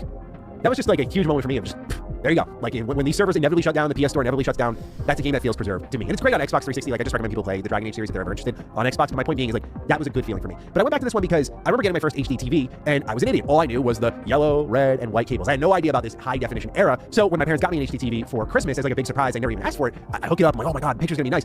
I plug in that yellow cable, that video cable, and I fire it up. And I'm like, the image is stretched. It's blurry. It looks worse. So I remember taking this thing off of my entertainment center in my room and putting it in front of my closet. And you know, the week after Christmas, my parents were like, did you not like the gift? Like, what's going on? Like, did we do something wrong? I was like, no, it just doesn't look as good. I was playing on my CRT that same week. So then I'm watching a video online about how to get HD video capture done. And I learned about the HD PVR. And I see in the HD PVR are of course, your yellow, your red, your white cable. I'm like, oh, there we go. That's what I know. But then there's this new suite of colors. There's your blue and green in there. And there's red in there. I'm like, what is this? So to set up my high definition capture, I ordered these new cables in the mail. I get them off of eBay because it was such a foreign concept to me. I set it up with Dragon Age Origins and my mind is blown. I'm like, oh my God, this image looks incredible. And from there, it was that breakthrough moment of like high definition gaming is built different, y'all. So this game I just tie very closely to the PS3. Like I know it's way better on PC. It's way better on Xbox 360. But I tied this game so closely to the PS3 because it was my first HD experience and it was my first DLC experience. It was the first time I loved the game enough and learned that there was more content for it online. I don't even remember how I found out about it. With HDMI, I don't know. I think probably like Final Fantasy 13 or something like that. Maybe. I'm not entirely sure. It depends where I had my PS3 hooked up. If I had it hooked up in my parents' room, which they had a big flat screen TV, well, should I say big? Big by like mid-2000s standards. They had HDMI, but the TV I had only had the composite cables. Did not have HDMI.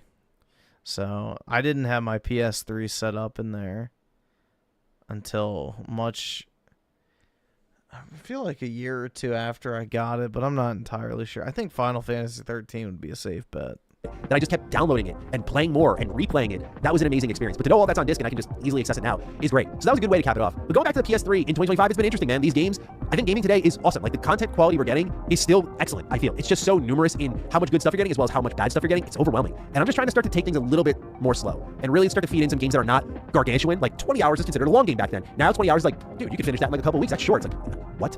So that's part of the reason I went back as well. And hopefully this video didn't come across too jaded guy shouting at a cloud, just really angry about the world or something like that. I just wanted to kind of passionately talk about going back to these old systems and what it really feels like, because there is a level of like, yeah, they don't make them like they used to, but there's also a level of like, there's a lot of things that I'm happy we moved on with. I'm happy games have injected way more color, way more ideas. I'm glad developers are more free to explore a combination of these ideas here. However, I do think games are made great when they have focus and aren't trying to be everything, which is why I finally look back on this era of shooters, this era of stealth games, because they could only be one thing. For example, stealth is another one where you look at it and you go, yeah, you can be the stealth shooter. Like you're a first-person shooter that has stealth elements, but there's no games that are trying to do like what Dishonored did nowadays, and I miss that. Or Splinter Cell Blacklist. Where's the new Splinter Cell game, man? Anyway, going back has been great. I know we go back a lot here on this channel, but this really felt different and a real commitment to it. And so I'm gonna keep these old games in the rotation alongside the new stuff, like maybe one old, one new at any given time. So with that, ladies and gentlemen, I'd love to hear your thoughts. Are you planning to go back to some older systems? What are you kind of eyeing out? Would you like to see more videos like this on the 360, on the PS Vita, on the GameCube, and so on? Let me know. It might be an interesting time. Other than that, I'll catch all of you in the next Retro Rebound. Peace out.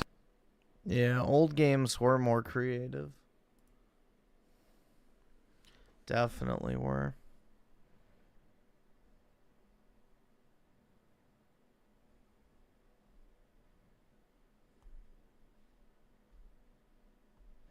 Oski with the 5. I can't wait to see where he puts Ninja Gaiden 4 in the other video. Well, I think he said he hated Ninja Gaiden 4, right?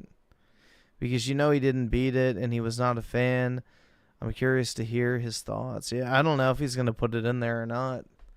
I'm actually surprised he didn't put it in the top 10 worst, considering he said it was trash, which DreamCastGuy never says anything's trash unless he actually, you know, really dislikes it.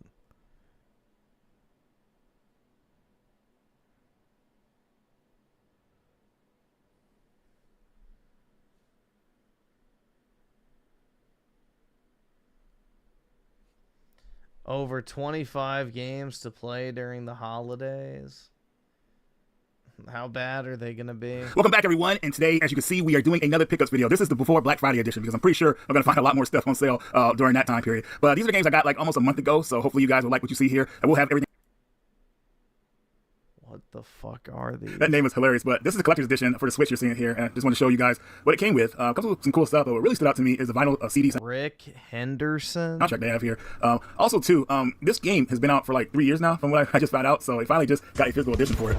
Now, this game, I would say this is a homage to a lot of the old school 16-bit shoot-'em-up games of the past. I will never play that. Okay, let's see. Recore. Oh my god, bro. Jeez, I remember this game. It was decent for like the first 5 or 6 hours, then it got really bad. Super repetitive. For years, and I didn't pull the trigger when I originally saw this on Amazon, and I regretted it. But at my local game store, while trading in a bunch of stuff, I had some store credit, and I saw this in the glass for $75, and I said, yes, it's come on with me. Now, I didn't feel like unboxing it, so I'm using CAG's footage here, so you can see what's inside here. But I've always felt this game, it didn't live up to its potential because it was an Xbox exclusive. I feel like this game is like if Mega Man Legends 3 was more modern, this is what it would be. Now, the game is about a woman named Jolie. She is probably, like, I think from what I played, she's like one of the last remaining humans on this planet, this desert planet, and they're trying to terraform the planet, but they're having trouble doing that. And you have these robots that help you, like as you go through the game. The way she's surviving, like pretty much being alone on this planet, like she forms bonds with these robots that help you out during the game. And the gameplay, it focuses on solving puzzles and things like that. But the thing I like about the game mostly is the combat. Nothing like that's really like you haven't seen before. But at the time, I thought like it would have been well received with how it played. But unfortunately, it just didn't. It didn't catch on like it should have. If this game had come out on the PS4 as well, I think we would have got a sequel to it. But yeah, I definitely think it's a game you guys should try out if you haven't played this one yet. And like I said, if you're a fan of the Mega Man Legends series, I feel like you could get into this game almost immediately. Do this, Mac.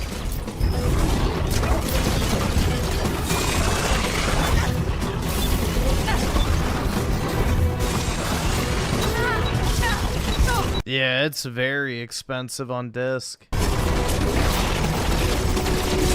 Especially if you get the Ultimate Edition. So I recently got Tales of Grace's F remastered for the PS4, but upon opening this, I hate that it doesn't come with a manual. So I got this bright idea to where I looked up the PS3 copy online with a cover and manual, and bought that, and now I can put this nice colorful manual inside of my PS4 case. And also, I'm going to get one for the PS5 version as well. I just hate how that groove is just wasted here, so I had to put a manual in there for the game. And now it's my version of complete. Now, if you haven't played Tales of Grace's F remastered, great game in the series. This game came out kind of like when we got a resurgence of the games in the series. This was the beginning of it. Because I don't think we got a game. Wait, so you bought a copy of the game to put the manual in your other copy of the game? But now you have a copy of the game without the manual as well, so... Like this since Tales of the Abyss on the PS2 years before this one. But definitely a great Tales game to play. I thought it had great characters. This one has 3 story arcs. There's the kid arc, there's the main game arc, and there's the future arc that's exclusive to the PS3 version, and of course this remastered version. It adds all the DLC that you had to buy for the PS3 version, and it adds like new story skits that weren't voiced in this version too. So they actually brought most of the actors back and had them revoice or voice some of the skits in the game. So I thought that was really cool. Definitely worth getting. As of right now, this video is going for $20 on Amazon. Well, the PS5 and Switch versions are. I'm not sure about the PS4 version because it's PAL territory. But anyways, definitely a game you want to play if you like action RPGs. I thought it was a great game, great story. I thought it had great characters, even though some characters feel like Asbel is kind of boring or whatever like that. I thought he was cool. But definitely a solid game in the series, uplifting story, great characters. I feel like it's a must-have for Tales fans. And you. I never wanted to fight you. I wouldn't abandon you, no matter what. You are my friend. You have no idea how much trouble it is having you as an older brother. Now that it's all cleaned up, I think it should work. We can do this. We will do this. This light connects us together. Everyone here, something important to tell you. I've decided to trust you. Doesn't matter who reaches out. What matters is that the other accepts. It's anime dub voice acting. Oh yeah, I almost forgot. I did get another manual for my PS5 version, so now that version is now complete. Crow Country. I found out about this on a YouTube channel called Under the Mail, and man, this is my type of survival horror game. It really goes back to the traditional sense of the PS1 look, which Skip. It just came out a couple months ago. It's getting a physical, as you can see here, obviously on Switch, PS4, PS5, and I believe a Genesis version is coming sometime next year as of this video. I heard Johnny Millennium talk about this game, and I was like, yeah, this is something I gotta pick up. I think. Yeah, skip. Red Dead Rising. Or wait, not Red Dead. Dead Rising Deluxe Remaster. I wasn't gonna pick this game up initially, but I kept seeing it on sale, and I said, you know what, maybe I'm missing out on something. So I picked it up, and it's cool. I'm not gonna lie, I like going back through them all again, but at the same time, I really just wish they would have made part 5. But the thing with how it goes is that these companies don't want to. They always want to play it safe by just redoing older games to see if there's any interest in a new game. I just feel like that's not the way to go, but that's how they want to do it. But I think it's definitely worth $20. But if you already played this game enough times on 360 and the PS4, there's probably no reason to pick this up. And yes, you're seeing footage of part 4 right here. I actually like that game because it was the first Dead Rising I actually beat, which is kind of hilarious. So going back and play the other ones, they're like way better than this one was. But yeah. For $20, definitely, I think it's worth it for you guys.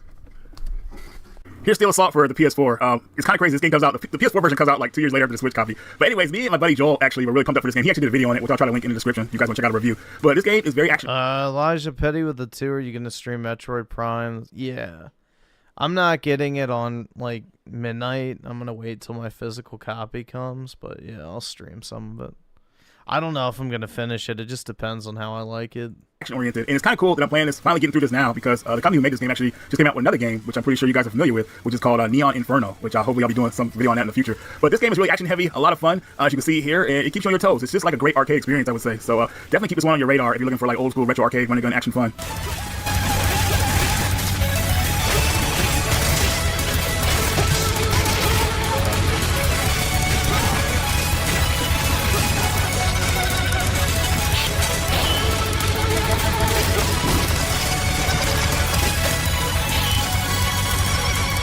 Five Nights at Freddy's Enter the Mimic. This game is a trip. I'm not gonna lie. I was having a good time with it. Nope. I'm going for the collection of all these games because I actually never played them back in the day. I always maybe played them on a demo disc, but never fully got into the series. And I'm really Here is Siberia Remastered. So a lot of you guys probably know the series from being a dual pack on the PS3. You get Siberia 1 and 2, which everybody did not play. They kept it sealed. But I played my game, and I'm playing this currently right now. I love the remaster of the game, but the problem I had with it, besides it being beautiful and great, is that they kept the PC cinematics in the game. Like, they were too cheap to redo them, and it looks awful when you see them in the game. You know, thankfully, you know, they're not that long, but it's just you can tell right away. It's like, what the hell? Like, I hate when gameplay looks better than cinematic. Well, yeah. So is it just a puzzle game? It looks weird. It kind of reminds me of Resident Evil 4 on the PS4, where, you know, the cinematics were like in 240p. It was really weird looking. But I can definitely get past that because I actually like this game, and I'm pretty sure they're going to bring us Part 2 remastered. So hopefully we'll get a finish to the series, even though the creator passed away. He did have story elements that I believe concluded the story that his people could put together. But we'll see what happens. But definitely happy this game got a remaster. Here's 20XX and 30XX, two games that are playing like mid-tech games, but more like a... Uh-oh. Like, I've seen these games for years. I just really never played. Editing fail. Tales of Xillia, finally not locked to the PS3 anymore. This is my second favorite Tales game in the series. I was really ecstatic about this game coming out, and I was super happy when it finally did. And it didn't disappoint to me. Playing it again, I'm not excited as I was when I first played it. You know, it does start off a little bit. Yeah, people used to goon over that blonde chick a lot. Slow, but once it picks up, it really takes off. And the characters in this game are amazing. You'll like all of them. It sucks that you can't have them all in the party at the same time. And I want to put this out there. I've always felt that Mila was the lead in this game. I know like Mila and Jude are supposed to share the spotlight, but I feel like it's more of Mila's story. But you guys let me know what you think about it. I feel like Mila should have been the lead in this game, with like Jude being kind of like the secondary, or the protagonist, or whatever they call the secondary hero. But anyways, guys, definitely pick this one up. It is a great game.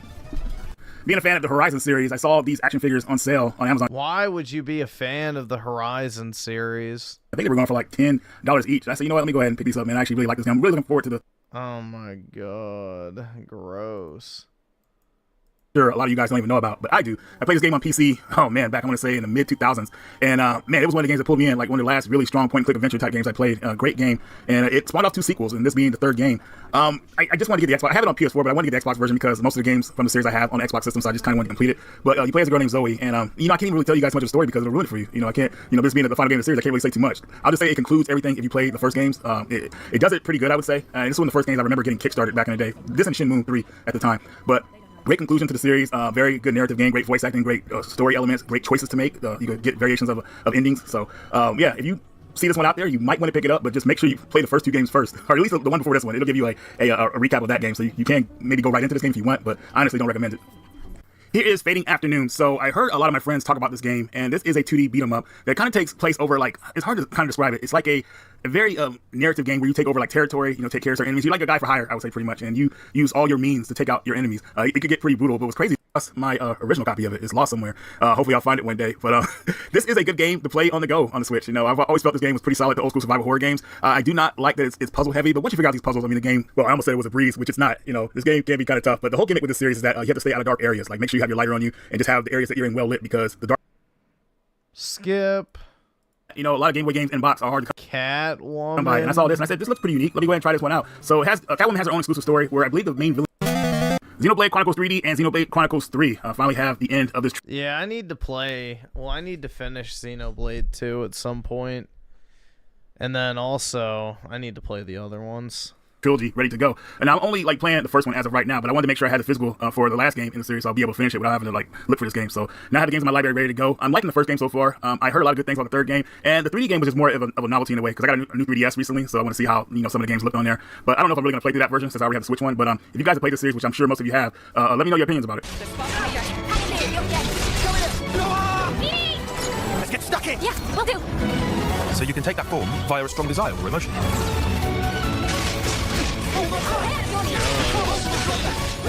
All right, so here we have Burnhouse Lane. Now, this is a story-driven psychedelic horror game. And you play as a woman named Angie Weather, and she's a nurse, but she has to complete these tasks to win her life back. She does something unthinkable in the beginning of the game. You don't have a choice, but after that happens, you have to do 5 things to kind of bring her back into the real world. Now, she's been through a lot of trauma, so you really feel bad for her in the beginning of the game. Like, it's like some crazy stuff happens. But you can tell this game is going to be pretty... I don't feel bad for her. I think she should have done a fucking flip. But I never played it, so I eventually got rid of it. I saw it again recently at one of my local game stores, and I had a bunch of trade credits, so I decided, you know what, let me give this one a try. I hear a lot of good things about it compared to the original Link. Well, I don't know if I can compare it to the original Link in the past, but it's definitely from what I hear, holds its own. So I hear it's not a very long game, so it'll probably be something that I can get into and get out of pretty fast. We'll see. But overall, I'm just hoping it'll be a fun experience. Shantae Advance Risky Revolution. Originally, this was a unfinished Game Boy game that they recently finished over the last couple years. The first Shantae game didn't sell that well, so a sequel getting greenlit kind of like... Oh, yeah, dude. People goon the fuck out over Shantae.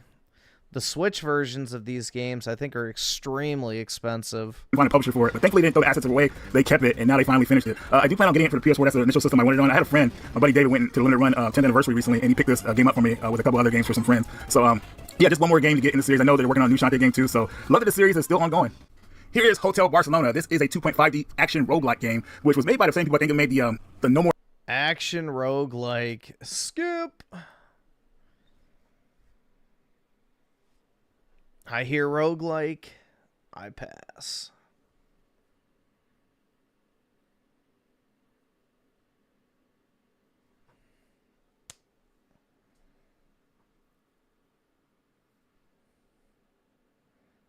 We need gaming culture to collapse. I agree. I've been playing Sonic Rush lately. Who's playing Sonic Rush these days? Nobody. I doubt there's anybody in the world playing this game. You want to talk about dead games and dead player counts? Nobody is playing Sonic Rush. And, you know, the more I think about it, I think more people not only should do this, but I think we're going to trend. That's a nice basement. I think it's a basement. It looks like the typical basement kind of gaming room, but in this direction. And either or, it looks nice. I think it's going to be the death of gaming culture in general. I know I talk about on the channel that the gaming industry is going to crash. I honestly do believe that's going to be the case with just budgets and development cycles. This has got to be one of the cleaner gaming setup like backgrounds I've seen. I don't think gaming will ever die though, and you can see a lot of people moving towards more retro now. And I don't know. I think just people like it's not just covered in shit. For lack of a better term, there's not just like fucking, you know, retro slop everywhere. Start just embracing and playing irrelevant games, and you'd be much happier. One example I like to go to is Gears of War Reloaded. Gears of War has been irrelevant since like 2019 because that's when Gears of War 5 came up. And so finally we got some new Gears of War. It's relevant again. I picked it up because I was like, oh, I'm a huge Gears of War fan. I never played on PS5, and so there's just some novelty to it. Let's check it out. And I played this game, and something about it felt weird. I immediately afterwards played Gears of War 1 on Xbox 360, granted through the Series X backwards compatibility, and I liked that version better. It felt more nostalgic. It felt more just like real to me. This felt like just almost fake to an extent. The art style looks way better in the original 360 version. And then I decided to play Gears of War 2 after. Gears of War 2 is irrelevant right now. Dead game. But I loved it. One of my favorite gaming experiences in the past 5 years. And so with games like the original Xbox 360 Gears of War games and Sonic Rush on the Nintendo DS, these games have always been out. I wouldn't mind having a basement, but I would use my basement for storage. So I would buy a bunch of warehousing shelves and line them all up down there and put them out and put all my Pokemon boxes out on it. But yeah, I would like a basement. I mean, I would have a room like this, I feel like, for media consumption. But I don't know if it would necessarily be the basement. Out there. What's stopping me from playing them? When it comes to modern games, development cycles get so long. When I think about the PS5 and upcoming games I'm excited for, the only game is Wolverine. That's the only PlayStation 5 game that's been announced. I'm not even excited for that. I know about that I'm excited to play. And that doesn't come out until holiday 2026, unless it gets, postponed, which like that would be the most unsurprising thing in 2026, to have a big AAA game be delayed to make sure it's done right, and hopefully that's the case. But so with that, there's nothing to play on PS5 for now, nothing to look forward to. And so I don't know, companies, they keep releasing remasters and remakes to fill the gaps. And so instead of just keeping up with these gap fillers and them telling me and dictating me, hey, you want to play games on PS5? You need to pay $40 and play this relevant new release. There's so much rich history back there. N64, Super Nintendo, Nintendo DS, Game Boy, PlayStation 2, Xbox 360. I have access to all these games, my old collections. There's some of them are dirt cheap at like local game stores on eBay. Yeah, I've actually never had a basement in any house I've lived in. My parents have never had a basement. So I've actually never had a basement in any, place I've lived.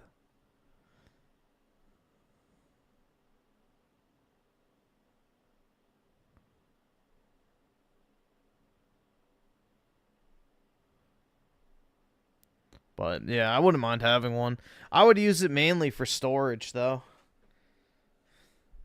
Stuff in the retro market is more expensive, but when you compare them to $80 games, like, you know, if it's a game you really want to play, like, you know, a rare N64 game and it's $80 versus an $80 modern game, just play what you want to play, you know, like, yeah, $80 for an N64 game versus a $10 one, or you can go down the emulation route if you want to and just have access to all the games. And as more people do this and start playing games that they want to play, I think, you know, that's just going to crash gaming culture. I mean, already gaming culture is just a shell of itself, really. I mean, we don't have midnight launches anymore. I don't know, do people even get excited about the same games? I mean, kind of on social media, but like social media and the discussion around games is really about new releases and has a lot to do with just like farming content. You know, you have to talk about the newest release and all that. Also sponsorship deals, which is of course new releases. You know, there's no one sponsoring me to talk about Sonic Rush. You know, I'm just playing this because I wanted a handheld game. I feel like just there is no more handheld games anymore. We have the Switch 2, which is really heavy to use, and it's really just my console games portable.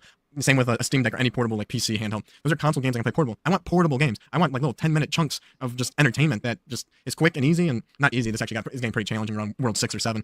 But still, like 10 minutes, I can get an adrenaline rush out of this. And like, yeah, console gaming on the go is not the same as portable gaming. And so I picked up the DS. That is true. And I'm happier for it. I'm having a great time with this, and I can't wait to explore more DS. Like, I play my games and finish them, so I'm playing this. I'm kind of planning ahead of just like how I'm going to do this next. I know like Game Boy and like below, kind of going a little more towards like emulation with that. But DS, I don't like the whole idea of playing these games on a PC. I like playing them on DS. The 3DS is a great handheld. And so I'm thinking about going on eBay and picking up some just like DS games I never got to play. This has a sequel, Sonic Rush Adventure. I kind of want to play that. I'm an anime fan. There's some Naruto games on the DS. I kind of want to pick those up too. I already own some games that I want to play, like Dragon Ball Z Attack on the Saiyans. I don't know if I ever beat that, but I remember loving it back then. And just, yeah, no one's talking about these games. No one's playing these games. And just, yeah, I think more people are going to get to that. You know, the only thing relevant maybe in gaming is like multiplayer, and that's because of streaming and all that. But I feel like, you know, all that, people are going to get tired of it eventually and see through the battle passes and the microtransactions. And eventually that's got to crash at some point. And game development's taking too long. All these gap fillers, like, what, yeah, Wolverine's the only thing coming out on PS5. I want Horizon Zero Dawn 3. There's no date on that. I'm sure there's probably going to be Spider-Man 3, but yeah, I don't know. Intergalactic from Naughty Dog, I'm really not that interested in that. Like, maybe, like, that's one I probably don't need to get day one. Maybe it's a good game. Naughty Dog has been a good developer. I know, like, they've got some weird stuff going on. And yeah, who knows? But, I don't know. I guess I'll play the Jack and Daxter games in the meantime to fill the gap. I don't need a remake or a remaster of those. I can just play them on the PS2. I think I have them on PS4, but either way, that sounds fun to me. And so, yeah, I don't know. Just, not only is like, do I think the game industry will crash because of just like, I don't know, not being able to make money, because like, I think people are already getting sick of remakes and remasters. So those eventually going to just like fade away. And I don't know, if they release a Oblivion remaster, I did pick that up, I haven't played it yet, but I'm just thinking, it's like, man, like when they do this, when they announce Oblivion remaster, should that just be a signal reminder, like, oh, you know what? Oh, that remaster sounds fun. And I'm just gonna go right now and play Oblivion on the Xbox 360 because I have the ability to do it, and it's just, that's what I remember, and that's what I want to play, is what I remembered and that nostalgic feel, instead of paying $40 to, yeah, it's a prettier version, but like, that's what the new releases are for. I'm looking forward to Metroid Prime 4. That looks like, you know, a beautiful game, but at the same time, I only played Metroid Prime recently remastered, and like on the Switch, it was a great version of the game, loved it. But they haven't put out 2 or 3 in any accessible form, and so I'm playing the Gears of War games right now. I'm playing Sonic Rush. I'm probably not going to play Metroid Prime 4 the day it comes out. I'm picking it up on day one, but Nintendo games don't really go on sale, so I don't really lose sleep over adding those into, you know, into my backlog day one. It's whatever.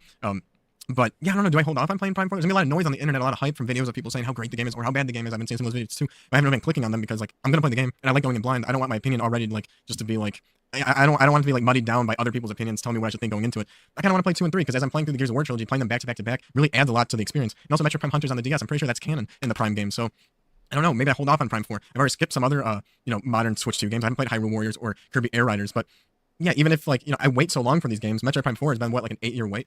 What's like another year, honestly, at that point? I want to see more of these games, like, yeah, from Nintendo. They're doing a good job releasing games at a good pace compared to Sony. Like, all I can think of is Wolverine and Horizon Zero Dawn 3, which hasn't even actually been announced yet.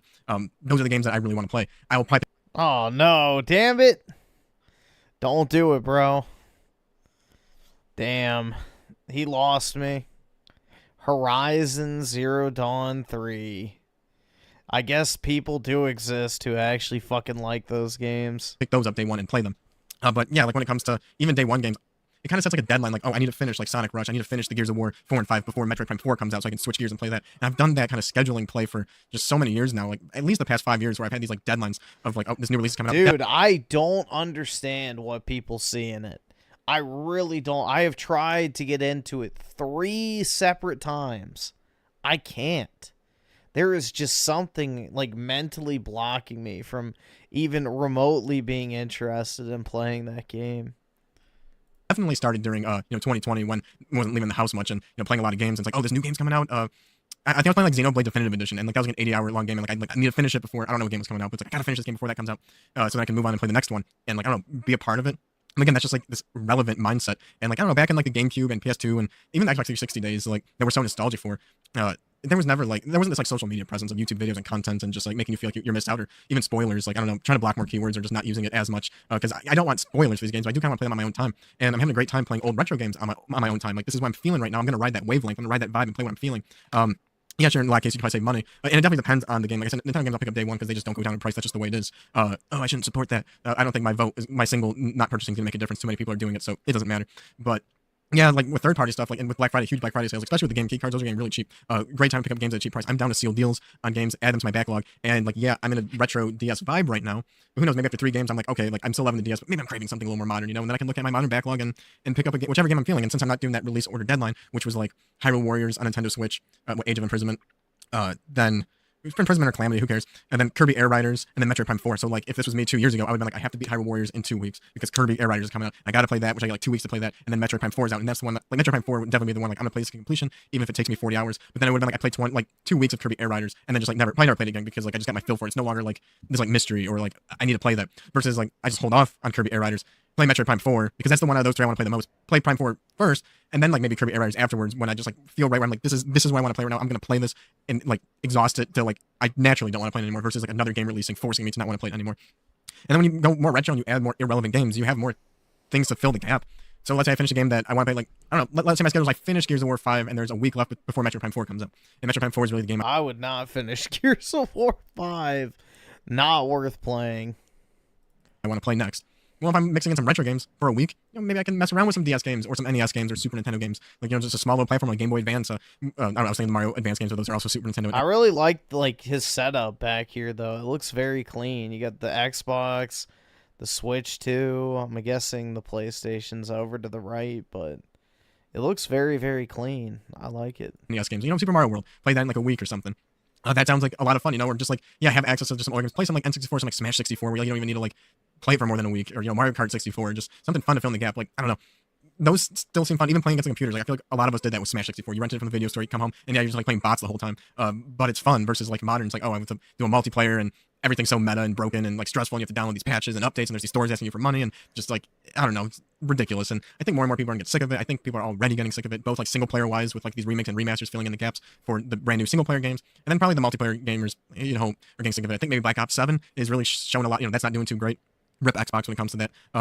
Yeah, I don't know. So I feel like I'm just getting more and more into retro right now. I'm still into modern. Like that's probably not going to change too much, but just like FOMOing a lot less, and it's great. Like I don't mind building up a backlog of games that I know I'm going to play, and just like having an idea. Dude, not everybody wants to sit at their computer and play video games, so there are some people who just like playing on a console. There's a lot of people out there who have that mentality. So,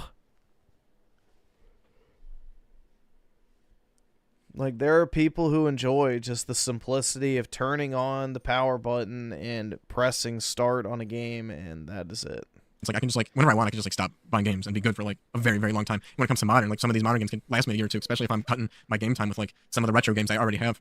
And then just, yeah, like, what does that do with the culture? If we get to a point where nobody's playing the same game, we already see that with like TV and movies, with like Netflix and all, like there's all these things, all these streaming services. So maybe you or your buddy don't have the same streaming services or subscriptions activate at the same time, and nobody's watching the same thing anymore. And before there was like live TV, and like you'd be like, oh, did you see that last night? Because like the show was on at Tuesday at 8 p.m. And if you missed it, like that was in everyone's time on the next day at school, at work. Like everybody's talking about that show. But now like with streaming, everybody's watching whatever they want. We have access to every movie and TV show.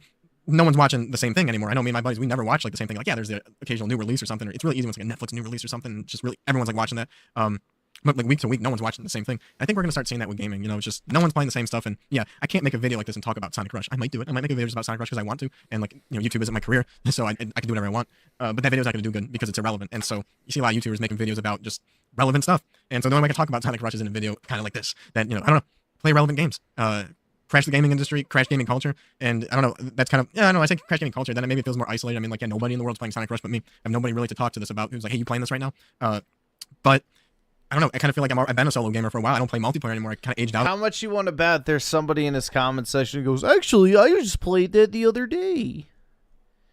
I guarantee you some fucking retard will say it.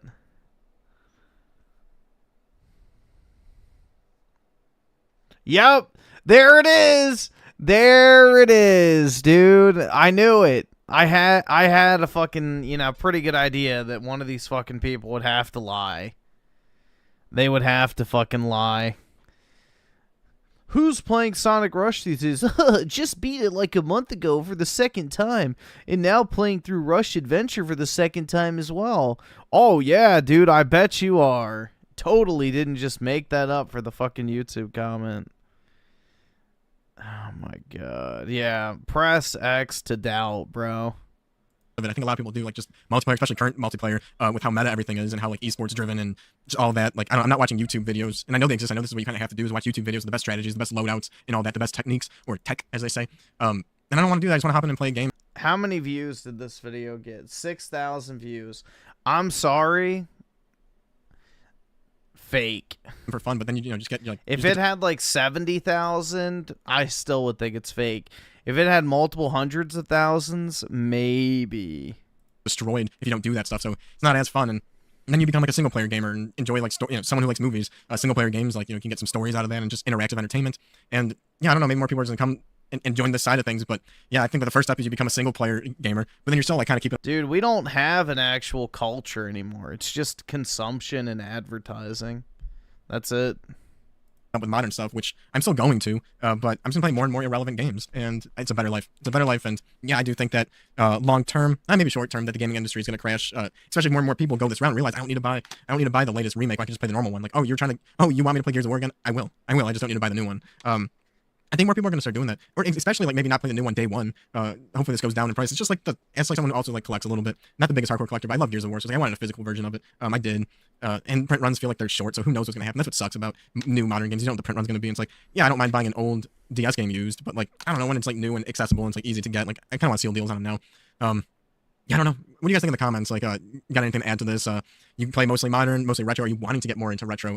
Any of you out there playing Sonic Rush? Because I think I was Google a little bit. I think for the Sonic community, they hate this game. But you know what? I'm liking it right now because, like, it's a way for me to just kill 10 minutes at a time, and because it can fill that gap, I'm enjoying it. So yeah, let me know what you guys think in the comments. I'll see you in the next video. Like and subscribe if you made it this far. Thanks. See ya.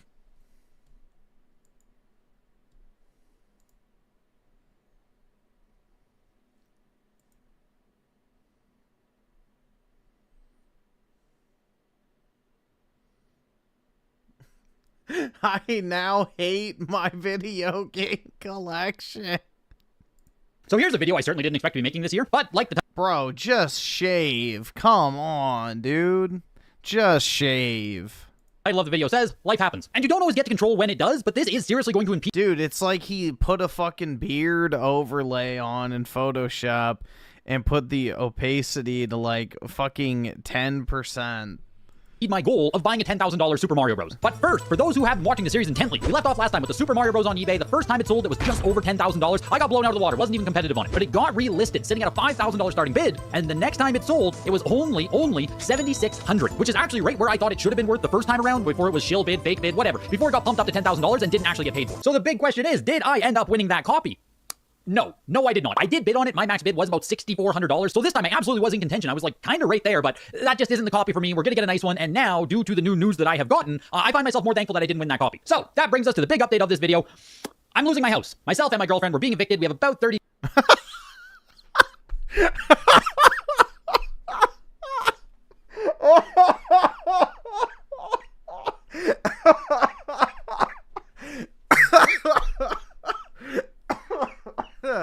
Bruh. Alright, well, that escalated quickly as shit, bro. I can't... That was great delivery. Holy shit. 30 days here to find a new place to live. The landlord is sick of our drugs and partying. He just can't deal with it anymore. Bah! But no, the landlord decided, I guess he doesn't want to do rental properties anymore. He's selling off the multiple he owns. This is sudden, out of the blue. He's just getting out of it, so we have to leave. We've been at this place now for about 5 or 6 years, and it's been great, largely. We don't want to move. This was not anything I planned on doing this year. And whatever we get now is almost assuredly going to be more expensive or going to be worse than what we currently have. So it sucks. It sucks a lot. Suddenly, I have a ton of uncertainty, unpredictability in my life, which is basically the last thing I need when I'm trying to do something as irresponsible as spending $10,000 on a video game. This is also how I'm going to find out if my parents, my family actually watch my videos anymore, because they say they do, but I haven't told them that I'm losing my house yet. So if I don't get a text from them, well, I mean, we all know what that means, right? That is the true test of this video. So now I find myself in a bit of a panic here due to the logistical issue of having to transport and potentially store a bunch of my collection. Like, yes, through this mission, through selling off stuff to buy the Super Mario Bros. Why should that be illegal? Dude, if you own a house, you don't have to rent it to somebody. If you're on a month-to-month basis for a lease, you have every right as the property owner to terminate the lease. I have been able to get rid of a lot of games, but there is still so much work. There is still so much stuff that needs to be sold. My current office is still absolutely overrun by stuff, and it's not just this room of the house. This also spills into the kitchen where I've been trying to work on stuff. I thought it didn't matter. I thought I had time. I've been taking stuff out of storage. It's the kind of whole house has been taken over here by me trying to work through my collection. So by no means have I trimmed enough to feel good about this. I actually have like a major pit in my stomach about it all. Even worse, in the last month here, I've only sold one game towards Mission Mario. It was a complete copy of Double Dash, sold it locally for $59. Amazing game, by the way. I assume this game actually sold due to the new hype of Mario Kart World, right? People are just playing Mario Kart games, so it actually did sell locally. But that's it. I haven't moved anything else since the last update, which also feels awful. And I can blame it on summer slowdown, no one's buying, but at the core of it, I haven't been putting in the time and effort necessary to actually do it. Hoarder house? Well, I don't have a house, so mine's a hoarder apartment. But I have most of my stuff in my storage unit. Which I guess if you want to call it a positive, the news of being evicted has certainly ignited a bit of a fire in me. There's a newfound fire under my ass to try and sell or do as much as I can here before move day. I don't want to pack up a bunch of this stuff. I don't want to take a bunch of this stuff with me. But also, would my life truly be complete without this damaged box for World Cup 98 on N64? Don't worry, World Cup 98. I won't leave you behind. But seriously, and this is how quick it changes, right? This is how quick life can change sometimes. Right now, I hate my collection. I hate video game collecting. I wish I did not collect. And I know that sounds super harsh. And I'm really also saying to myself that I know this feeling is going to pass once I've moved, once I'm in my new place, once I'm set up again. I'll be excited about it again. I truly hope I'll be excited about it again. But as is right now, this fucking sucks, man. And then also, you know... moving blows, bro. I hate moving. Get all these other thoughts where I'm 32, I don't own a house, I own all of these video games. What am I even doing with my life? We're gonna have to move into another rental. Like I said, buying a house right now is just not something that we can do. We'll do it eventually, but you know, we're gonna be going to another rental. And then in the back of my head, I get these feelings of like, I should just sell it all. Like, what am I doing? I should buy a house. I should be a normal person. You know what I mean? And then I think to myself, should I even buy a Super Mario Bros? For what? Will I be happy? Like, I don't know. As of right now, nothing feels certain. And I completely hate it. Honestly, I would sell the fucking collection. You know, buy the house and then just start collecting again. I don't know. I feel like the house should take precedence over collectibles. And maybe it's an overreaction. Maybe moving isn't that bad. Eviction. I don't know. I don't know how other people react to this. I'm not looking for a pity party or anything. I'm just articulating all of the thoughts and feelings I have right now. I got the eviction news like a week before leaving for vacation, so my mind was kind of off of it. We were in the Maritimes. It was good. And now that I'm home, it's like, oh my God. Just feels like everything's sinking in, you know? As it stands for Mission Mario, I've sold off $4,272 worth of games now. And I don't want to touch any of that through this process. That is like one of the biggest goals I have for this as well. Make all this happen. Make all of this work without touching that. I always stress the separation of finances here. I try to keep my hobby. Mission Mario is its own thing. Life is its own thing. I really want to be able to handle all of this using normal expenses. And the plan for the rest of July here is to sell as much shit as possible. Or at least send off as much as I can for consignment. Because I'm in the spot now, it's like I either box it up and carry it with me to a new house, or I box it up and I ship it away. And I already put together one big box I'm going to show you guys at the end of the video here. Like, it's just going to be boxes of stuff now, right? Like World Cup 98, it's going to be boxes of stuff like that. Someone in the Discord said they want to buy all of my PS1 RPGs in one big purchase, so I'm going to make that happen. I need to fire sale all of my crap Xbox games that literally aren't worth their weight to ship. You know, in one of the earlier videos, I got rid of like the 25 Xbox... Shit, bro. If you're selling a bunch of old PS1 RPGs, you're going to make bank.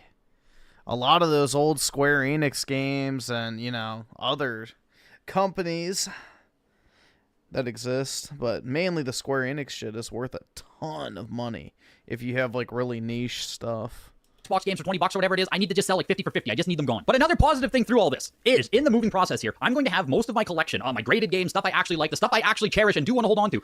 Oh, he collects graded games. Nice. I have a lot of that all in a single place for the first time in a long time. So with that, I do want to try to do a collection tour, a collection showcase type video. I'm probably not gonna have an amazing game room. It's probably gonna be at the new house in an empty house, or maybe this house once most stuff's moved out. But I do want to try and do some actual... I like graded video games personally.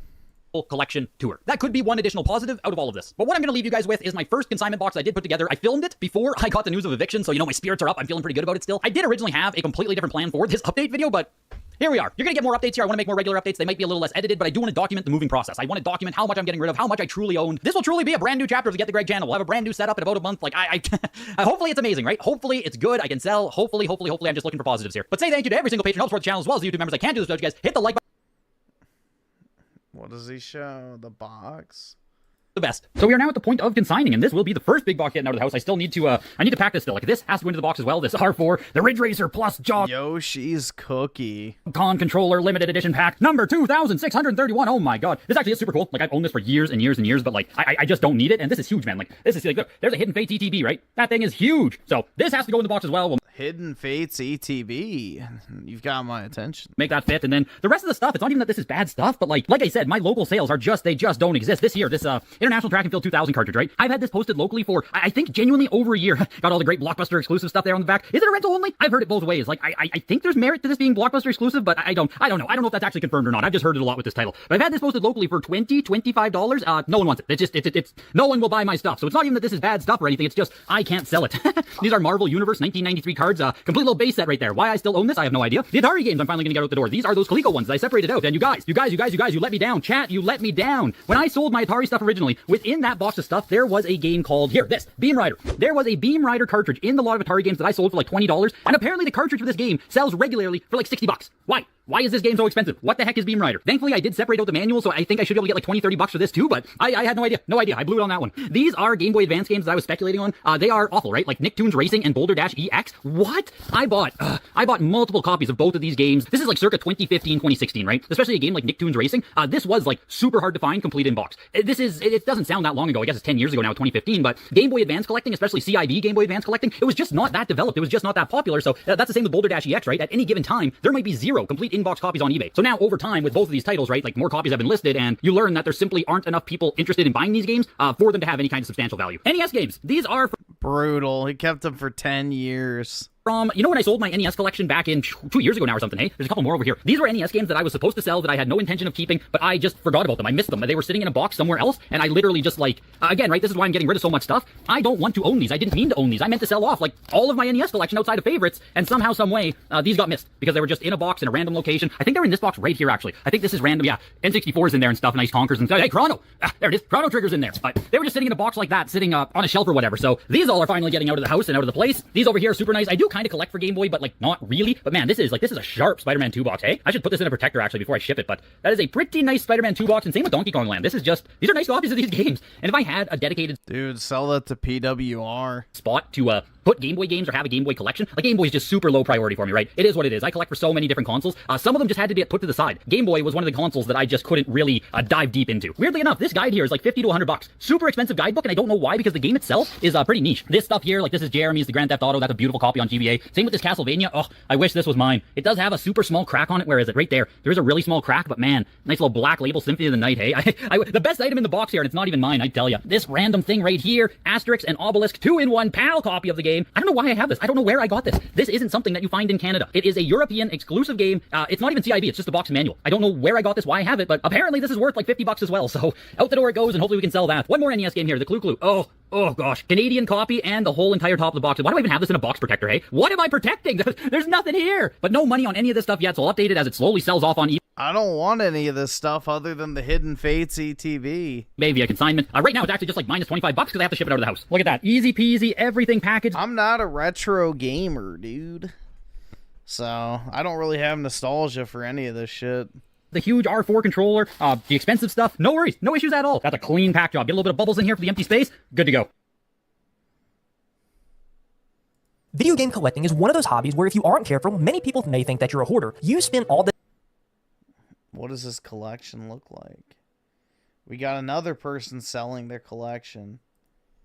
At this point, many of you are probably wondering, well, why are you making this decision? And really it boils down to one word: money. For those of you who don't know, not long money ago, I made a similar decision where I sold off my entire Sega Dreamcast, Sega Genesis, and handheld collection in order to help my wife and I stay afloat financially. Of course, I still regret that decision till this day, but when it comes to taking care of my family, sacrifices had to be made in order to make sure that we had the necessities we needed to survive. However...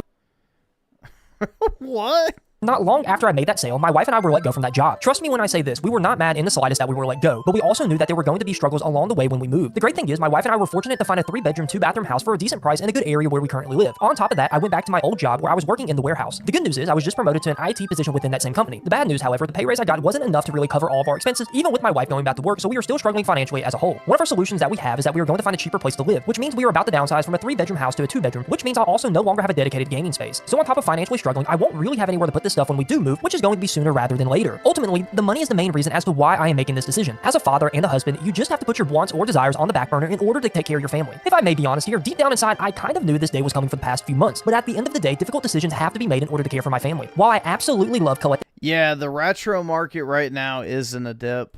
Game, providing for my family is something that I take seriously. Trust me when I say this decision makes me sad because not only have I invested time and money into obtaining all of this, but there's also the emotional attachment that many people don't see or understand. The crazy part is that I feel a sense of peace about this decision, that even though this sucks, I know that I am making the right choice to take care of my family. And who knows, maybe one day I'll be able to start collecting and expand my collection more than I could even imagine. With that being said, I'm definitely not asking for a pity party because I'm not that type of person. But if I may be honest, going back a little bit to before I was married, I was living with a few roommates, our cost of living was really low, and during that time period when I think back on it, I wish I was a little bit more financially responsible. Not saying that I couldn't have hobbies and spend money money where I wanted to spend it, but there were definitely some investments I probably could have made. I could put some money away in a savings account and, you know, do the whole Dave Ramsey thing. Anyways, before I go off on some random tangent about money and finances and all that fun stuff, I want to take you guys on a small journey of what I will and will not be keeping, because like I said previously, I'm going to be selling the majority of my collection. Now, to put this into perspective, I currently own a total of 370 games along with 11 consoles. After all this is said and done, I will only be keeping 74 games in 3 of those consoles. When we do the math to get the percentage of what I'm keeping and letting go, we take 74, divide that by 370, then multiply that number by 100, and it comes out to be 20% on the dot. So I'll be getting rid of 80% of my video games as well as 8 out of the 11 consoles. When I think about these numbers, it's just wild to me. I am completely gutting my video game collection to where it doesn't even seem real. Moving along, I'll start off with what I'm getting rid of first. That way we can end on a more positive note of what I'm going to keep when the damage is done. So taking a look at this first bookcase and starting with the top shelf, everything is being sold except for the Super Nintendo Classic. And the only reason I'm really keeping this is so I can play Super Mario RPG. But with the NES Classic and the Sega Genesis Mini, most of these games are available on the Nintendo Switch Online service. Then there's a PlayStation Classic, and well, it's not really a great product, so I'm just gonna part ways with it as well. Moving down to my NES, Super Nintendo, and original Game Boy games, and they are also being sold. Honestly, I don't ever play them, and the only 2 games that I have any sort of attachment to are UN Squadron for the Super Nintendo and Pokemon Yellow. At the end of the day, I'm okay with parting ways with the majority of this because again, I have access to most of these games via the Nintendo Switch Online service. Now, the PlayStation 1 shelf is, well, bare, actually really bare, but I mean, it's going away. While I've wanted to get into the Final Fantasy series for quite some time, I have too many other games that I want to play before then, plus I don't plan on making videos on Final Fantasy for a few more years. Last but not least, this particular shelf is the Nintendo 64 section, and as much as it pains me to say this, all of this is being sold. I won't lie, this one hurts a little bit more than the others. I mean, just on this shelf alone, I own games like Banjo-Kazooie, Banjo-Tooie, Conker's Bad Fur Day, Donkey Kong 64, Jet Force Gemini, Super Mario 64, Ocarina of Time, Majora's Mask, and the list really could go on. Also, another reason this is a hard pill to swallow is because a lot of these games I own have some sort of emotional attachment to them. For example, Ocarina of Time was the first game I ever beat. Jet Force Gemini was another one that my brother and I played all the time. Donkey Kong 64 was yet another game that my brother, father, and I used to play quite a bit. And then there's something like Diddy Kong Racing, which is not only a fantastic game, but again, it was yet another one that my brother and I played quite a bit when we were growing up. With that being said, I'm reluctantly letting all this go because for the most part, I do have access to these games on the Switch Online service. As for the games that aren't there, I'm crossing my fingers that Nintendo makes the right decision to add them to the service, but we all know how that one goes with Nintendo. They'd rather do something random than make a choice that really makes their fans happy. Moving slightly to my right, we come upon the second bookcase of my collection, which is home to the PlayStation 2, Nintendo GameCube, and OG Xbox. Starting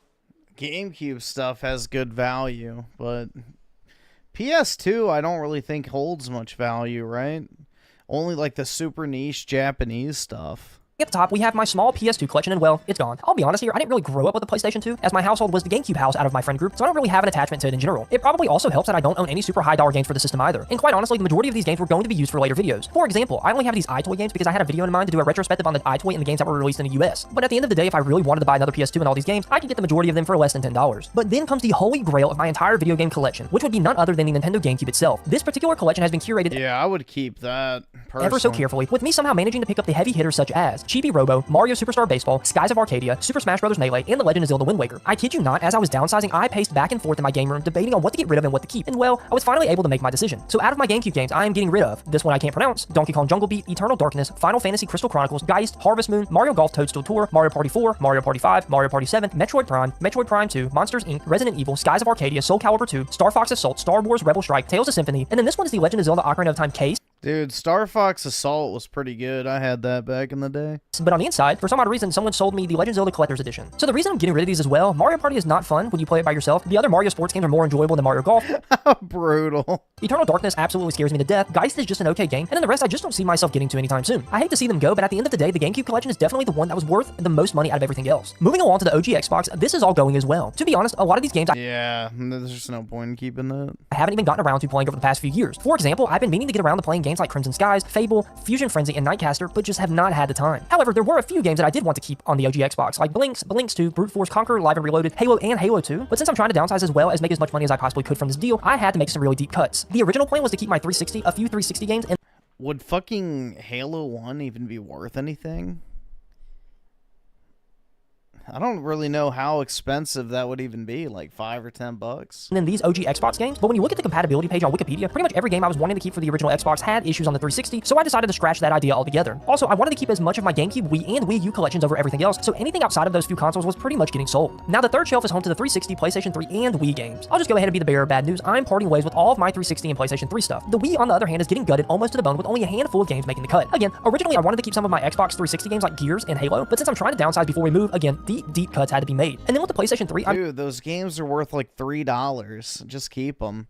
sad that I have to get rid of games like Resistance 1, 2, and 3 because they are honestly my favorite games for the console. Also, I'm a little frustrated I haven't got to experience the Sly, Jack, and Ratchet games that I had on the PS3 since I owned quite a bit of them here. But at the end of the day, I wanted to keep as much of my GameCube collection as possible, so all this stuff just had to go at the end of the day. When it comes to the Wii collection, most of this is filler in the first place. I own quite a few LEGO games, so those are all going. Ironically, I'm going to be parting ways with Super Mario Galaxy and Galaxy 2, but that is simply just because I want to get cleaner copies for both of these. One of them is the Nintendo Selects version, while the other is just missing the manual. And since the games aren't really all that expensive, I figured I could just go ahead and buy them here in the future. I'm also getting rid of my 25th anniversary Super Mario edition that I own, but again, I haven't opened this thing since I bought it a few years ago, so I didn't really know why I was holding on to it. But overall, the rest of the games like Wii Sports, Wii Play, etc. just don't really interest me anymore. Motion controls really aren't my favorite thing that Nintendo has ever done, so the less movement I have to do, the better. The last but not surely least is the fourth bookcase in my game room that is home to my Wii U and Switch collection. My Wii U collection is similar to my Wii collection, with it being filled with low-dollar LEGO games, as well as some of the other titles that many would consider low-end or filler. Also, since quite a few of these games are available on the Switch, I decided to part ways with them since they are available on another platform. However, many of you are probably wondering why in the world I would get rid of something like Wind Waker and Twilight Princess HD, but I'll get to that in just a minute. Now, when it came to my Switch collection, I took the approach of if I don't see myself playing this in the future, it's being sold. And with that mindset, I cleaned out quite a few titles. For example, Super Mario Maker 2. I don't play and I don't see myself playing anytime soon. Animal Crossing New Horizons is a fantastic game, but I played it for a few months after it released and I just stopped playing it altogether. All these LEGO games I own on the Switch, I don't see myself playing either. While they aren't necessarily bad games, I just decided to part ways with them. Now, this one is probably... Why does he buy so many LEGO games? Those are like the worst for storing value. Going to surprise some people, but I am getting rid of the Pokemon games on the Switch. I have tried multiple times to get back into the Pokemon franchise, and I thought the games on the Switch would be the ones that did that, but nope, still no interest in Pokemon for some odd reason. But overall, I am keeping a good bit of Switch stuff. But since I was gutting my collection, I figured I'd go through my Switch games to really get rid of what I didn't see myself playing in the future. So now that the depressing part is out of the way, let's focus on the more positive side of things and look at what exactly I'm going to be keeping. For the GameCube, I'll be keeping Chibi Robo, Luigi's Mansion, Mario Kart Double Dash, Mario Power Tennis, Mario Superstar Baseball, Paper Mario The Thousand Year Door, Pikmin, Pikmin 2, Resident Evil 4, Star Fox Adventures, Super Mario Strikers, Super Mario Sunshine, Super Smash Bros. Melee, The Legend of Zelda 4 Swords Adventure, The Legend of Zelda Wind Waker, and Wario World. Then on the Wii, I'll be keeping Kirby's Epic Yarn, New Super Mario Bros. Wii, Super Smash Bros. Brawl, Sin and Punishment, Mario Kart Wii, The Legend of Zelda Skyward Sword, The Legend of Zelda Twilight Princess. And then on the Wii U, I'll be keeping Mario Kart 8, Nintendo Land, Paper Mario Color Splash, Splatoon, Star Fox Zero, Super Mario 3D World, and Super Smash Bros. For the Wii U. Star Fox Zero? I thought that game was fucking trash. Now, when it comes to the Switch, I won't go through all these because it's quite a bit, but some of the games I'm keeping are Astral Chain, Bug Fables, Dragon Quest 12, Super Mario Odyssey, Breath of the Wild, Tears of the Kingdom, Untitled Goose Game, Xenoblade Chronicles 2, and Xenoblade Chronicles 3. So really the thought process behind why I kept some games and got rid of them boiled down to this. I think the first aspect was the nostalgia factor that I have for some of these games. Super Mario Sunshine, Super Smash Bros. Melee, Pikmin, Pikmin 2, and Mario Kart Wii are games that I played a lot when I was younger and I just couldn't bear parting ways with them. Games like Wind Waker and Twilight Princess, I debated on keeping the HD versions over the original, but after much thought, I decided to keep the originals for retrospective purposes. Then of course, there was the money aspect as well. Something like Chibi Robo I wasn't willing to part ways with because of how much I spent. What's ironic in this is that I spent quite a bit of money on Skies of Arcadia, but at the end of the day, Chibi Robo costed me more, and when I compared the two, I'm more inclined to play Chibi Robo since it isn't an RPG. Then last but not least was the YouTube factor. Since most of the games I own are for content purposes, I sort of had to keep that aspect in the back of my mind. As I was going through things, I was thinking of potential videos I can make in the future, so that played a major role in this as well. All in all, selling a gaming collection is definitely not for the faint of heart, if I can be honest. I look around this room and now the shelves are empty, but for a handful of games. No longer will I walk in here and have hours upon hours upon hours upon hours of entertainment at the tips of my fingers. No longer will I walk in this room and see game after game after game after game that I thought I could see myself playing. No longer will I really be able to walk into a game store and just look around to see something that I don't have in my collection.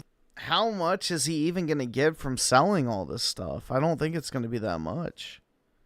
I think for a video game collector, the thought of having to sell a collection is always in the back of our minds, but we try to push those thoughts down while trying to enjoy the hobby that we love so dearly. However, life can sometimes be random, and we don't know how quickly a situation can spiral out of control where we need money. At the end of the day, it's a sad day to see all this stuff go, but I know deep down that this is the right decision for myself and for my family. Well, as I stand here and just kind of look around at all the stuff that I'm going to get rid of and the stuff I'm going to keep, this is definitely a sad day in my life. While gaming is one of my biggest passions, and, I've loved collecting over the past few years, at the end of the day, like I've said, just have to make certain decisions that are difficult, and who knows, maybe one day in the future I will get back into collecting. More than likely, I will get back into collecting. I don't think, unless something drastic happens, I don't know if I would just completely stop in the first place. But as I look around, it's definitely a bittersweet moment because, as you guys can tell, I'm just staring, and I'm just looking at games that I have some fond memories with and I'm having to get rid of, which does suck. But at the end of the day, these games get a heartfelt salute from me, and who's to say what'll happen in the future.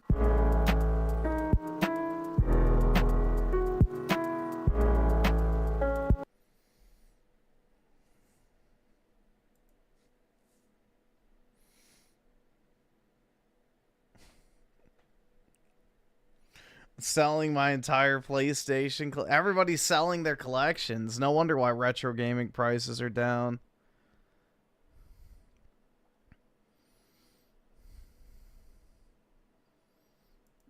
I have decided to get rid of a good chunk of my retro video game collection. It was not an easy decision. It's something I've actually been thinking about for months. Dude, that room is months, maybe even repulsive. So much shit everywhere. It's like there's not even a free space to like rest your eyes. It's just like sensory overload. Over a year at this point, and but I think it's time. So in this video, I'm going to tell you guys exactly why I've decided to get rid of stuff. I'm gonna tell you what I'm getting rid of and how I plan to do it all. So first up, let's talk about what I'm getting rid of, because this is gonna be the big question, right? I have a really, really large collection. I've gotten rid of plenty of things from my collection in the past, most recently my Sega Dreamcast stuff. I also do have the Sega Pico stuff here, which is going to the Oh, damn. Keep dreaming. new store, but I considered that to be out of the collection a long time ago. But the Dreamcast stuff I got rid of more recently. That was less than a year ago. And that was fairly easy for me because I didn't have a huge attachment to the Dreamcast. I did not grow up with one. But what I am getting rid of, I actually did grow up with, and that's going to be my entire PlayStation collection, being PS1 and PS2. In addition to the PlayStation stuff, there is some other random stuff around the game room that I'm probably going to also get rid of. The main focus is the PS1 and PS2 collections, but I also have a few things I've already picked out here, like this Final Fantasy VII promotional VHS tape. I have a couple like factory sealed games. I'll take that. They were just kind of like duplicate, like leftover type stuff from my old Closet of Doom. I have the Sonic the Hedgehog ceramic coin bank, and I have a bunch of these like Prima and Brady games, Nintendo 64 like strategy guide things. I cleared out most of my strategy guides before, and I just kept the Nintendo Power ones, so I kept these because they were all in 64, but I don't really need those. I also have a Secret of Mana strategy guide, but also it's not Nintendo Power. So I'm gonna look around the room and pull out some other things as well. But like I said, the main priority and the main focus is going to be getting rid of the PS1 and PS2 collections. So you might be wondering, why PlayStation? Why would you get rid of PS1 and PS2 when you've been talking about focusing on completing the PS1 set after you finish Super Nintendo? And that is what I was planning on doing. And it was primarily because we already have most of the hard-to-find PS1 games in the collection, so going after the rest of the set wouldn't have been too difficult. We have a little over half of the set already, and most of the hard ones to find out of the way. But just, if I have to be honest with myself, although I did grow up with PS1 and PS2, and it does hold a special place in my heart, Nintendo has always been my favorite, and it always will be, and I simply cannot fit everything that I want to try to fit into this room. Dude, those are all expensive games right here. I think some of these are like $1,000+. These super fucking obscure Japanese games, crazy expensive. Has always been my favorite, and it always will be, and I simply cannot fit everything that I want to try to fit into this room. After every single pickup video, I have to put things away. And especially with Nintendo Switch, I just can't fit it all. Every single pickup video requires me to rearrange parts of the game room, and I'm doing this monthly, sometimes even 2 times a month. And it's just a little silly to have to do that. And I've made tough decisions on getting rid of things before, which were easier because when I got rid of like Atari and N-Gage and TurboGrafx and 3DO and stuff like that, those were not consoles that I really ever played much. I didn't grow up with them, so those were easy. But for PlayStation, I did have a PS1 growing up. I played a ton of games with my dad. I had a PS2. Some of my favorite games of all time were on PS2, the Champions of Norrath games and Baldur's Gate Dark Alliance. Just because I'm getting rid of them from my collection doesn't mean that I won't have opportunities to play these games, although I'm not a fan of emulating stuff personally. I think if you want to do it, it's perfectly fine. I just don't enjoy it. But I own a game store. If I want to play Champions of Norrath, I can always just get it from the store. We get that game all the time. And none of the PlayStation games that I want to play are particularly rare, so I can borrow them basically anytime I want from the store. That's not going to be an issue. But that doesn't mean that it was easy to decide to get rid of this stuff. It's just, my heart is more with Nintendo. That's what I'm more interested in collecting and building this room to be. And unfortunately, there just isn't enough room for all the Nintendo stuff and PlayStation. So just as in the past, I've gotten rid of all my Sega stuff, all the Atari and everything else, that was purely to make room for more Nintendo and PlayStation. And now I have to make the tough decision to get rid of PlayStation to make more room for Nintendo. And when I got rid of my Dreamcast collection, I decided to sell it all to my friend Cody, who is a co-owner of Pink Gorilla. And I did that instead of just selling it in my own store because we were actually planning a road trip, and it was my way to fund the road trip for myself. And a lot of people think that because I have this big collection and that I own a game store that I'm rich. I definitely am not. Without selling that Dreamcast collection, bruh, you could easily be rich if you sold all this fucking shit and just invested your money. Damn. He's probably got like close to 200 grand in that room, minimum. Like, that is a conservative estimate, 200 grand sitting in there. So I would not have been able to afford to go on that road trip. So I assumed that he was happy with the transaction. Obviously, I think that we both were, but I also think that he was probably buying it from me to make sure that we could go on that road trip together. This time around, though, I am not getting rid of that collection to necessarily fund something, so I don't have any reason to not just sell it through my own store. But there are a few different ways that I can go about doing that. And I'm still undecided about how I want to do it, right? I can either, number one, just put everything into my store's inventory right now and just start selling it on our website, selling it in person, selling it when we do our Whatnot streams, and just let it all go all in one shot like that. Option number 2, which is what I'm leaning towards doing, is just saving everything for when we move to our new store location, which is going to be sometime later this year. We don't know exactly when that's going to be yet, which is one of the reasons why I'm kind of still deciding if I want to do that or not. And then option number 3, which I think is also a decent option, is to save some stuff for the brand new store opening and then sell a lot of the bulk and filler stuff now. So as of recording, I am still undecided. If you guys want to leave a comment down below which option you think is best out of 1, 2, or 3, you can let me know. By the time this video goes out, maybe I've already made a decision. Who knows? But that's kind of the 3 options that I'm considering at the moment. So what does that mean for the game room here going forward? Because it is a big change, right? Well, a lot of people over the years have told me that I should get rid of stuff from the collection, whether it's get rid of all your sports games, get rid of the stuff you're not going to play, get rid of all your like duplicate console bundles, even though they're different, different variants. But people argue that you don't need more than one, and people just in general sometimes say that collecting full sets is stupid. Whatever it is, but you have to understand that everyone's brain enjoys collecting differently, and the way that my brain enjoys collecting is going for full sets, and it's kind of like an all or nothing scenario for me. So I can't just get rid of like half the PlayStation collection. It kind of has to be all or nothing. But I think that my girlfriend Abby helps to balance that out, because when we got rid of all of our Sega stuff, she actually kept a Saturn and a small stack of games that she might be interested in playing, and we still have that stuff, but I don't really consider it part of the collection. It's not stored here in the game room, but we do still have it, and she's going to do the same for the PS1 and PS2. So why not just keep stuff that you... Well, technically, I didn't keep it, but my girlfriend did. Like, oh, come on, bruh. We've been discussing this for months now, and she's actually already made a list of the games that she wants to keep. She's going to go through that list and watch some gameplay on YouTube of a lot of these games, and if she doesn't think she's going to like it, we're going to remove it from the list and get rid of it. But in terms of like what it means for the game room here and my collection, well, number one, it's going to free up a lot of space. We have over 900 PS2 games and over 600 PS1 games, so that's a lot of room on these walls that's being taken up by PlayStation that is going to be able to be replaced by Nintendo stuff. And hopefully, that's enough room for me to expand the other collections that I'm going after, primarily on that side of the collection where the PlayStation games are. I have my Nintendo Switch and my Nintendo Wii games. And so there's going to be room for those to expand quite a bit. Maybe I can even bring my Switch Collector's Editions out of storage, who knows? But it's not only going to affect the way that the room looks when you see it in the background or you see it in a room tour, but it will affect my pickup videos as well, because of course I'm not going to be buying PlayStation games anymore. And it's bittersweet. I don't love having to get rid of stuff, and maybe I'll collect it again in the future once we do have more room, but I am excited about the possibilities. So that brings me to my next thing, which is, what am I going to do after I finish the Super Nintendo set? Because like I said, I was considering and talking about focusing on PS1, but if that's not going to be it now, I only really have a few options because we already have the complete GameCube. Wow, Griffith's guy has a girlfriend and you don't? Now that's funny. Well, dude, I don't have a massive fucking fortress of virginity like this guy, so maybe someday. Set. We have the complete Wii U set above the TVs there, and I have the complete N64 set here and complete Virtual Boy down here. So getting rid of PS1 and PS2 only leaves me with Nintendo stuff left in the collection. So that is either going to be NES, Wii, Switch, Game Boy, Game Boy Color, Game Boy Advance, DS, or 3DS. There's a couple consoles that I think I'm leaning towards because a couple of them are going to be nearly impossible. NES and original Game Boy in particular. Those sets are incredibly hard to finish, especially if you're going for complete in box like I am. So I think that there's one collection on the list there that makes the most sense to go after. It's probably one of the easiest ones to finish. So I'll let you guys guess in the comments what you think it is, but also out of the ones I mentioned, just let me know which ones you think I should do next. We're getting very close on Super Nintendo, and if you haven't seen the SNES Quest videos, there's an entire playlist on the channel trying to finish off that set. I highly recommend you check them out. I think they're some of my favorite videos that I do on this channel. All of the PlayStation signage that we have, the cabinet here, the neon signs, everything like that is not going to be sold. At minimum, I'll use it to display stuff in the game store at Double Jump Video Games, but I'm not going to get rid of it. So don't worry about that. If you want to see that kind of stuff in person, you can always come to the store. It will be on display once we move. But I guess for the rest of this stuff, all the games, all the console boxes, the special edition games, the accessories, the Guitar Hero controllers, all that stuff, I guess there's only really one thing left to do.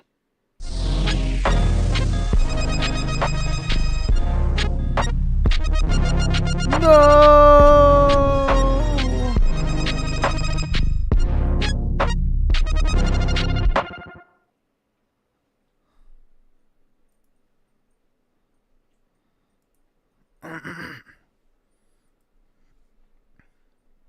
I can't afford this shit! What are some video games that are so bad I never actually finish them? Appreciate the question, man. Keep in mind, not every pick in this video is going to be exactly because it's bad, but I just didn't finish it for some reason. So first up, I have Biomutant. I'm not going to lie, this is one of the most disappointing games I had played in a long time. I don't know what it was. I just did not feel anything about this game. I thought the sound design was really bad. I mean, hitting enemies and it was like almost silent. I thought the gameplay was just fine. This thing had the I don't want his collection. Longest intro ever, and I genuinely just did not like the dialogue in this game, which really sucked because I was really hyped for this game. I didn't get too terribly far into it. I know it has the PS5 version now, so let me know if you've played this game and it's worth a replay. Back 4 Blood. I genuinely wasn't really too hyped for this game at all. I mean, I like the Left 4 Dead series, but I don't love them as much as other people do. And I remember watching the gameplay clips and stuff of this, and I just thought it was fine, but I think I picked this thing up for like 20 bucks, and I was pretty much as unimpressed as I thought I would be. I'm sure you could have fun with this playing with some of your friends, but I just wasn't even worth it to me. Far Cry Primal. This one that I really don't think was that bad. Dude, Far Cry Primal was pretty fun. I like that game. I just really didn't have a taste for it. I've always been a pretty big fan of the Far Cry games. I loved 3 and 4. But I think when this one came out, I was kind of getting tired of the Far Cry formula. It just felt very similar and just, I don't know, I just had a hard time keeping up with it. I eventually put it down and I never actually completed it. What are some video games that are so bad I never actually finished? Yeah, 4 was very mid.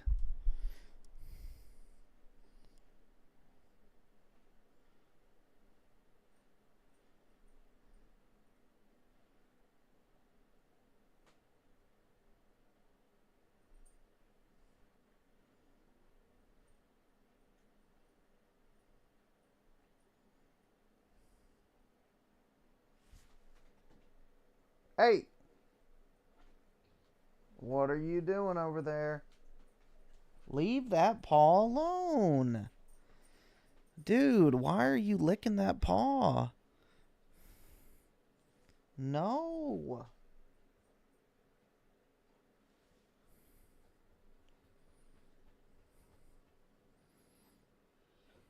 Buddy. Quit. I'm gonna have to get you a sock.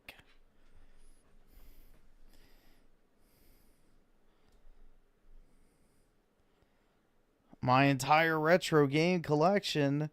No. Just my couple years of collecting this. So, big Nintendo fan, obviously. Brutal. Just a bunch of Wii shit. I don't really care about that. I wouldn't want to collect for the Wii anyway.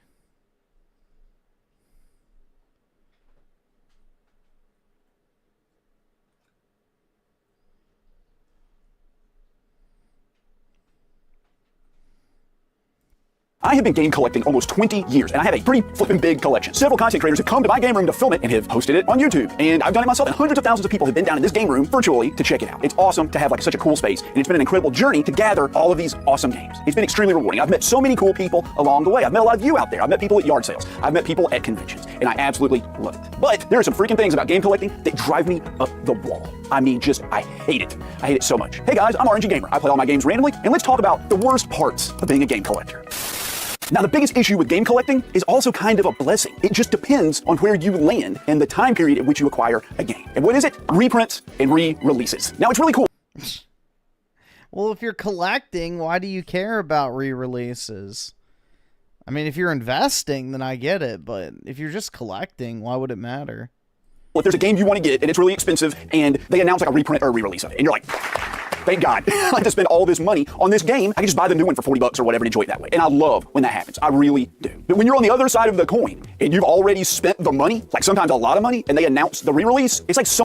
Like, what is he talking about re-release? Like, they're not going to print more PS2 games. So you're pretty much safe on re-releases for those. I mean, maybe they'll port it to like a PS4 or PS5, but that's not the same thing. Someone betrayed you. It's like you got stabbed in the back. There are games I spent years trying to find. I finally get them, and of course they sit in the backlog for a long time because I have so many games to play through. And while they're sitting there, what do you know? A new release comes out, and a lot of times a better release. Not only does it freaking usurp the game you already meant to play, but a lot of times it drives down the value of the one you already bought because there's another option now. Let me show you a few examples. Yeah, but that's not the same thing as collecting. Someone who collects GameCube games is not going to be like, well, I have it on the Switch. No, they want the actual GameCube version. On this channel, I went way out of my way to buy all the Castlevania DS games. Dawn of Sorrow, Order of Ecclesia, and Portrait of Ruin. I think I bought every single one of these on camera on this YouTube channel, and I spent, this is over $200 right here. In like 2 weeks after I got the last game, they announced a compilation of all 3 games on the Switch. It's so irritating. I put off getting... Yeah, but you got the DS versions. Again, this isn't collecting at that point then. These for like a decade, and then they just put them on the Switch right after I get them. I don't even need these. I ordered the Switch version. I'm gonna play that one. I would much rather play it on the Switch than I would on a real DS. I don't like using the... Well, why wouldn't you just emulate it then?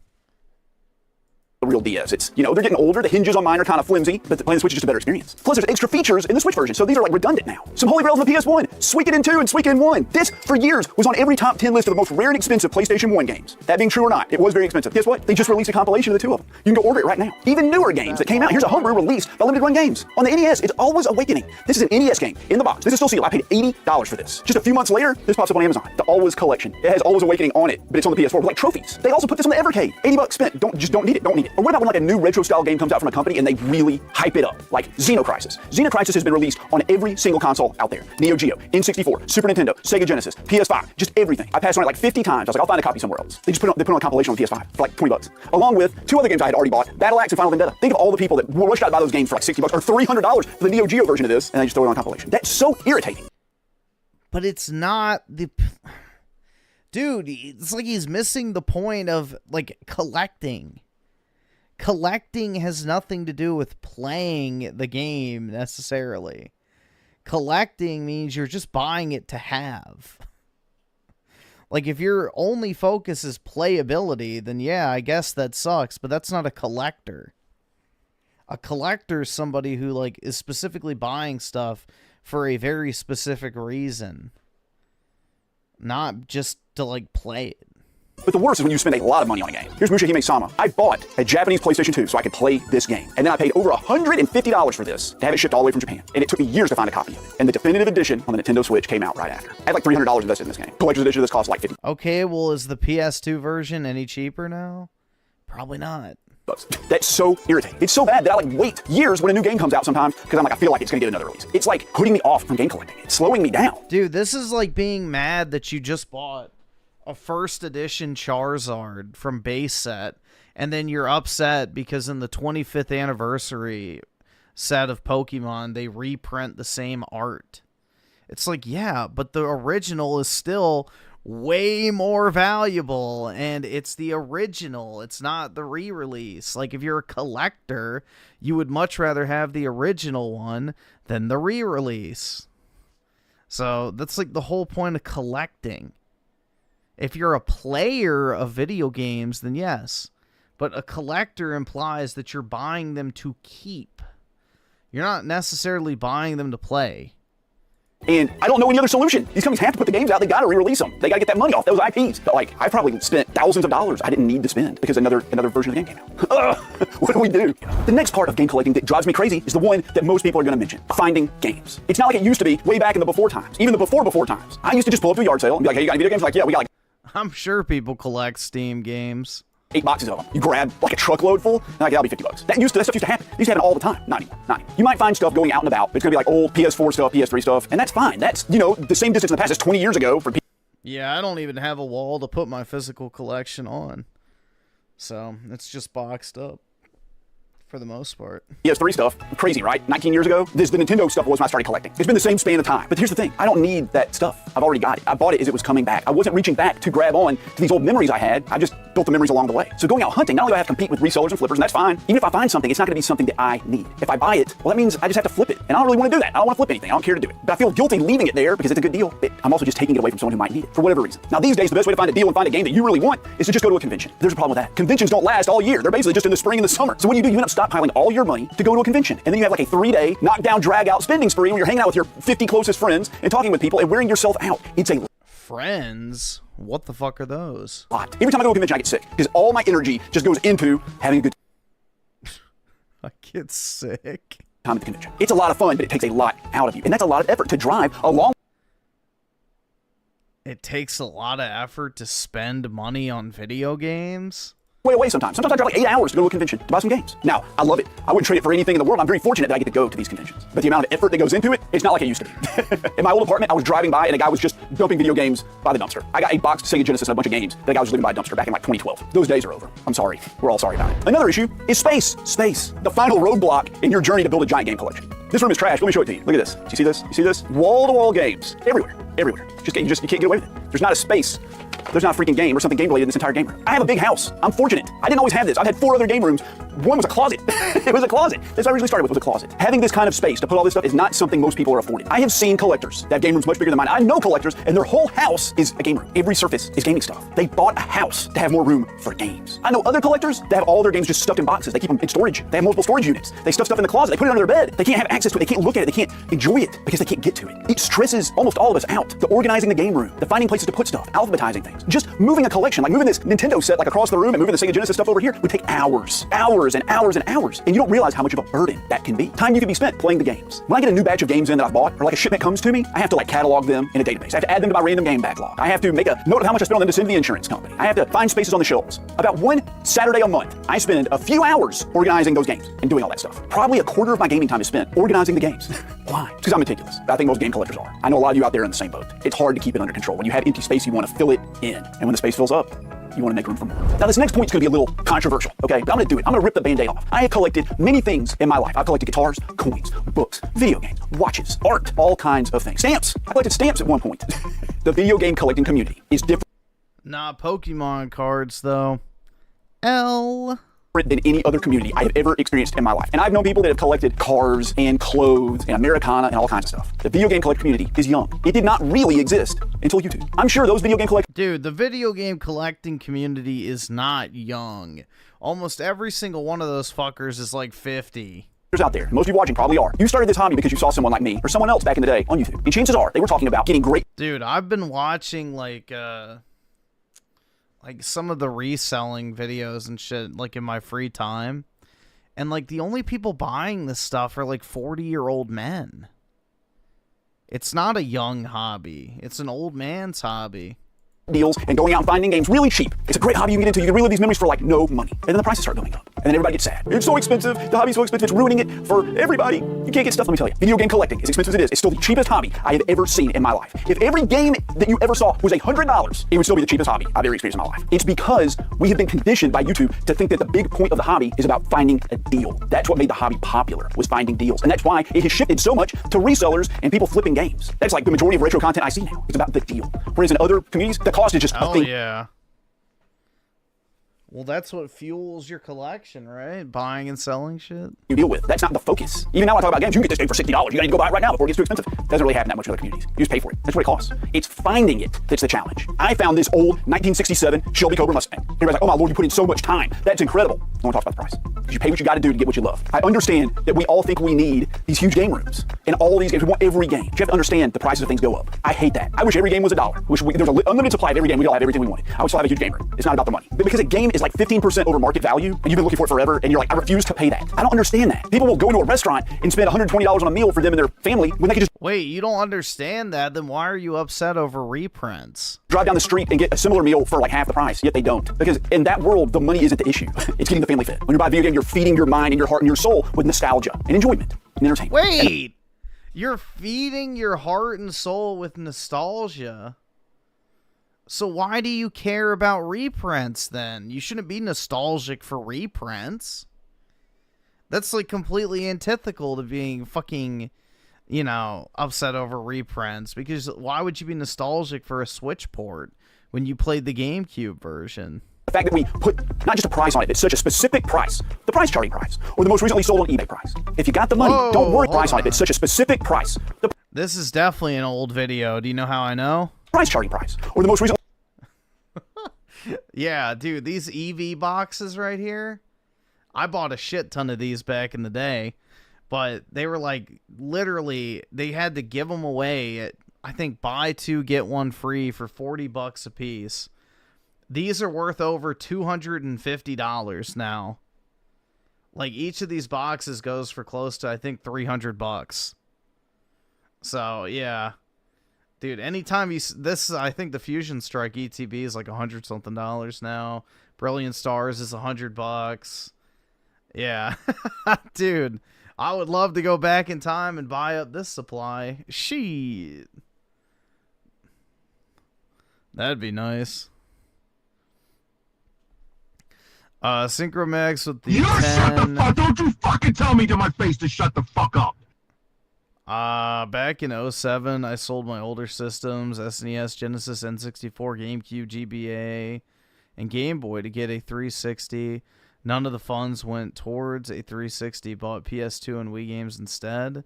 In hindsight, I regret this decision. Yeah, definitely, man. Shit, especially the GameCube stuff. I'm not really too familiar with the pricing on SNES and Genesis and N64, but I know GameCube stuff has just gone like absolutely crazy. But yeah, I wish I would have hung on to pretty much everything I had as a kid. Like if I had all my old Pokemon games, all my old Pokemon cards, all my old systems, I'd be a lot better off for it for sure. Same with my old GameCube games too.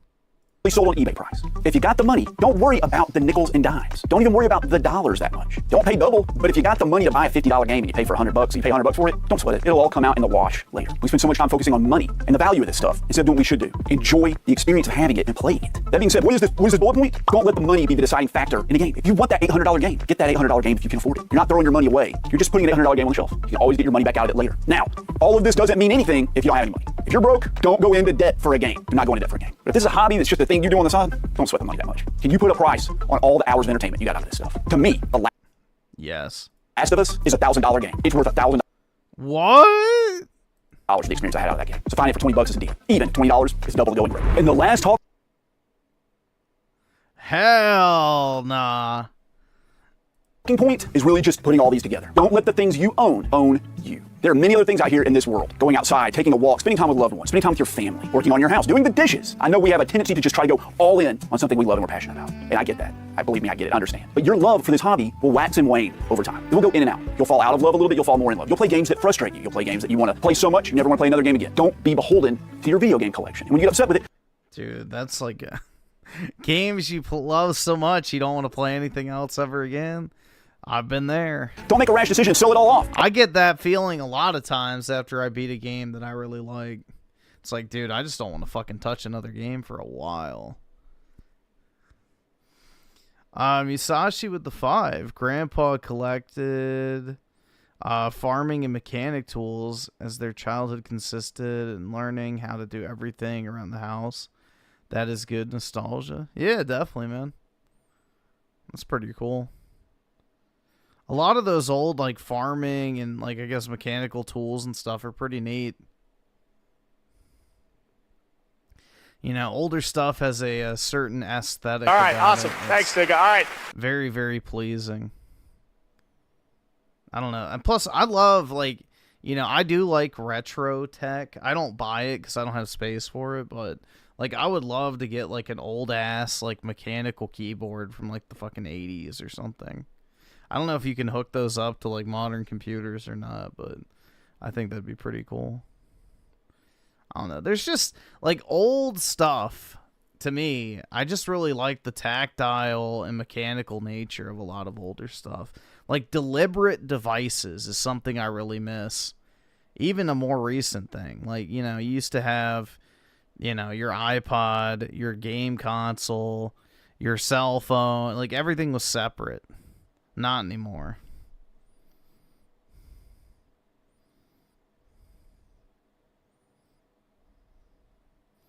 I do miss the days of, like, deliberate, like, devices or, you know, items. You know, it just does the one thing and that's it. I want to get out of the hobby. I'm done. I hate this. I hate dealing with all the prices and the scalpers and the flippers and stuff. Just wait. Be patient. It'll come back around. I'm at a low point right now with buying games. I just don't want to buy very many video games at the moment. You know why? Because I've been enjoying playing them. That time I spend organizing them and stuff, I've been using that to play games. And it's made my life a little happier. Of course, the weather's warming up. Yard sale season's happening. I'm kind of getting the hankering to go out and hunt a little bit, whether I find anything or not. But keep your collection under control. And keep your emotions in check. This is supposed to be fun. You remember that? Remember fun? Remember fun? You remember not yelling at the video games? Remember not slamming the controllers down? You remember just seeing a game that you've never seen before and pulling it off the shelf and not pulling out your phone to see if you can get it cheaper on Amazon? You just buy it, bring it home, play it, and enjoy it? Remember those days? What if I told you most gamers out there still feel that way? They're just paying for an experience. They're not paying for a commodity. Game collecting is wonderful. It's one of the most rewarding things I've ever done in my life, and it is my passion, obviously. But it's not everything there is. I think we lose sight of that sometimes. Well, guys, I hope you enjoyed the video. If you did, do that for me. Subscribe to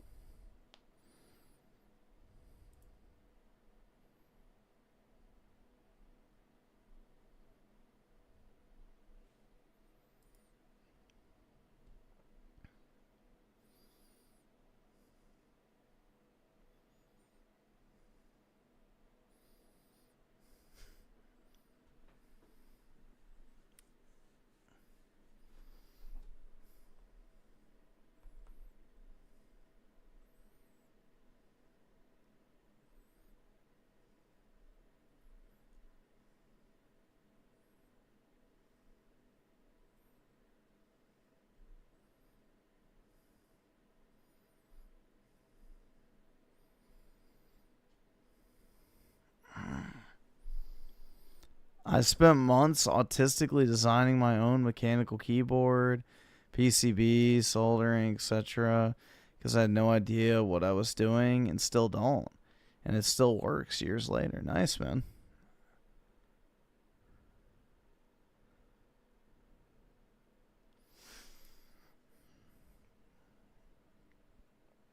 Oh my God.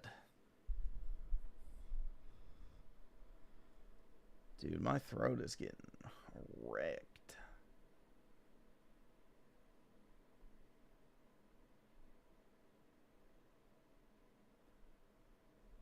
Dude, maybe one day I'll have a real game room too, guys.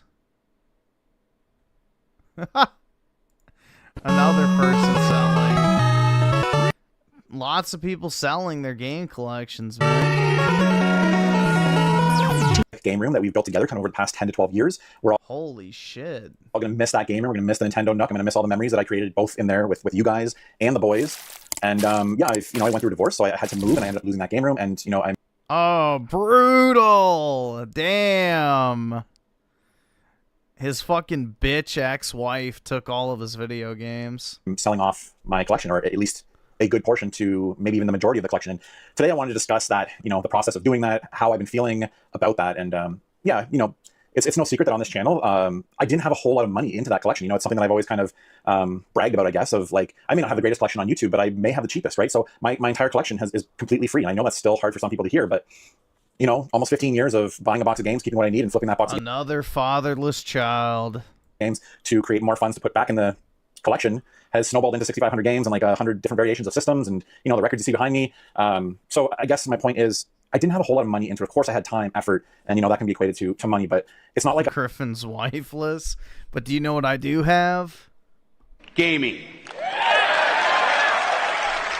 I've had to buy each one of those games for full price or price turning price. So I guess my mentality when being forced to sell it was different. And that mentality was, man, I was thankful to have it. It saved my ass. I had lawyer bills. There was a settlement that I had to, I lost money there. And if I didn't have that nest egg of stuff that I could sell pretty quickly, I would be in big trouble financially, And in the case of the new game room that I'm building, I wouldn't have the funds to build that game room if it weren't for selling off some of my collection. So number one, I'm extremely thankful that I had it in the first place and that I was able to sell it. I guess number two would be the emotions behind selling those games that I wanted to touch on.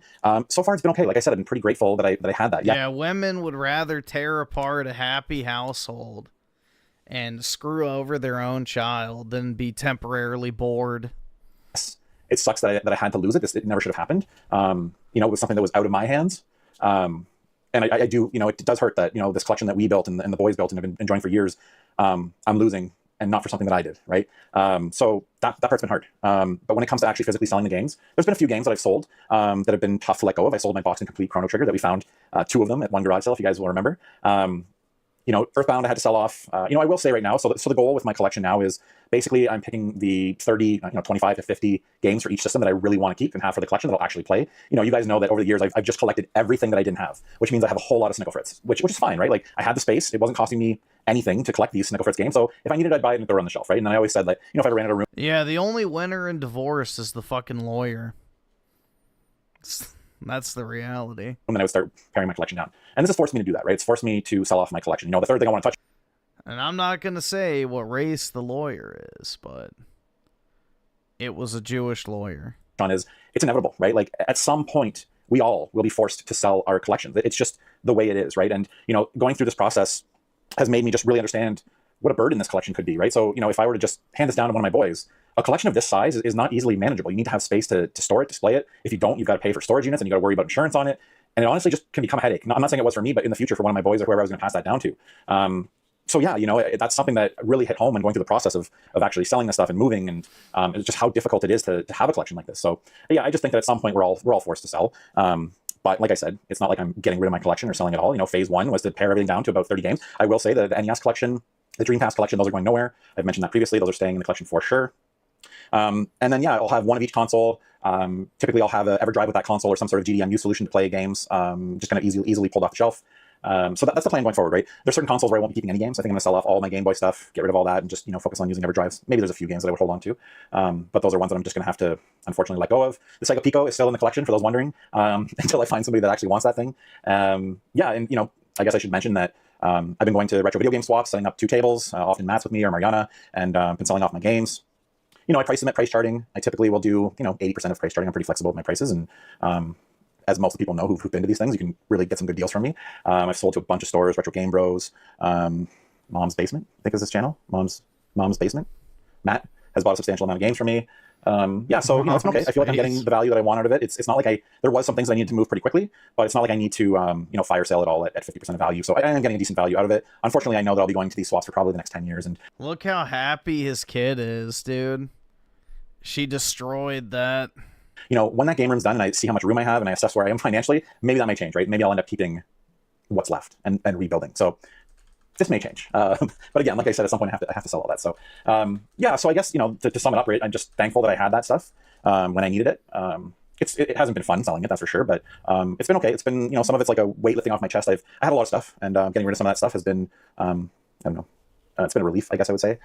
Certain things have gone from the game room. That's Matt calling me for the 10th time today. I had to sell off my bubble hockey, some of the kiosks, a couple arcade machines that I just needed to sell to recoup some money and pay for some bills. So yeah. Now, I will say that the proceeds right now, what I'm saving up for right now is to finish that basement and build a new game room. And as you guys know, I started that series, which you'll find up in the cards here. Episode 1 of building a game room. You guys can follow along with me. Construction will be starting, I think, in 2 weeks now. And then I'll update you guys throughout. I've got an awesome idea. I'll just spoil it here for anybody who's made it to this point.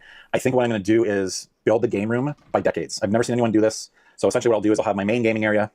Then it'll transition as we go around. The room is basically like a big U shape. So as we go around the room, it'll go 2000s, 90s, 80s, 70s. And instead of having my video games here, records here, toys here, whatever here, it's going to go by era. So 90s will be full of, 90s TVs, 90s consoles, 90s games, 90s, I don't know, probably by that point, DVDs, 90s toys, and then I'll keep going down where the 70s I'll have all my records, maybe some tapes and stuff like that, my record setup, and it'll all be kind of decorated accordingly. So essentially what I can do there is have, like 4 or 5 different sets for YouTube as well, which would be super cool, right? So if I'm covering, I don't know, some record gear or new vinyl, I can shoot that with the 70s backdrop, right? And do that, I don't know, ugly couch and console TV, or maybe even black and white TV.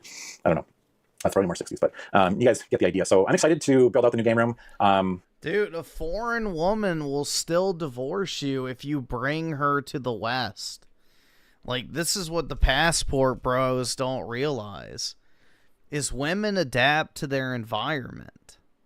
So you bring a, non-Western woman into the Western world.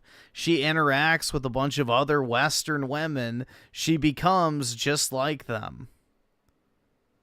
Not to mention, she has a massive incentive to fucking leave your ass after she's already got her fucking citizenship or green card or whatever, because then she's going to take half your fucking money and she can go back home if she wants to and live like a fucking king. Because 400 grand, let's say, in a divorce settlement is enough to live like a frickin' emperor in Bumfuckistan. So, yeah, your foreign trad wife is not really an option either. You have to go live over in said third world hellhole to prevent them from changing. It sucks losing the old one. I don't know if I'll have a Nintendo Nook like the previous location, but yeah, that basement is just as big, if not bigger, and I'm confident that I can build a much better game room, probably with just less stuff. The game room had a lot of stuff that like I can probably kind of weed out, space things out a little bit better, maybe have it look less cluttered. So anyways, I just wanted to quickly touch on my thoughts of like I said, losing the game room, rebuilding a game room, selling off my collection. It's something that I've talked about kind of in passing on live streams and stuff like that, but it's not something that I've completely kind of made a dedicated video on. I know many of you had tons of questions. So anyways, I hope I covered everything. If you guys enjoyed these videos, or if you enjoyed this video and you're enjoying this content, you can do me a big favor by just hitting that like button, subscribe if you haven't done so. Leave a comment below your thoughts on what I just said about having to sell off the collection. And yeah, I as always, I appreciate the support. You guys have been absolutely amazing. The comments are really fueling me to create new content. And yeah, I hope you enjoyed this video. And until the next episode, we'll see you Saturday for a garage sale video. Marriage and divorce claims another victim, chews you up and spits you out. Man, I hate that divorce has become such an expensive thing. Shouldn't destroy people's lives. Well, it's by design.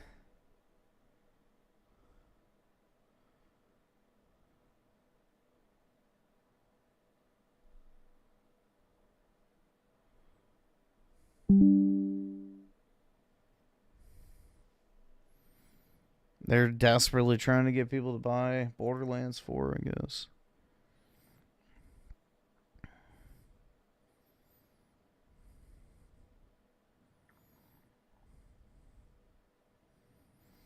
Raging bored with the 5, bro. I gotta wait until Saturday for my replacement Switch 2 adapter.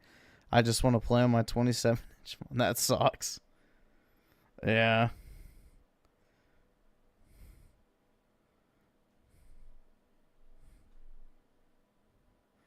Did you order it from Amazon or something, or was all it right? Awesome. Thanks, nigga. All right. Nintendo?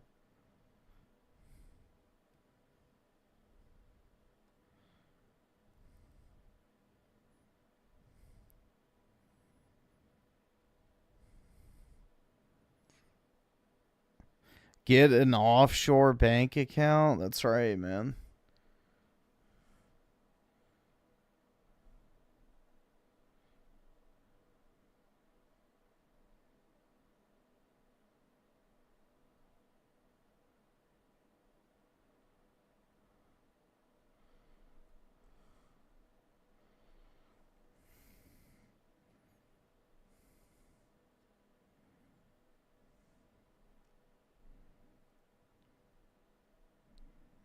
He's selling.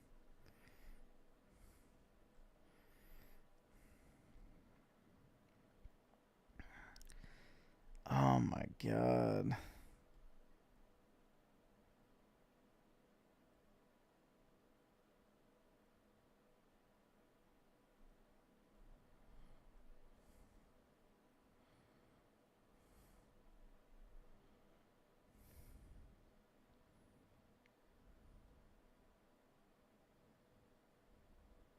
From Amazon with... Damn, that's shitty. That's almost a week delivery.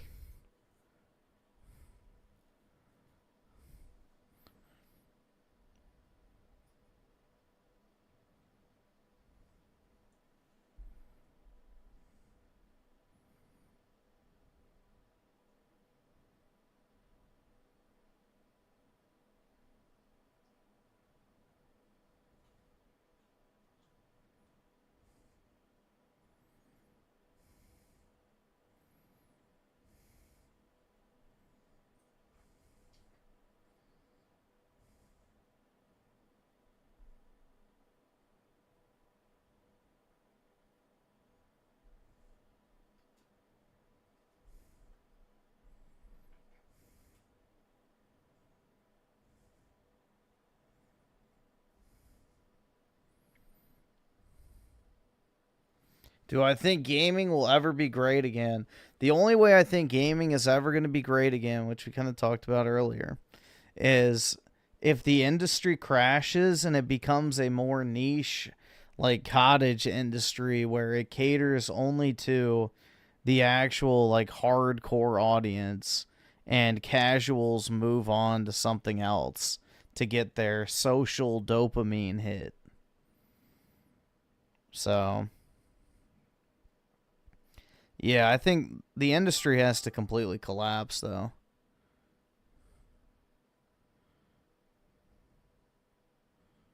Trump will save us. That's right.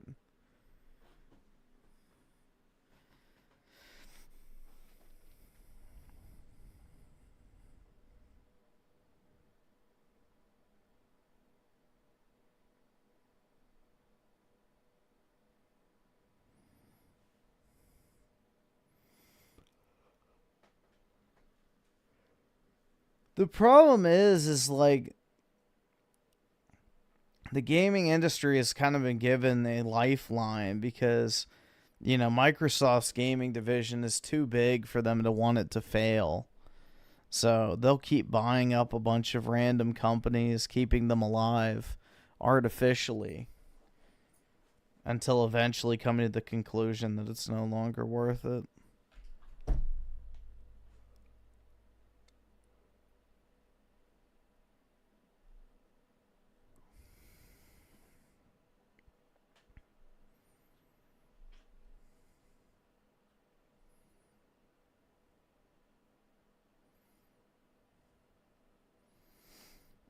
You generation with the 2. What's this? This one line, when George Floyd was killed, the knee was on his neck. He called out, "I can't breathe, I can't breathe." Human beings around the world broke down. Why? Because when we imagine it, we think that this person had a knee on his neck, and for minutes, for minutes after minutes after minutes after minutes, 8 minutes he's calling out, "I can't breathe, I can't breathe." How about when for over an hour you call out, I am thirsty, I am thirsty, is there anyone to quench my thirst? George Floyd had one knee on his neck and it hurt him.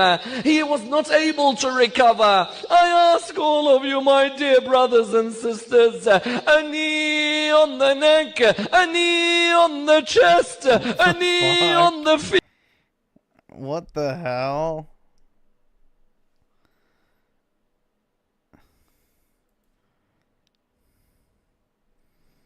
That voice.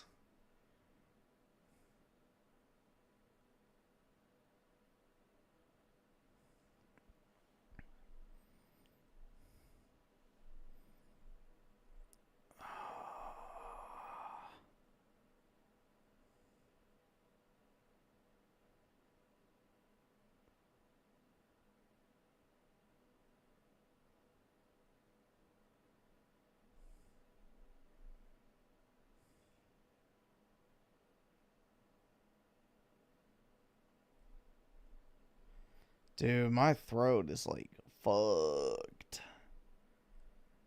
I'm hoping this doesn't last several days, but at this rate it probably will.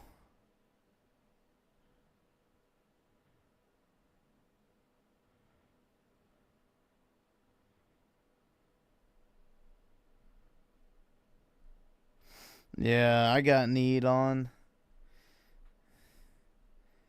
I took a knee to the neck.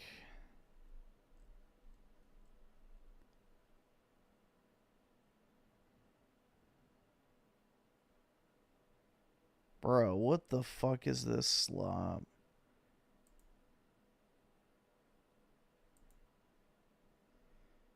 Just hugging his game.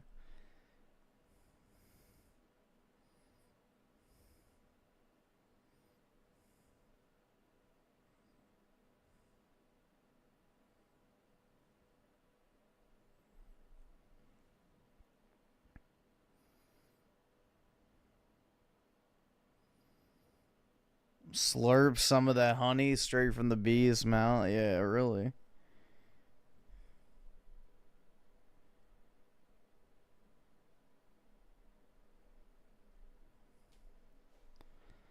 I don't know. I might actually go ahead and hop off. I said I wasn't going to stream all night tonight, and I think that's probably the best idea. So hopefully I can sleep this shit off. I really don't want to be fucking sick again, but it seems like whatever Thanksgiving plague was brought back to the area has found its way to me. Hooray. But, yeah. I might try to get some sleep. And hopefully this shit'll go away, so. But most likely it'll be a couple days. But either way, I do need to get some rest. Anyway, guys, have a, what is tomorrow? Today's Tuesday, right? Yes. Have a great Tuesday, everybody. And, yeah, I guess I'll, talk to everyone later today. Peace out, guys.